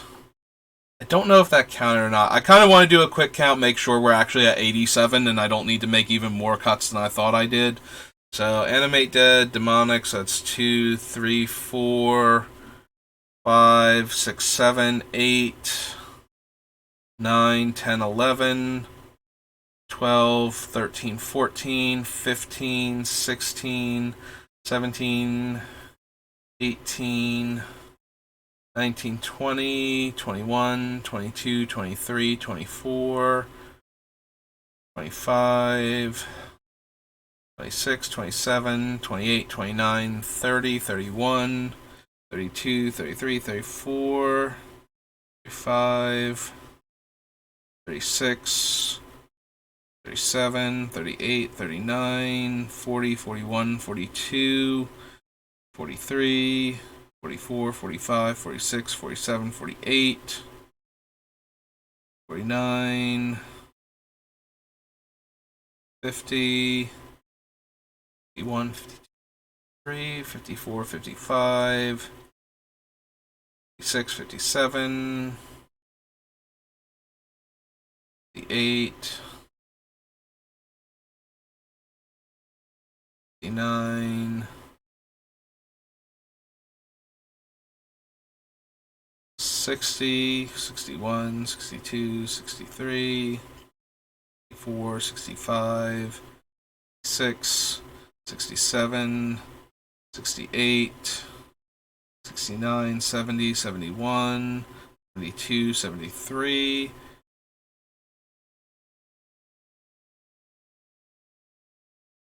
74, 75, 76, 77, 78, 79, 80, 81, 82, 83, 84, 85, 86, 87, 88 with Mana Crypt. So we actually are one over, and we did cut, what's its name? So yeah, I'm coming up with 88 cards, so we actually need one more cut.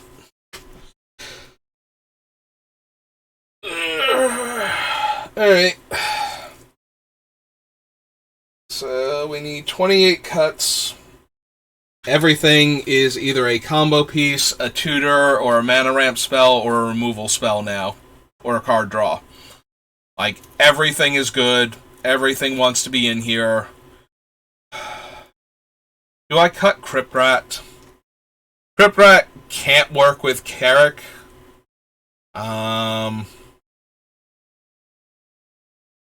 So, like, we can still do other stuff, but we can't do, like, Carrick can't just let us pay 2 life to activate it, because it's X, not black. Even though we can only spend black mana on X. We need cuts. So let's go ahead and cut it.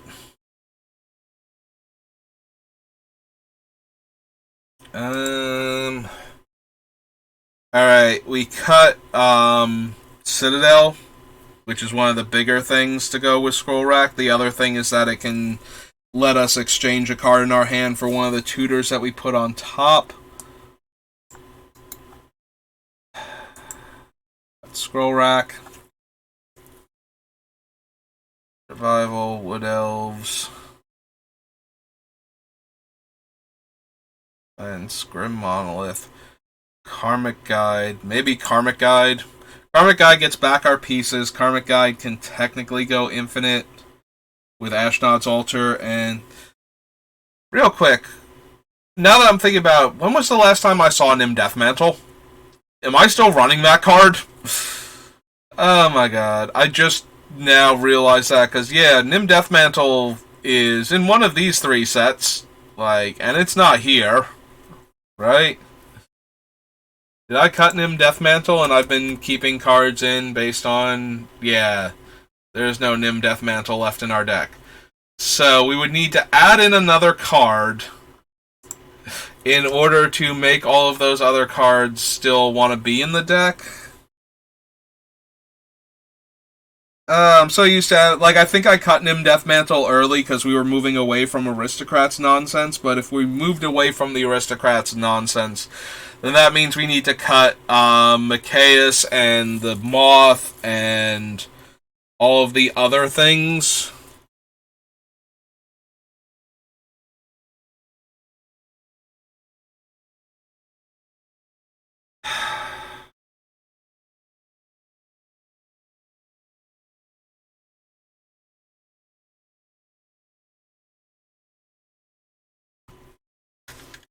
if we do this, like, if we actually cut them, that lets us cut Machias the Unhallowed, Broodmoth, Kitchen Finks.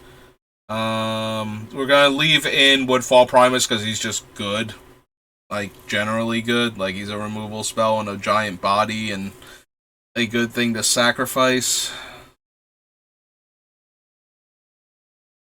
I could have sworn Nim Deathmantle was still on the list, but as I'm thinking about it, it's like, I have not actually seen it in any of these passes. Like, did I actually cut Nim Deathmantle? And the answer is yes, I cut Nim Deathmantle earlier in one of my other streams because we were cutting Aristocrats cards.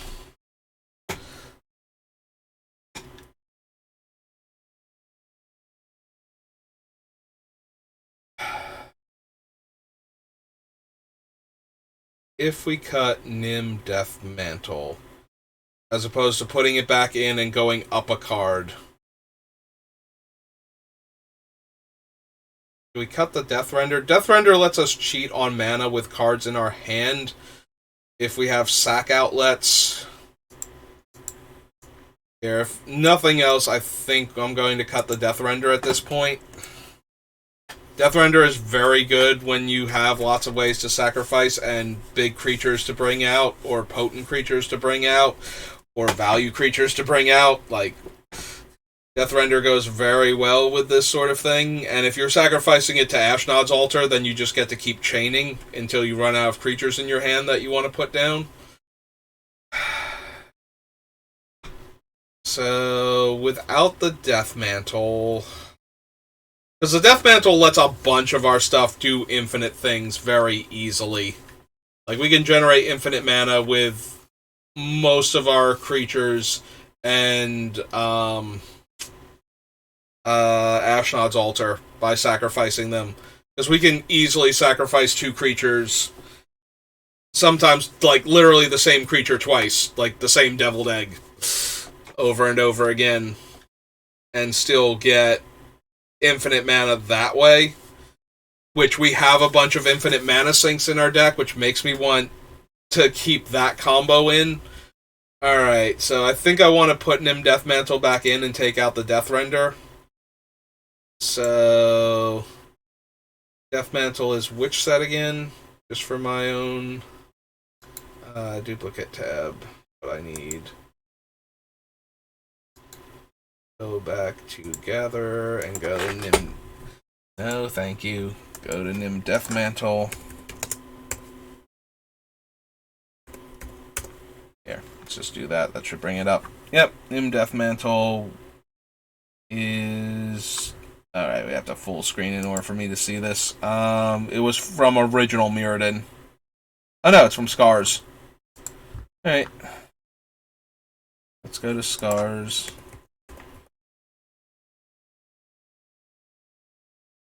Yeah, Nim Deathmantle was supposed to be here.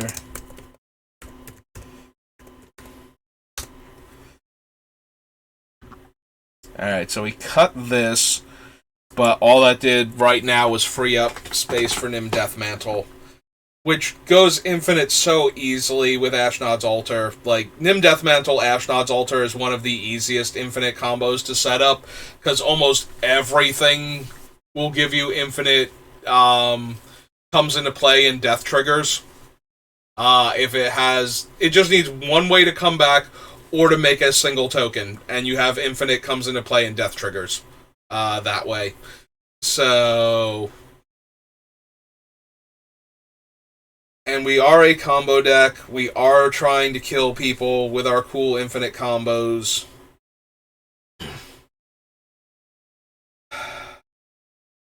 Maybe the Woodland Bellower is going to go, since it is more limited in what it can tutor for. Even if we can make it cheaper with Goreclaw. Maybe Goreclaw is going to go now, because we need the combos, not necessarily for our stuff to be cheaper. We need to make room, so some stuff's gotta go, and I'm starting to think it's the things that are good but not great. Like, these things work very well in our deck. Like, as far as what we're trying to do, Woodland Bellower either goes and gets the not the Fierce Empath for one of our other larger creatures that we need, or it goes and gets something like Devoted Druid because we have combo pieces. But so do all of our other tutors that can get creatures. And at that point, I think we just need. I don't want to cut like the smaller creatures that can do that because they can come out cheaply and then we can use them as fodder for our other stuff. But yeah, I think Woodland Bellower, and there's another card I said that I feel like needed to go. Was it one of the other tutors? Might have been one of the other more limited tutors.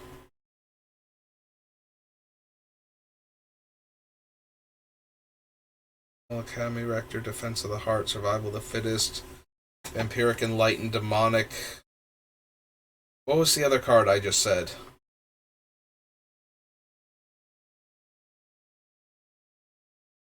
Been staring at these cards for so long, and now I'm trying to remember which one specifically I was going to get rid of. Rid of that double space, because I keep thinking it's a break in between the two of them.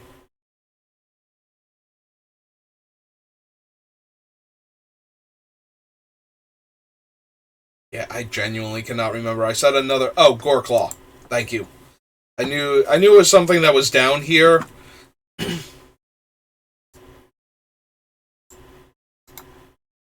Yeah, okay. So we cut out Goreclaw also. So you get rid of both of these. So there's Goreclaw. And Bellower is probably easier to look for. Yep. Alright, so that's 2 more cuts. Which brings us down to 84. Oh my god. Everything hurts now. 24 more cuts, and not a single one of these cards feels cuttable the more we go. I might wind up losing Nim Deathmantle and like all of the other things that let us go infinite, just so I can focus on the things that work specifically well with Myrkul.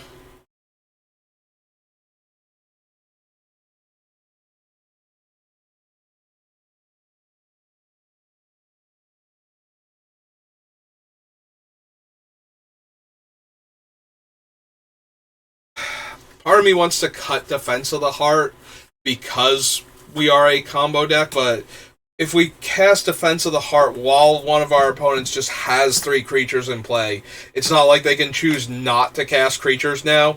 They need to actually get their own creatures off of the board, and it will redirect other players' hate towards getting those creatures off the table just so I can't tutor for the win.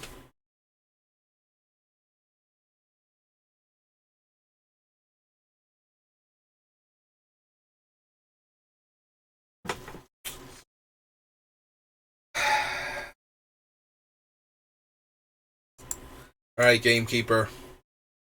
I'm running out of things. You're really good in the deck, but so is all the stuff that I have left. And I need to cut things, so yeah, sorry buddy.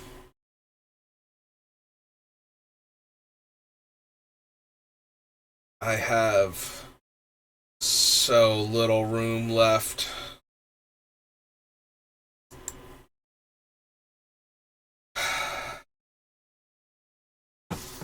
Alright, so a lot of the things I want to spend black mana on.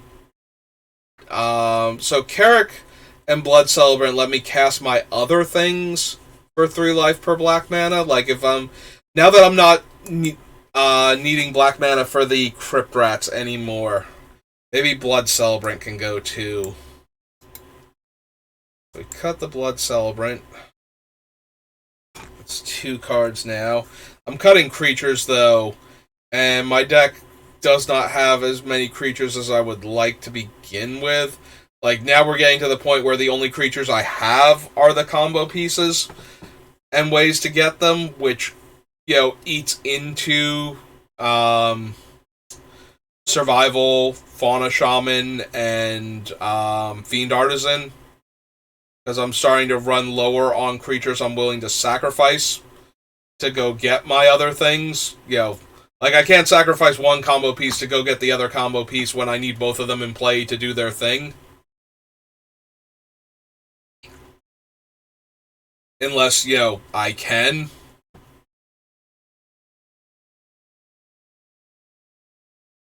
But yeah, I'm wondering if like Fiend Artisan with the tap and the extra sacrifice, so the card already has to be in play, and I'm cutting a lot of cheap creatures. Maybe Fiend Artisan can go.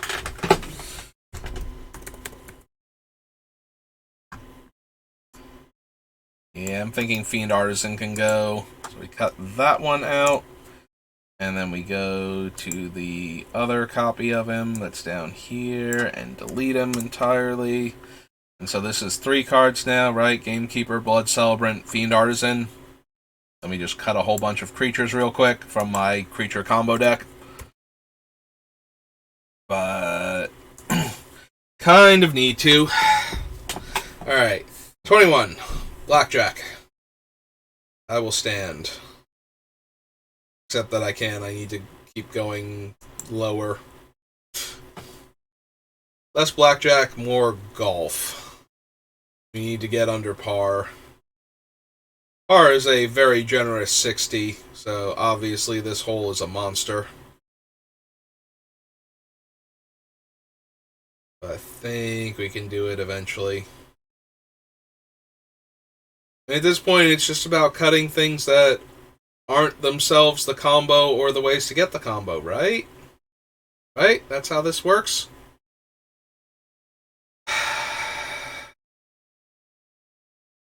Alright, how many 6-drops do I have left now after all the creatures I've cut? Is it the same? Is it still like 4 or 5 creatures that I can go get? Because I'm running low on things to cut. This Fierce Empath might be one of them.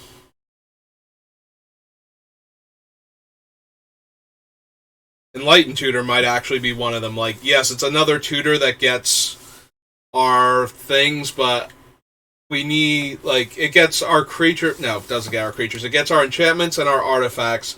We cut a bunch of the enchantments, and there are 2 artifacts that are basically essential at this point. Like, I really need Phyrexian Altar or Ashnod's Altar to be doing most of the stuff I'm trying to do right now. So...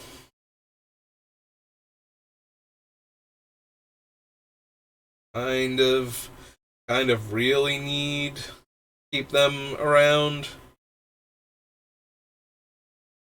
But yeah, so Fierce Empath,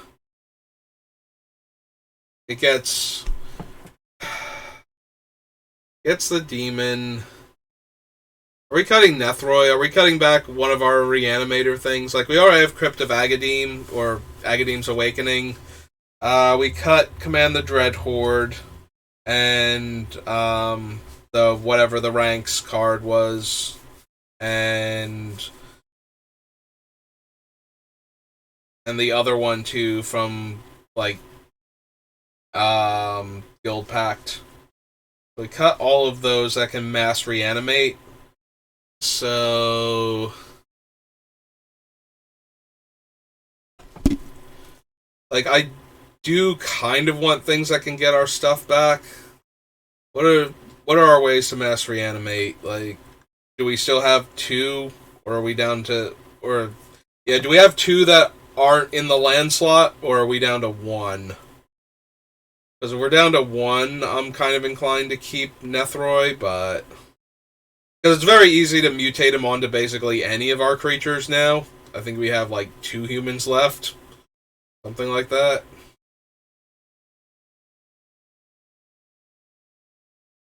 Chart. Wish I'm making. Selfless Spirit. Maybe we have 1 too many ways to protect our things. Like, we have like 5 of them. Maybe 1 or 2 of them have to go to make room.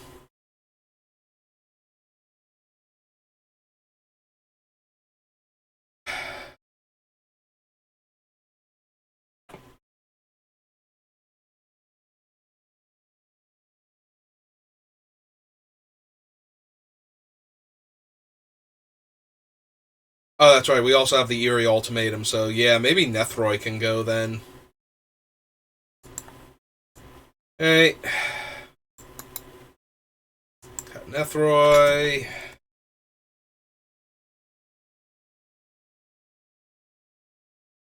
Oh wow, I just, like, my thing just cycled red, yellow, back to green real quick. So it's doing that again. That's always fun. I want the Grand Abolisher because I want at least one way to stop our opponent from interacting with our cool thing when we're about to go off. Like, they have to get rid of him first, or counter him first, and then other people have to have stuff. So we have Flawless Maneuver, Grand Crescendo, Heroic Intervention, and Selfless Spirit. So I think we need to cut at least one of those. Flawless Maneuver is free when we have what's his name out? Myrkul. Grand Crescendo gives us a lot of token creatures if we need it to, but it doesn't give hexproof.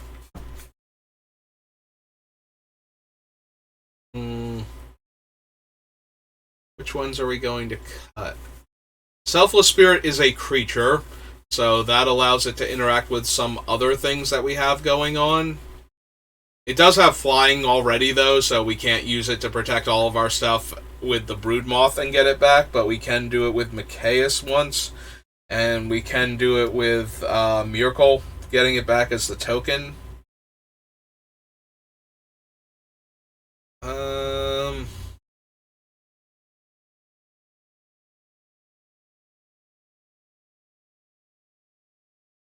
Grand Crescendo does let us, like, cast it for a whole bunch and then have a bunch of sacrifice fodder later on.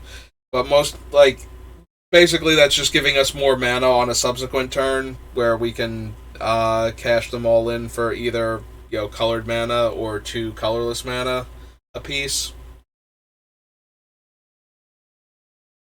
So it might be Grand Crescendo then. What are the other ones? We have Grand Crescendo, Flawless Maneuver. Is there a 5th one that I'm blanking on? There might be, so let me double check that. Because the 5th one might be the one to go instead of Grand Crescendo first, at least, and then we can come back and revisit it as I continue to not have anything to cut and desperately need things to cut. Nope. Essence Trophy, Razaketh, Vizier. There's Heroic Intervention, Selfless Spirit. Right now we've got 4. Was there a 5th one? Because I'm starting to think there wasn't.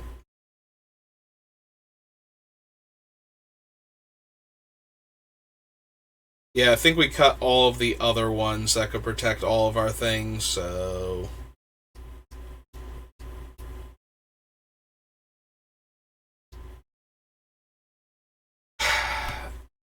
Like, I feel like Selfless Spirit and Grand Crescendo are the 2 most likely to go, and we might be at the point where both of them go because of that. Like, I just need cuts, and we're agonizing over... Well, I'm agonizing over... Maybe some of you are like, no, you cut these 10 spells, these things suck.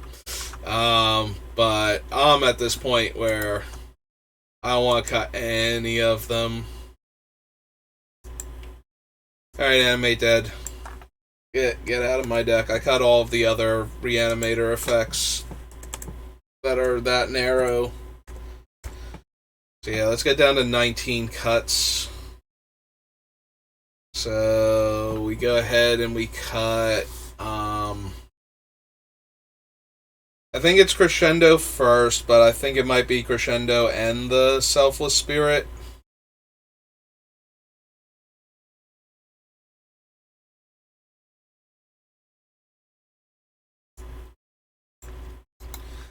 I think we keep Flawless Maneuver and Heroic Intervention. Flawless Maneuver can be free and only costs 3 mana when it doesn't.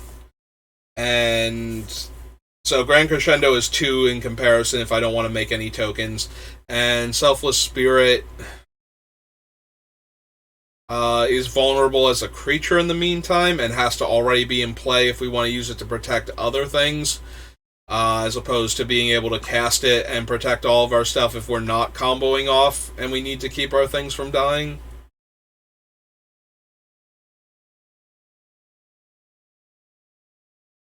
Yeah, I think it's Selfless Spirit.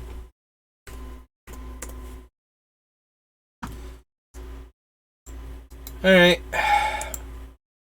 We cut those 2 out, and that brings us down to 77.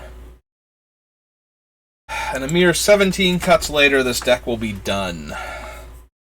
Just out of curiosity, how long have I been at this? Because this is a whole lot of me scrolling. 3 hours and 37 minutes. Alright.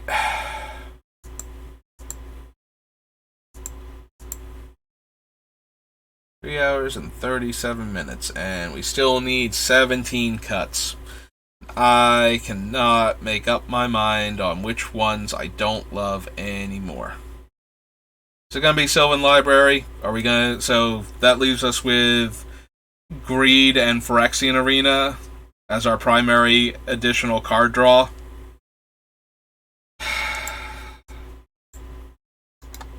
It might just be Sylvan Library. How else are we drawing cards? Because we have a lot of tutors, so we can get specific cards into our hand with those, but we still only get 1 card at a time. And I don't think we have any other good card draw. Like, if we cut the Sylvan Library...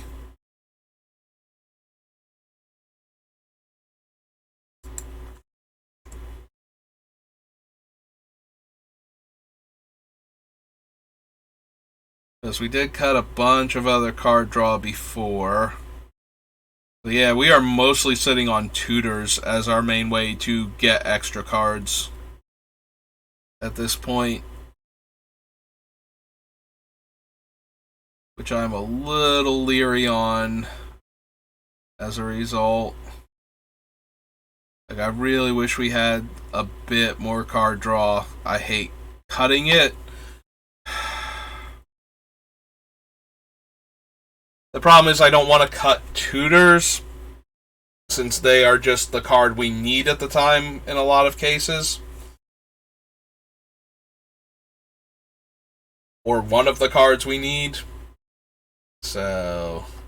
But if we take out all of this card draw, like we've already taken out basically all of the other card draw, so we're down to... Yeah, we're down to Greed and... what's its name? Phyrexian Arena. And while both of those are fine, like they are very good card draw enchantments, like that's it. That's what we're going to lean on. Do I need to add lands that draw me cards then? In order for this deck? Like, we have a lot of tutors, is the thing. So it's not like we have no way... Like, we're not gaining card quantity advantage, but we might have enough ways to gain card quality advantage.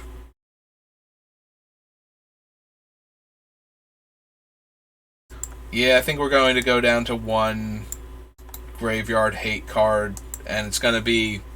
Like, I prefer the Grave Robber for the most part, so...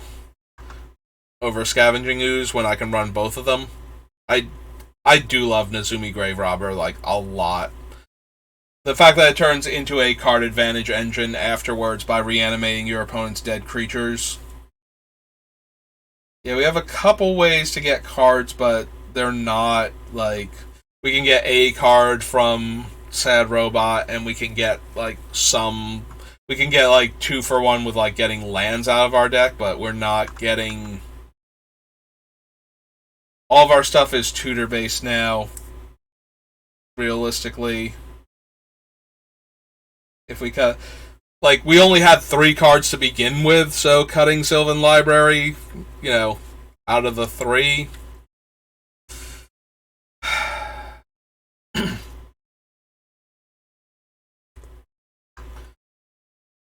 All of these cuts hurt so bad.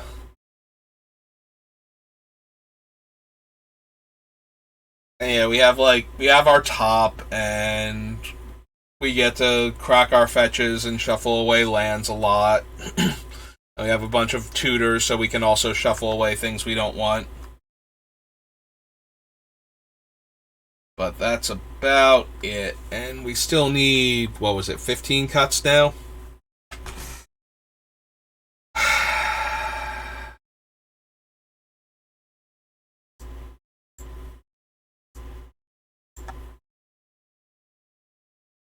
Now, what are our most redundant tutors?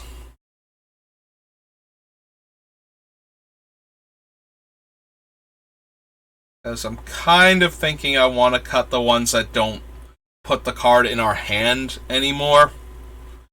But that leaves us with not a lot of ways to tutor for the artifacts. Like, we're literally cutting 2 out of the 3 tutors that can get us the artifacts that win us the game. So at that point, I almost want, if I'm going to cut them, I want to bring back in Grim Tutor instead. So that we have another tutor to the hand one. Because originally we cut it because it was less than the other ones. You know, like lower on my preferences. But if we don't have enough card draw to consistently put the card that we're getting on top of our deck into our hand, that kind of makes me want to cut the Enlightened and the Vampiric and add the Grim Tutor back in.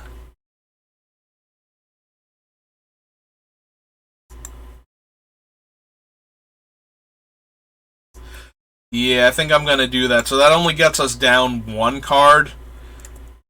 But just add it right back in here. So we want to go to starter and go Grim Tutor again. And then we want to come up here and cut Enlightened and Vampiric.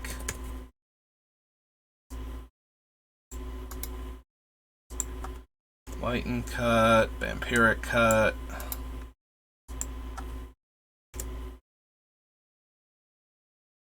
Yeah, the less card draw we have, the less I like Vampiric and Enlightened Tutor in the deck, and the more I want, like, Grim Tutor in the deck. I want to put the card directly into my hand so I can do the things I need to do. So we only actually cut 1 card because of that, so we're down to 74, because we added a card back in.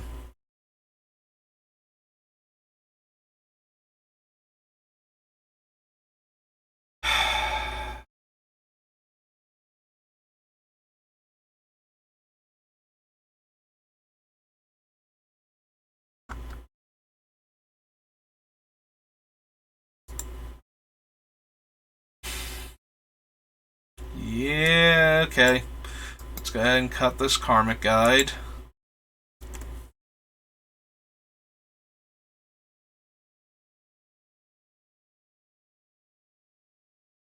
There's Mirari's Wake. Do we want to cut the Wake? The Wake takes us from 5 to 10 mana if we cast it using lands.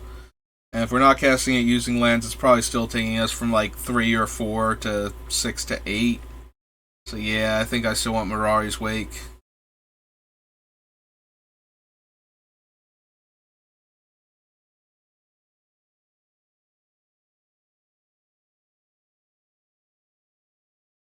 I don't know, maybe this deck doesn't need boots?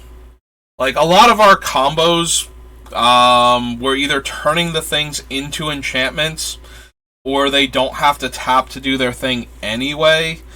Some of them do, like, there are situations we can get into where Greaves would be good.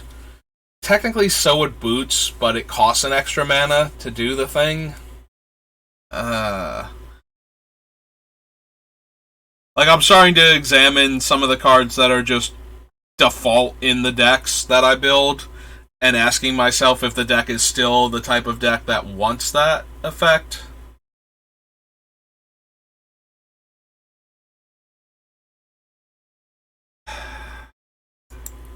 Maybe Primal Command doesn't need to be in here with all of the other tutors that we have as a 5-drop tutor to get a creature to our hand. I mean, it does gain us life or shuffle our graveyard back into our deck or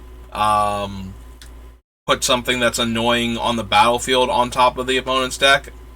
If we're using it as a tutor, it can't be removal that way, like put it on top and shuffle their graveyard back in, but we do still have that option at least.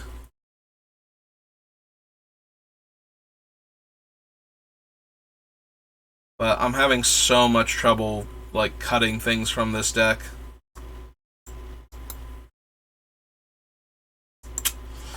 Yeah, okay, let's cut Primal.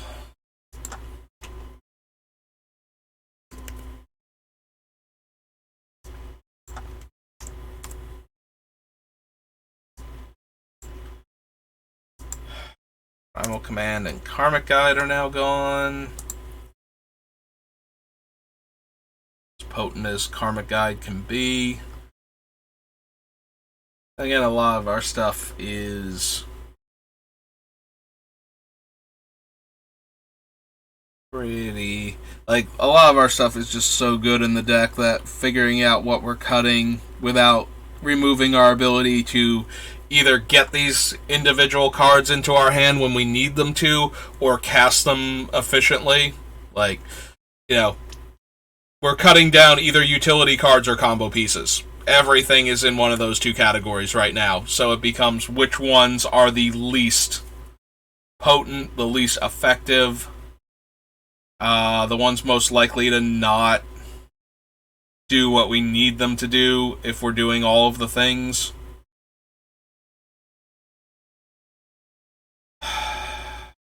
Like, am I cutting Eternal Witness? Maybe. Definitely a possibility.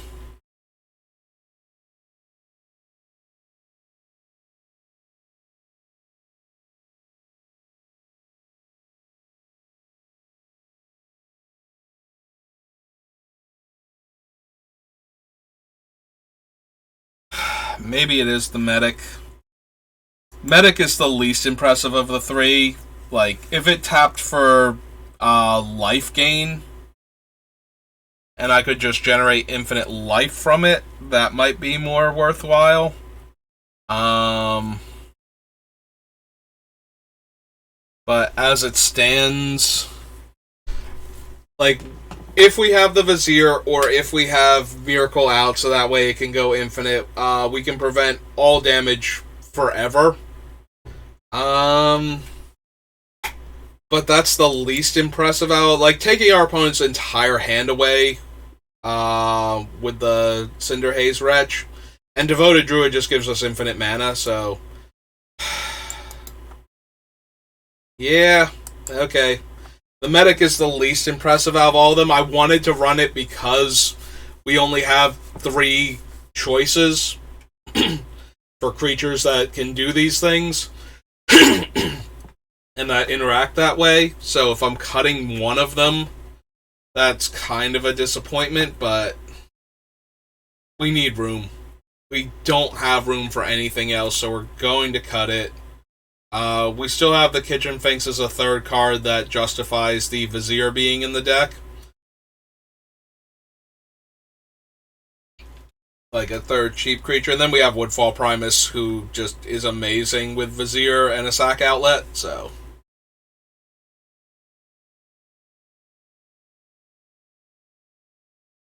I don't want to cut the Oracle because it's ramp and technically card advantage, in so much as if we play the lands off the top of our deck, then we are guaranteed to draw spells afterwards.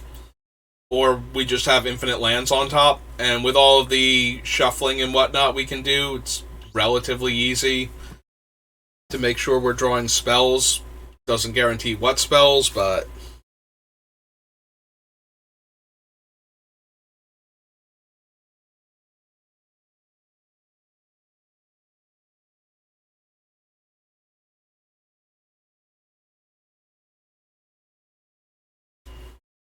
is it Exsanguinate?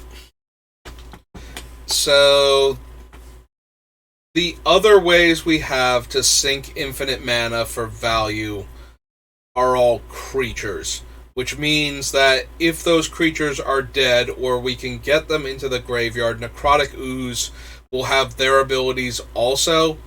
So, if I'm using the Necrotic Ooze already to generate infinite mana, then if my Walking Ballista is dead, or my,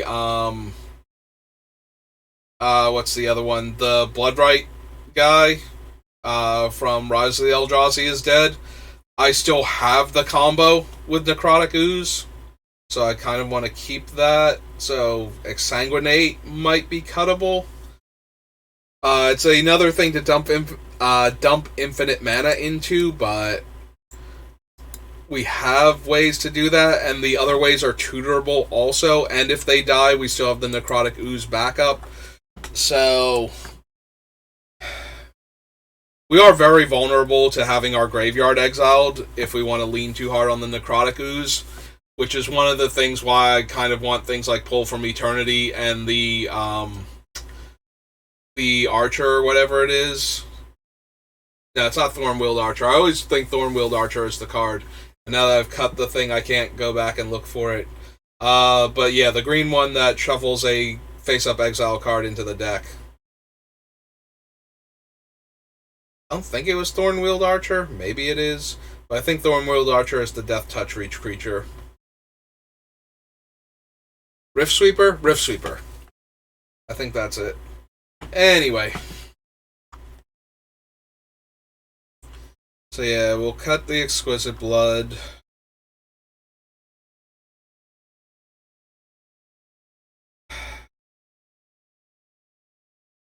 Coming back to the Hedron Archive again, because we have a lot of mana sources in the deck, but it's also a way to draw a couple extra cards.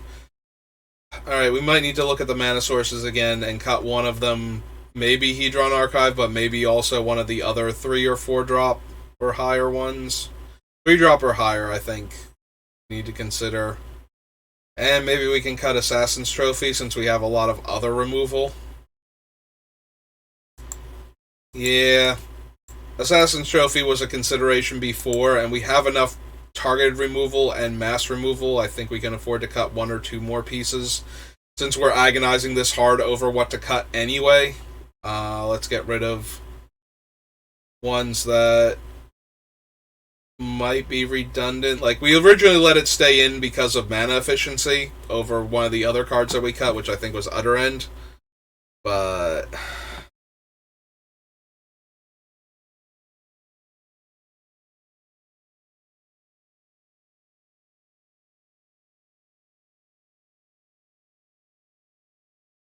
I think all of these cards are staying in right now.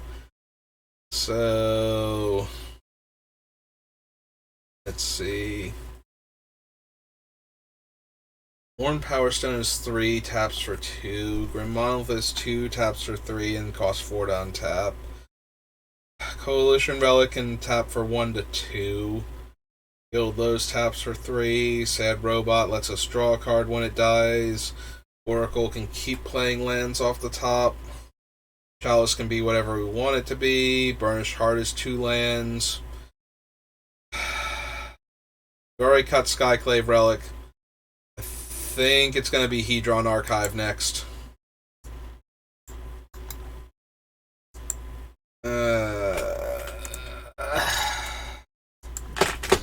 Yeah.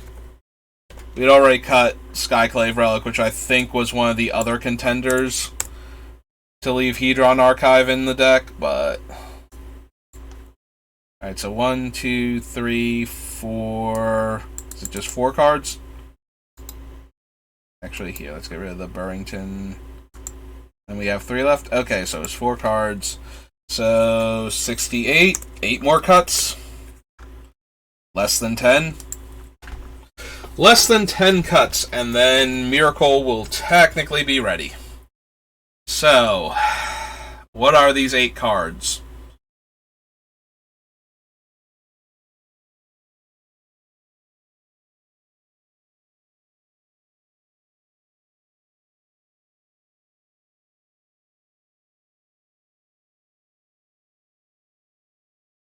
is it Defense of the Heart? Like, Defense of the Heart is so potent when it's active.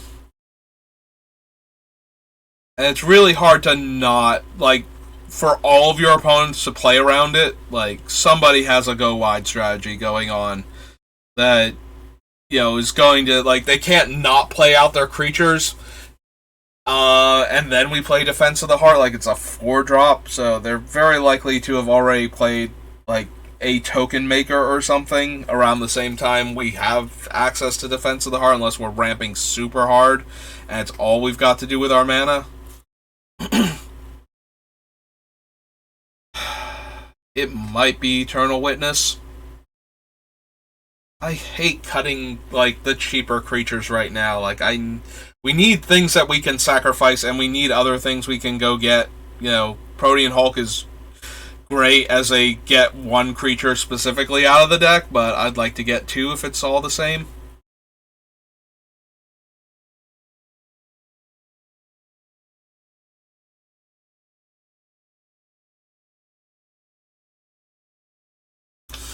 Maybe it's the Hulk. Maybe the Hulk is, like, what can we tutor for? Like, we can't get Carrick and any of the Pestilence creatures, because Carrick is 5, 6. Carrick was 6 mana, because Carrick got a discount. So yeah, we can only get Carrick if we get him with the Protean Hulk. So Protean Hulk is acting more like a tutor, like a Court of Calling or something at that point, than he is, a way to discount getting our creatures into play. So we can't just get Carrick. We can get, like, Thrashing Wumpus. We can't get Pestilence Demon.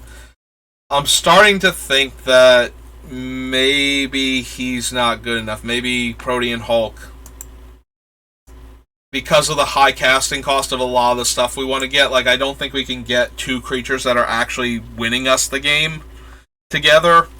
So we have to get ones that roundabout, like, we get, like, one creature and then maybe one other thing that can be helpful. Like, we can get Thrashing Wumpus and Initiates of the Ebon Hand.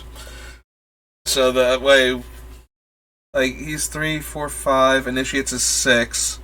So yeah, that's, like, one of the best things we can do there. Like, we can't even get Devoted Druid and Initiate. So, like, we can get Devoted Druid and Initiates, but then we can't get any of the Pestilence creatures.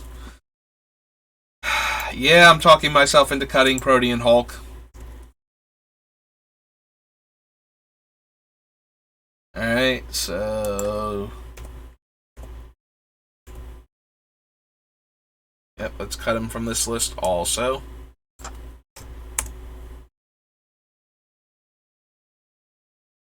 Tooth and Nail, Fierce Empath, Ladmery's Call, Academy Rector.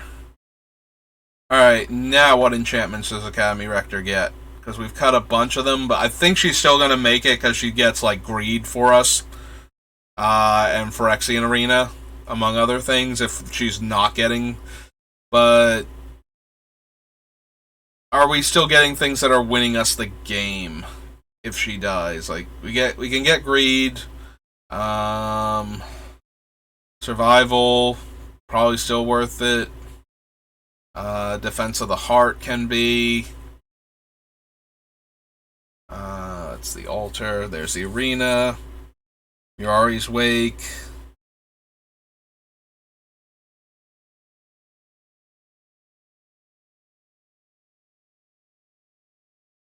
Light of Sanctions is one of our combo pieces that might need to be gotten. The problem is that we can't kill Academy Rector by activating one of our Pestilence creatures without killing Carrick, unless he's gotten a counter on him. Which I believe... Is it Black Spells that put counters on Carrick? Hang on. We're on Light of Sanctions, but let me... cast a Black Spell, so technically we might be able to reasonably have him at 3. Then pop back up here. Alright, so...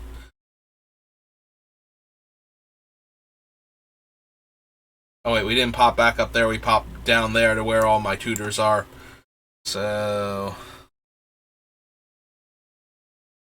we're on Light of Sanctions. No, that's Lightning Greaves. Light of Sanctions. Austere Command, Revelark, Ball, Reliquary. Because we've gotten rid of a lot of enchantments and Enchantment Matters cards from the deck, so I'm wondering if we can just cut the Academy Rector, because we're not getting enough stuff with her.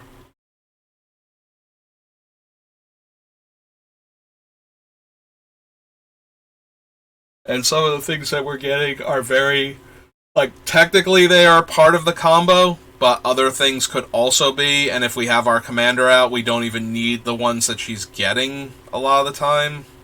Like, Exquisite Blood is probably the most important combo one that we can get. Alright. I'm thinking we're cutting Academy Rector next. Yeah, that's what it looks like. Alright, so Academy Rector can go. Alright, these are the mana sources. Tutors. Yeah. Sorry, Rector.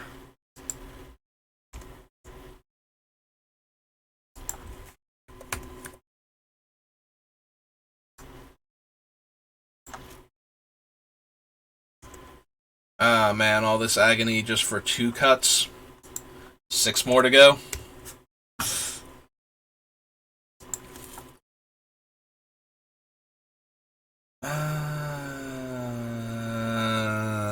Making noises with my mouth, so that way there's not a whole lot of dead silence while I'm scrolling through the same list that we've been looking at for close to 4 hours now, because it was 3.5 hours before. I'm pretty sure we're over 4 hours now. I don't like this video being such a monster, but I also would like it if it was the end.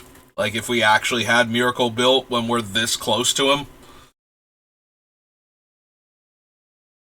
But every cut is just getting harder and harder, and it was already, like, nearly impossible before, so. What else are we going to cut? Like, what else can we cut? We have cut things that were 100% to be in the deck when we picked them off of the list. Like, they were unquestionably going to be in this deck, and now they're gone because we had to make room. So everything hurts at this point. Maybe it's the Resolute Rider. Resolute Rider works well with Necrotic Ooze, specifically, with some of our other stuff, and that's why I wanted him in so bad, but we are getting to the point where something has to give. And while it's very useful to have him in this deck, because of the Necrotic Ooze combos he enables, we have other ways to make it indestructible, and we technically have one way to gain life off of it. So, and he's, like, only good with that. Like, he's very good with it, but that's all he does, and I need cuts, so Resolute Rider is finally going to get the axe. Some other stuff probably needed to stay in before, like, he should have gone earlier, but I was very focused on the redundancy that we get from Necrotic Ooze, and wanting a way to give these things lifelink so that I can gain life when I'm constantly activating them.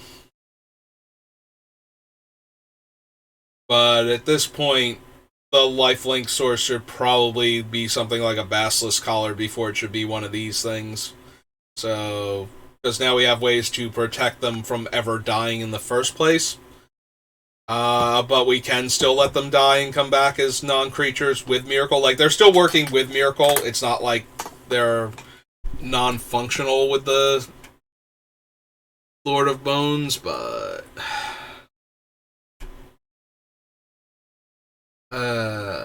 okay, so we cut Resolute Rider, so we remove that particular interaction. The only thing I like about Resolute Rider is that almost everything we can do with Necrotic Ooze, like if we have all of the other activated abilities in the graveyard, we can infinitely combo Necrotic Ooze with itself.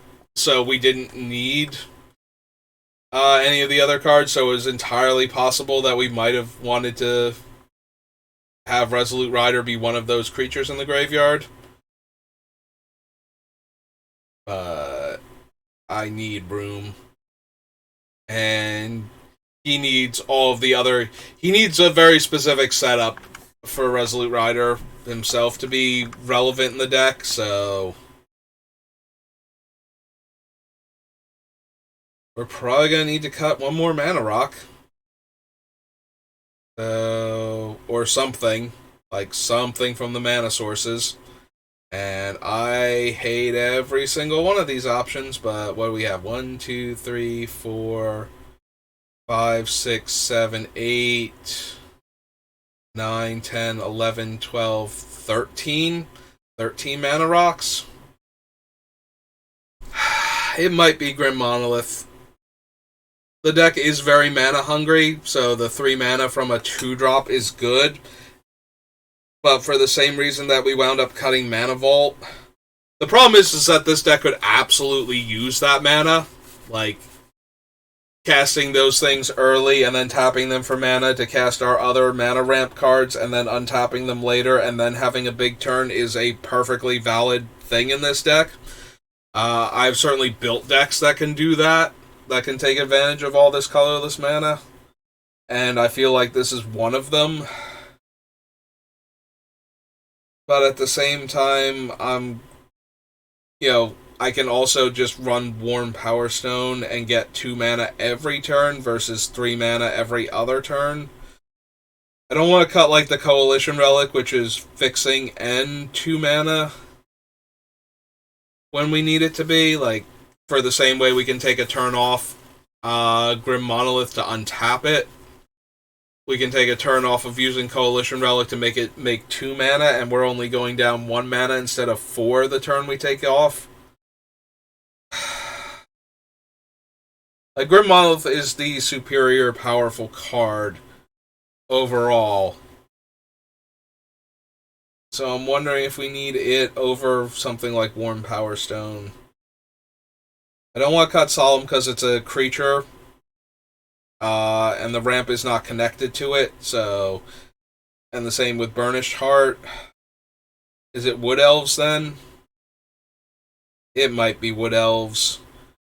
We have Burnished Heart, we have Sad Robot. If we cut the Wood Elves... We still have 3 land ramping cards, because the Oracle will find us land with all of our fetches and our deck manipulation. I mean, a lot. Well, they're tutors, so we're shuffling a lot more, and we cut out a bunch of the tutors that put to the top. In fact, we might have cut every tutor that puts to the top now.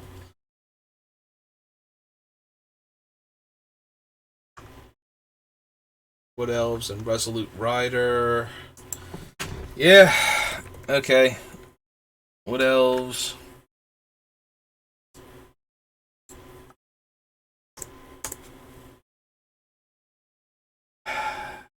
Four more cuts. We are below 5 cards to cut.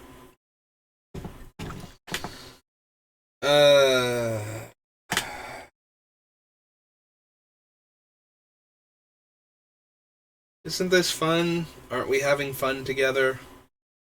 Scrolling through the same list over and over again, just trying to find the 4 cards that are least effective in our deck, based on what's still in it. That's the other thing. Like, some of these cuts, will allow for other cuts, or have allowed for other cuts, because we got rid of so many of the things that they worked with, that they are no longer themselves worth playing. Alright, what tutors do we have left now? Demonic and Grim. Ladmary's Call, Fierce Empath. Tooth and Nail is as much a win con because we have like 2 card combos that can potentially win us the game if we just go get both of them and put them into play. So I'm fine with that. Actually, are any of them 2 card combos anymore? Because I feel like a lot of them are like 3 or 4. Um, so we would need one of the other pieces out anyway, like one of the non-creature pieces, or if they're all creatures, we need one of the pieces out.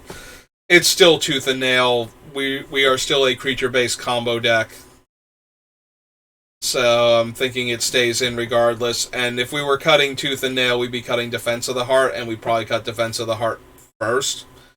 It's cheaper for Defense of the Heart, but it is contingent on our opponents having things in play by the time it gets to us.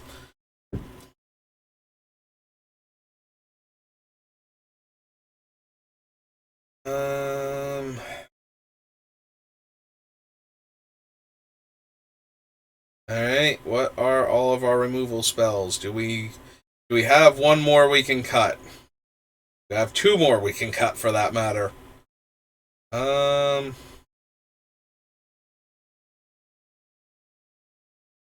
Judgment, Casualties, Heliod's Intervention, Tear Asunder. Maybe it's Grip. I do love Croson Grip and how hard it is to interact with it, but it is a 1 target 3 mana removal spell, and right now I think everything is doing more work than it, except, when we need to kill something that an opponent could protect, that's an artifact or enchantment, then I'm really going to miss this Croson Grip.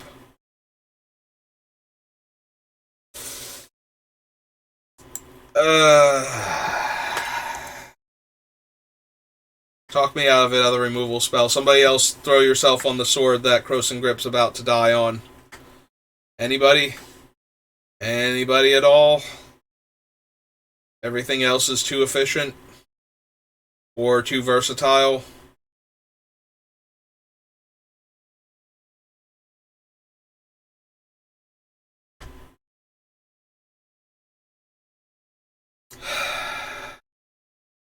Yep, I think everything else is too efficient or versatile. Sorry, Croson Grip. Oh no, it's Croson Verge. Croson Grip, Croson Grip.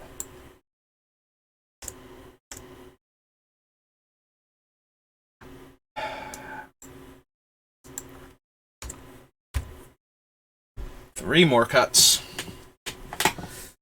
3 more cuts. And we get to figure out our mana. Survival of the Fittest.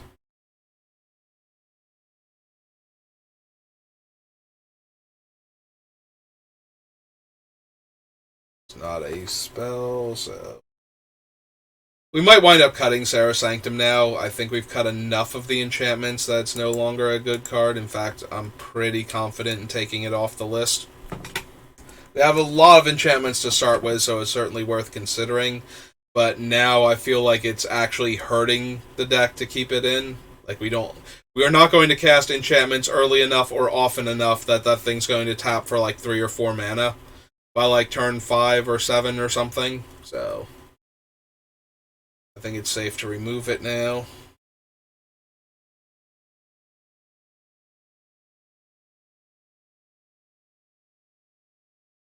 It might be Eternal Witness. It might be the Revelark. Like, Witness gets back anything. Revelark can get back 2 combo pieces, though, and Carrick's like a 6-drop that it can reanimate, because he's a 2-2 in the graveyard, so that's kind of tempting. Also, it can get back Devoted Druid. It can get back Devoted Druid and Vizier of Remedies at the same time.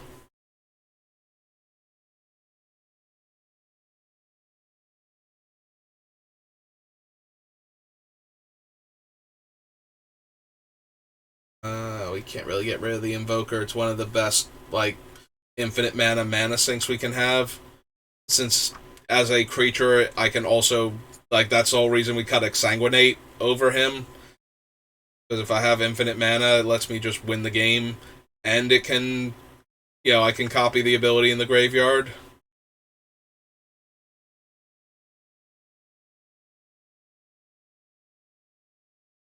Why didn't I just build an Aristocrats deck instead? It'd be so much easier. Like, yes, all the cuts would hurt, but we'd have so many redundant cards that I'd still feel like we were doing all the cool stuff. But no, I have to do something where it matters that my things, cannot be creatures. And therefore don't die to various things.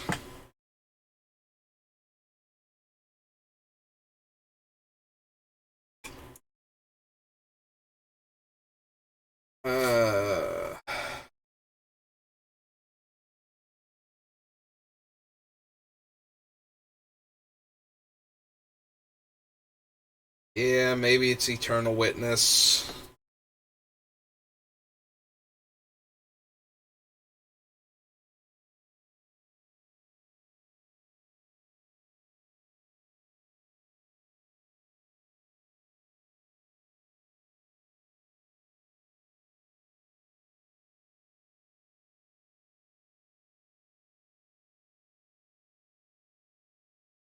Keep staring at the cards. Thinking Eternal Witness. I want to see if anything else jumps out at me. Like, hey, this card. I did actually, go down a card for Croson Grip, right? Or have I not done that yet? Oh, god damn it. I don't want to count the cards again. Alright, so let's go get Eternal Witness off the list.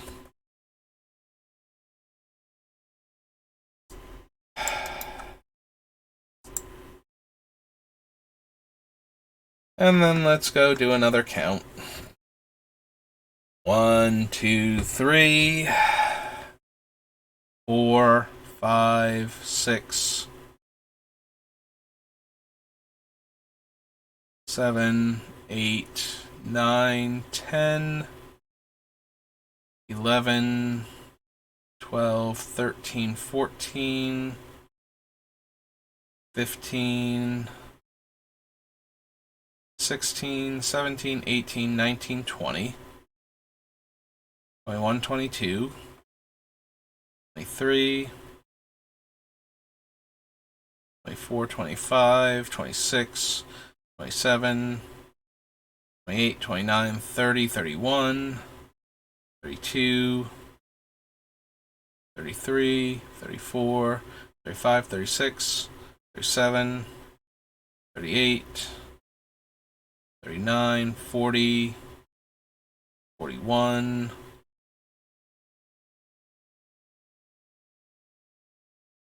42, 43, 44, 45, 46, 47, 48, 49, 50,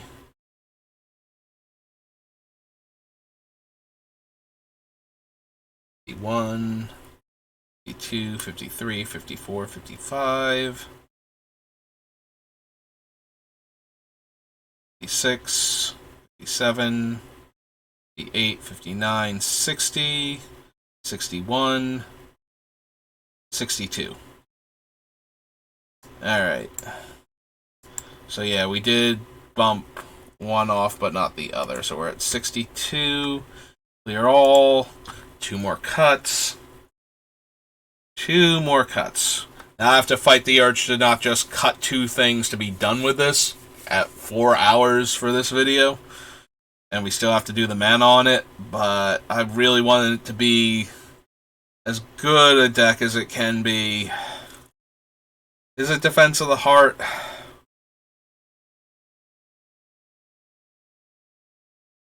Defense of the Heart has so much potential to just win us the game. But all of these cards are like tutors and card draw. Well, not card draw for the most part, but it's like tutors, a little bit of card draw, and then all combo pieces. Like, it's all utility and combo pieces. It has been for, 50 cards now worth of cuts, so which cards are actually going to die here.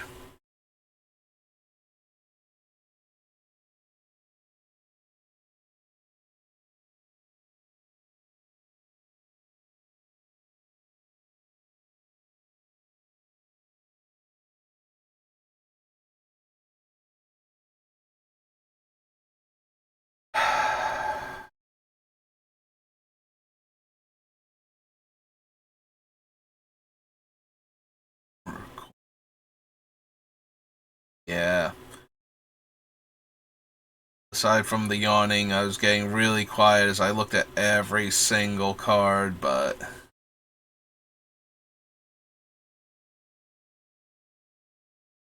just need to find 2 more cards.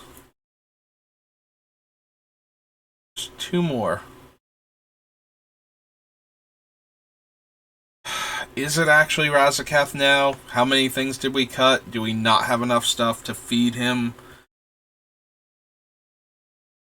to get his effect? Because he needs a creature in order to tutor for another creature.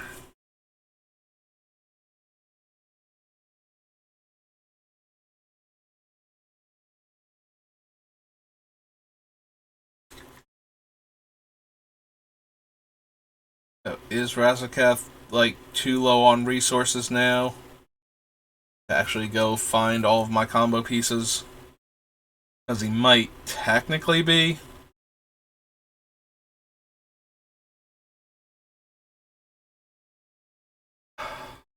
Alright. What creatures do we actually have left? Nope, go all the way back to the top. Initiates.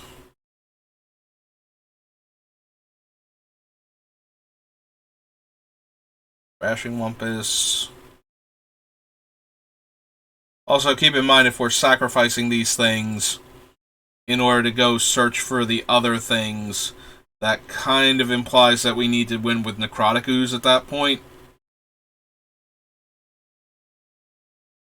Yeah, that's true. Like, I'm looking at, like, these things are combo pieces, so what creatures do I have that I am willing to sacrifice to Razaketh to go get other stuff?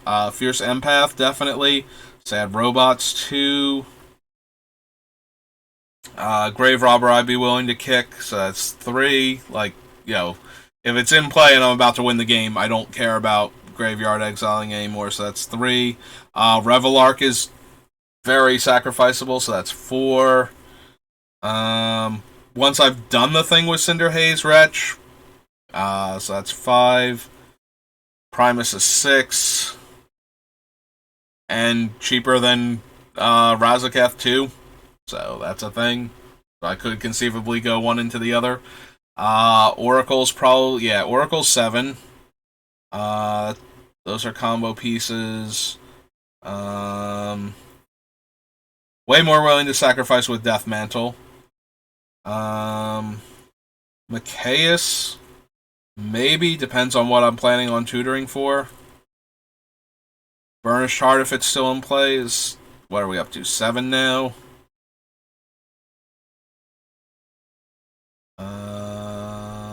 Noted those.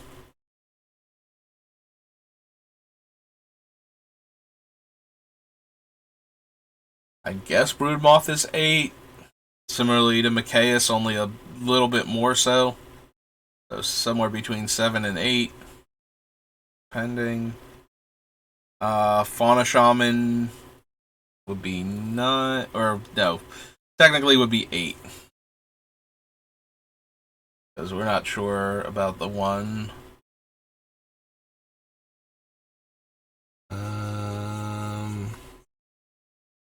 So yeah, we only have like 8 creatures I'm eager to sacrifice to Razaketh. And the rest of them, if we sacrifice them, we're sacrificing combo pieces to get combo pieces. So, yeah. Although I think now it's more correct for Razaketh. Like, now he's doing a lot less in the deck. Whereas before, I think I cut him way too early. And I needed to consider him at least. Alright. So that's Razaketh. So, one more card. Can we find one more card? from this pile to be our last card to get us down to 60. What is the least necessary card left in the deck? What card is not pulling its weight? Defense of the Heart is one of the potentials. We could seriously cut Aladmari's Call. We have the other tutors still. But we're starting to run low on tutors to begin with, and then we gotta get rid of tutors that we... Maybe it's Fauna Shaman. Like, Fauna Shaman is the redundant Survival of the Fittest, but we can't just throw all the pieces... Like, Survival of the Fittest, we can throw literally all the pieces into the graveyard to find Necrotic Ooze, like one at a time, and then get Necrotic Ooze and cast it, and that would let us win the game. We can't do that with Fauna Shaman unless we do it over the course of multiple turns, because she has to tap. So, I'm starting to think it's Fauna Shaman. As opposed to cutting one of the other powerful tutors, so yeah. Alright, I'm talking myself into it, and yeah, I'm in danger of doing the I kind of want to be done after 4 straight hours of working on this. But I think that's it. I think it's Fauna Shaman. So we come down here. And we just get rid of all of that. So yeah, we cut Fauna Shaman. And that brings us to 60, finally. Whew. That's going to be our Myrkul deck. Well, that's going to be our spells for the Myrkul deck. Alright, let's do the lands. So we got 1, 2, 3, 4, 5,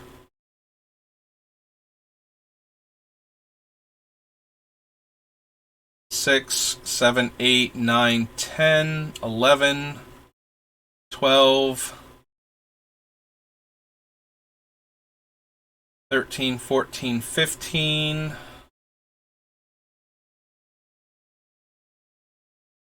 16, 17, 18, 19, 20, 21,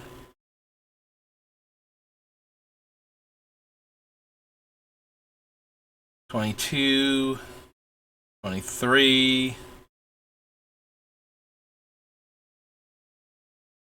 24, 25, 26,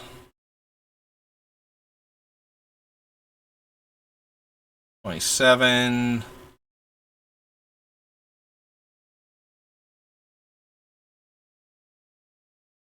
28, 29, 30.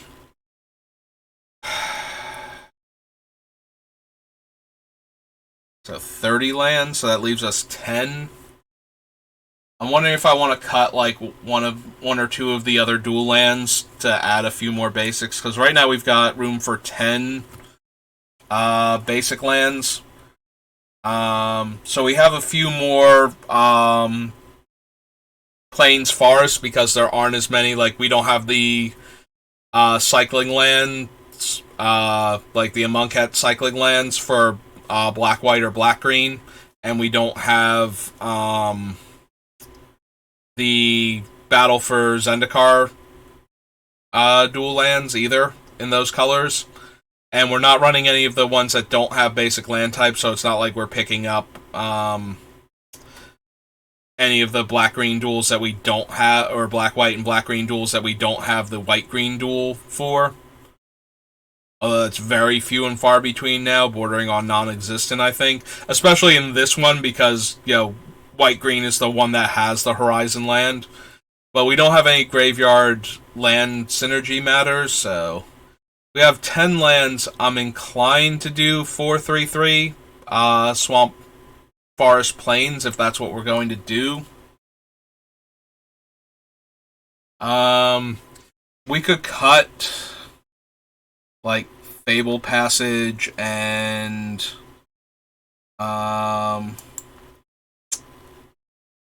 maybe Prismatic Vista to make more room for basic lands. Uh, bringing us up to 12 and being a 4-4-4 split.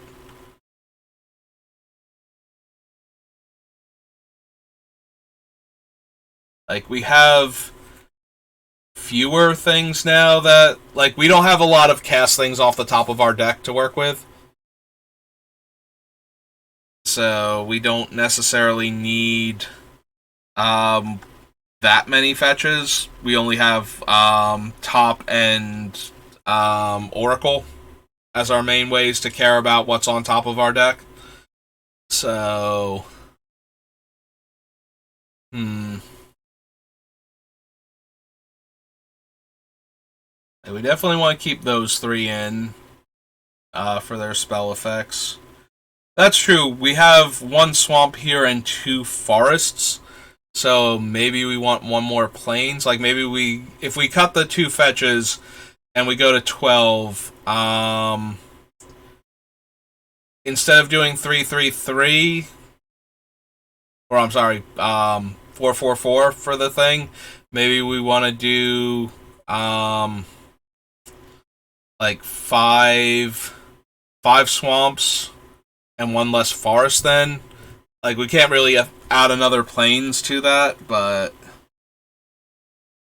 like, if we were going to add another basic land above, like, we would do plains instead of forest, and then we would do like 5-5-4 at that point.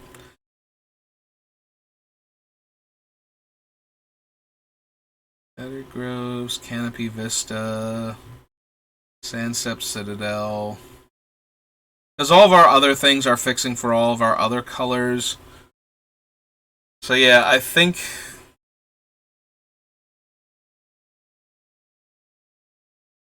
with 10 lands...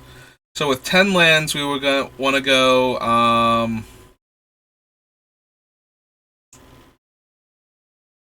like 4-3-3, with Swamp getting the extra card.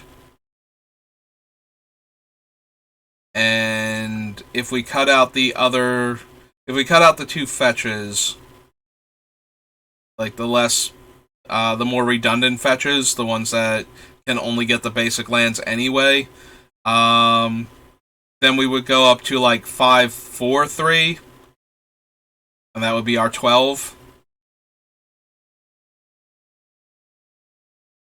Yeah, I think that sounds good. So 5-4-3, Swamp, plains.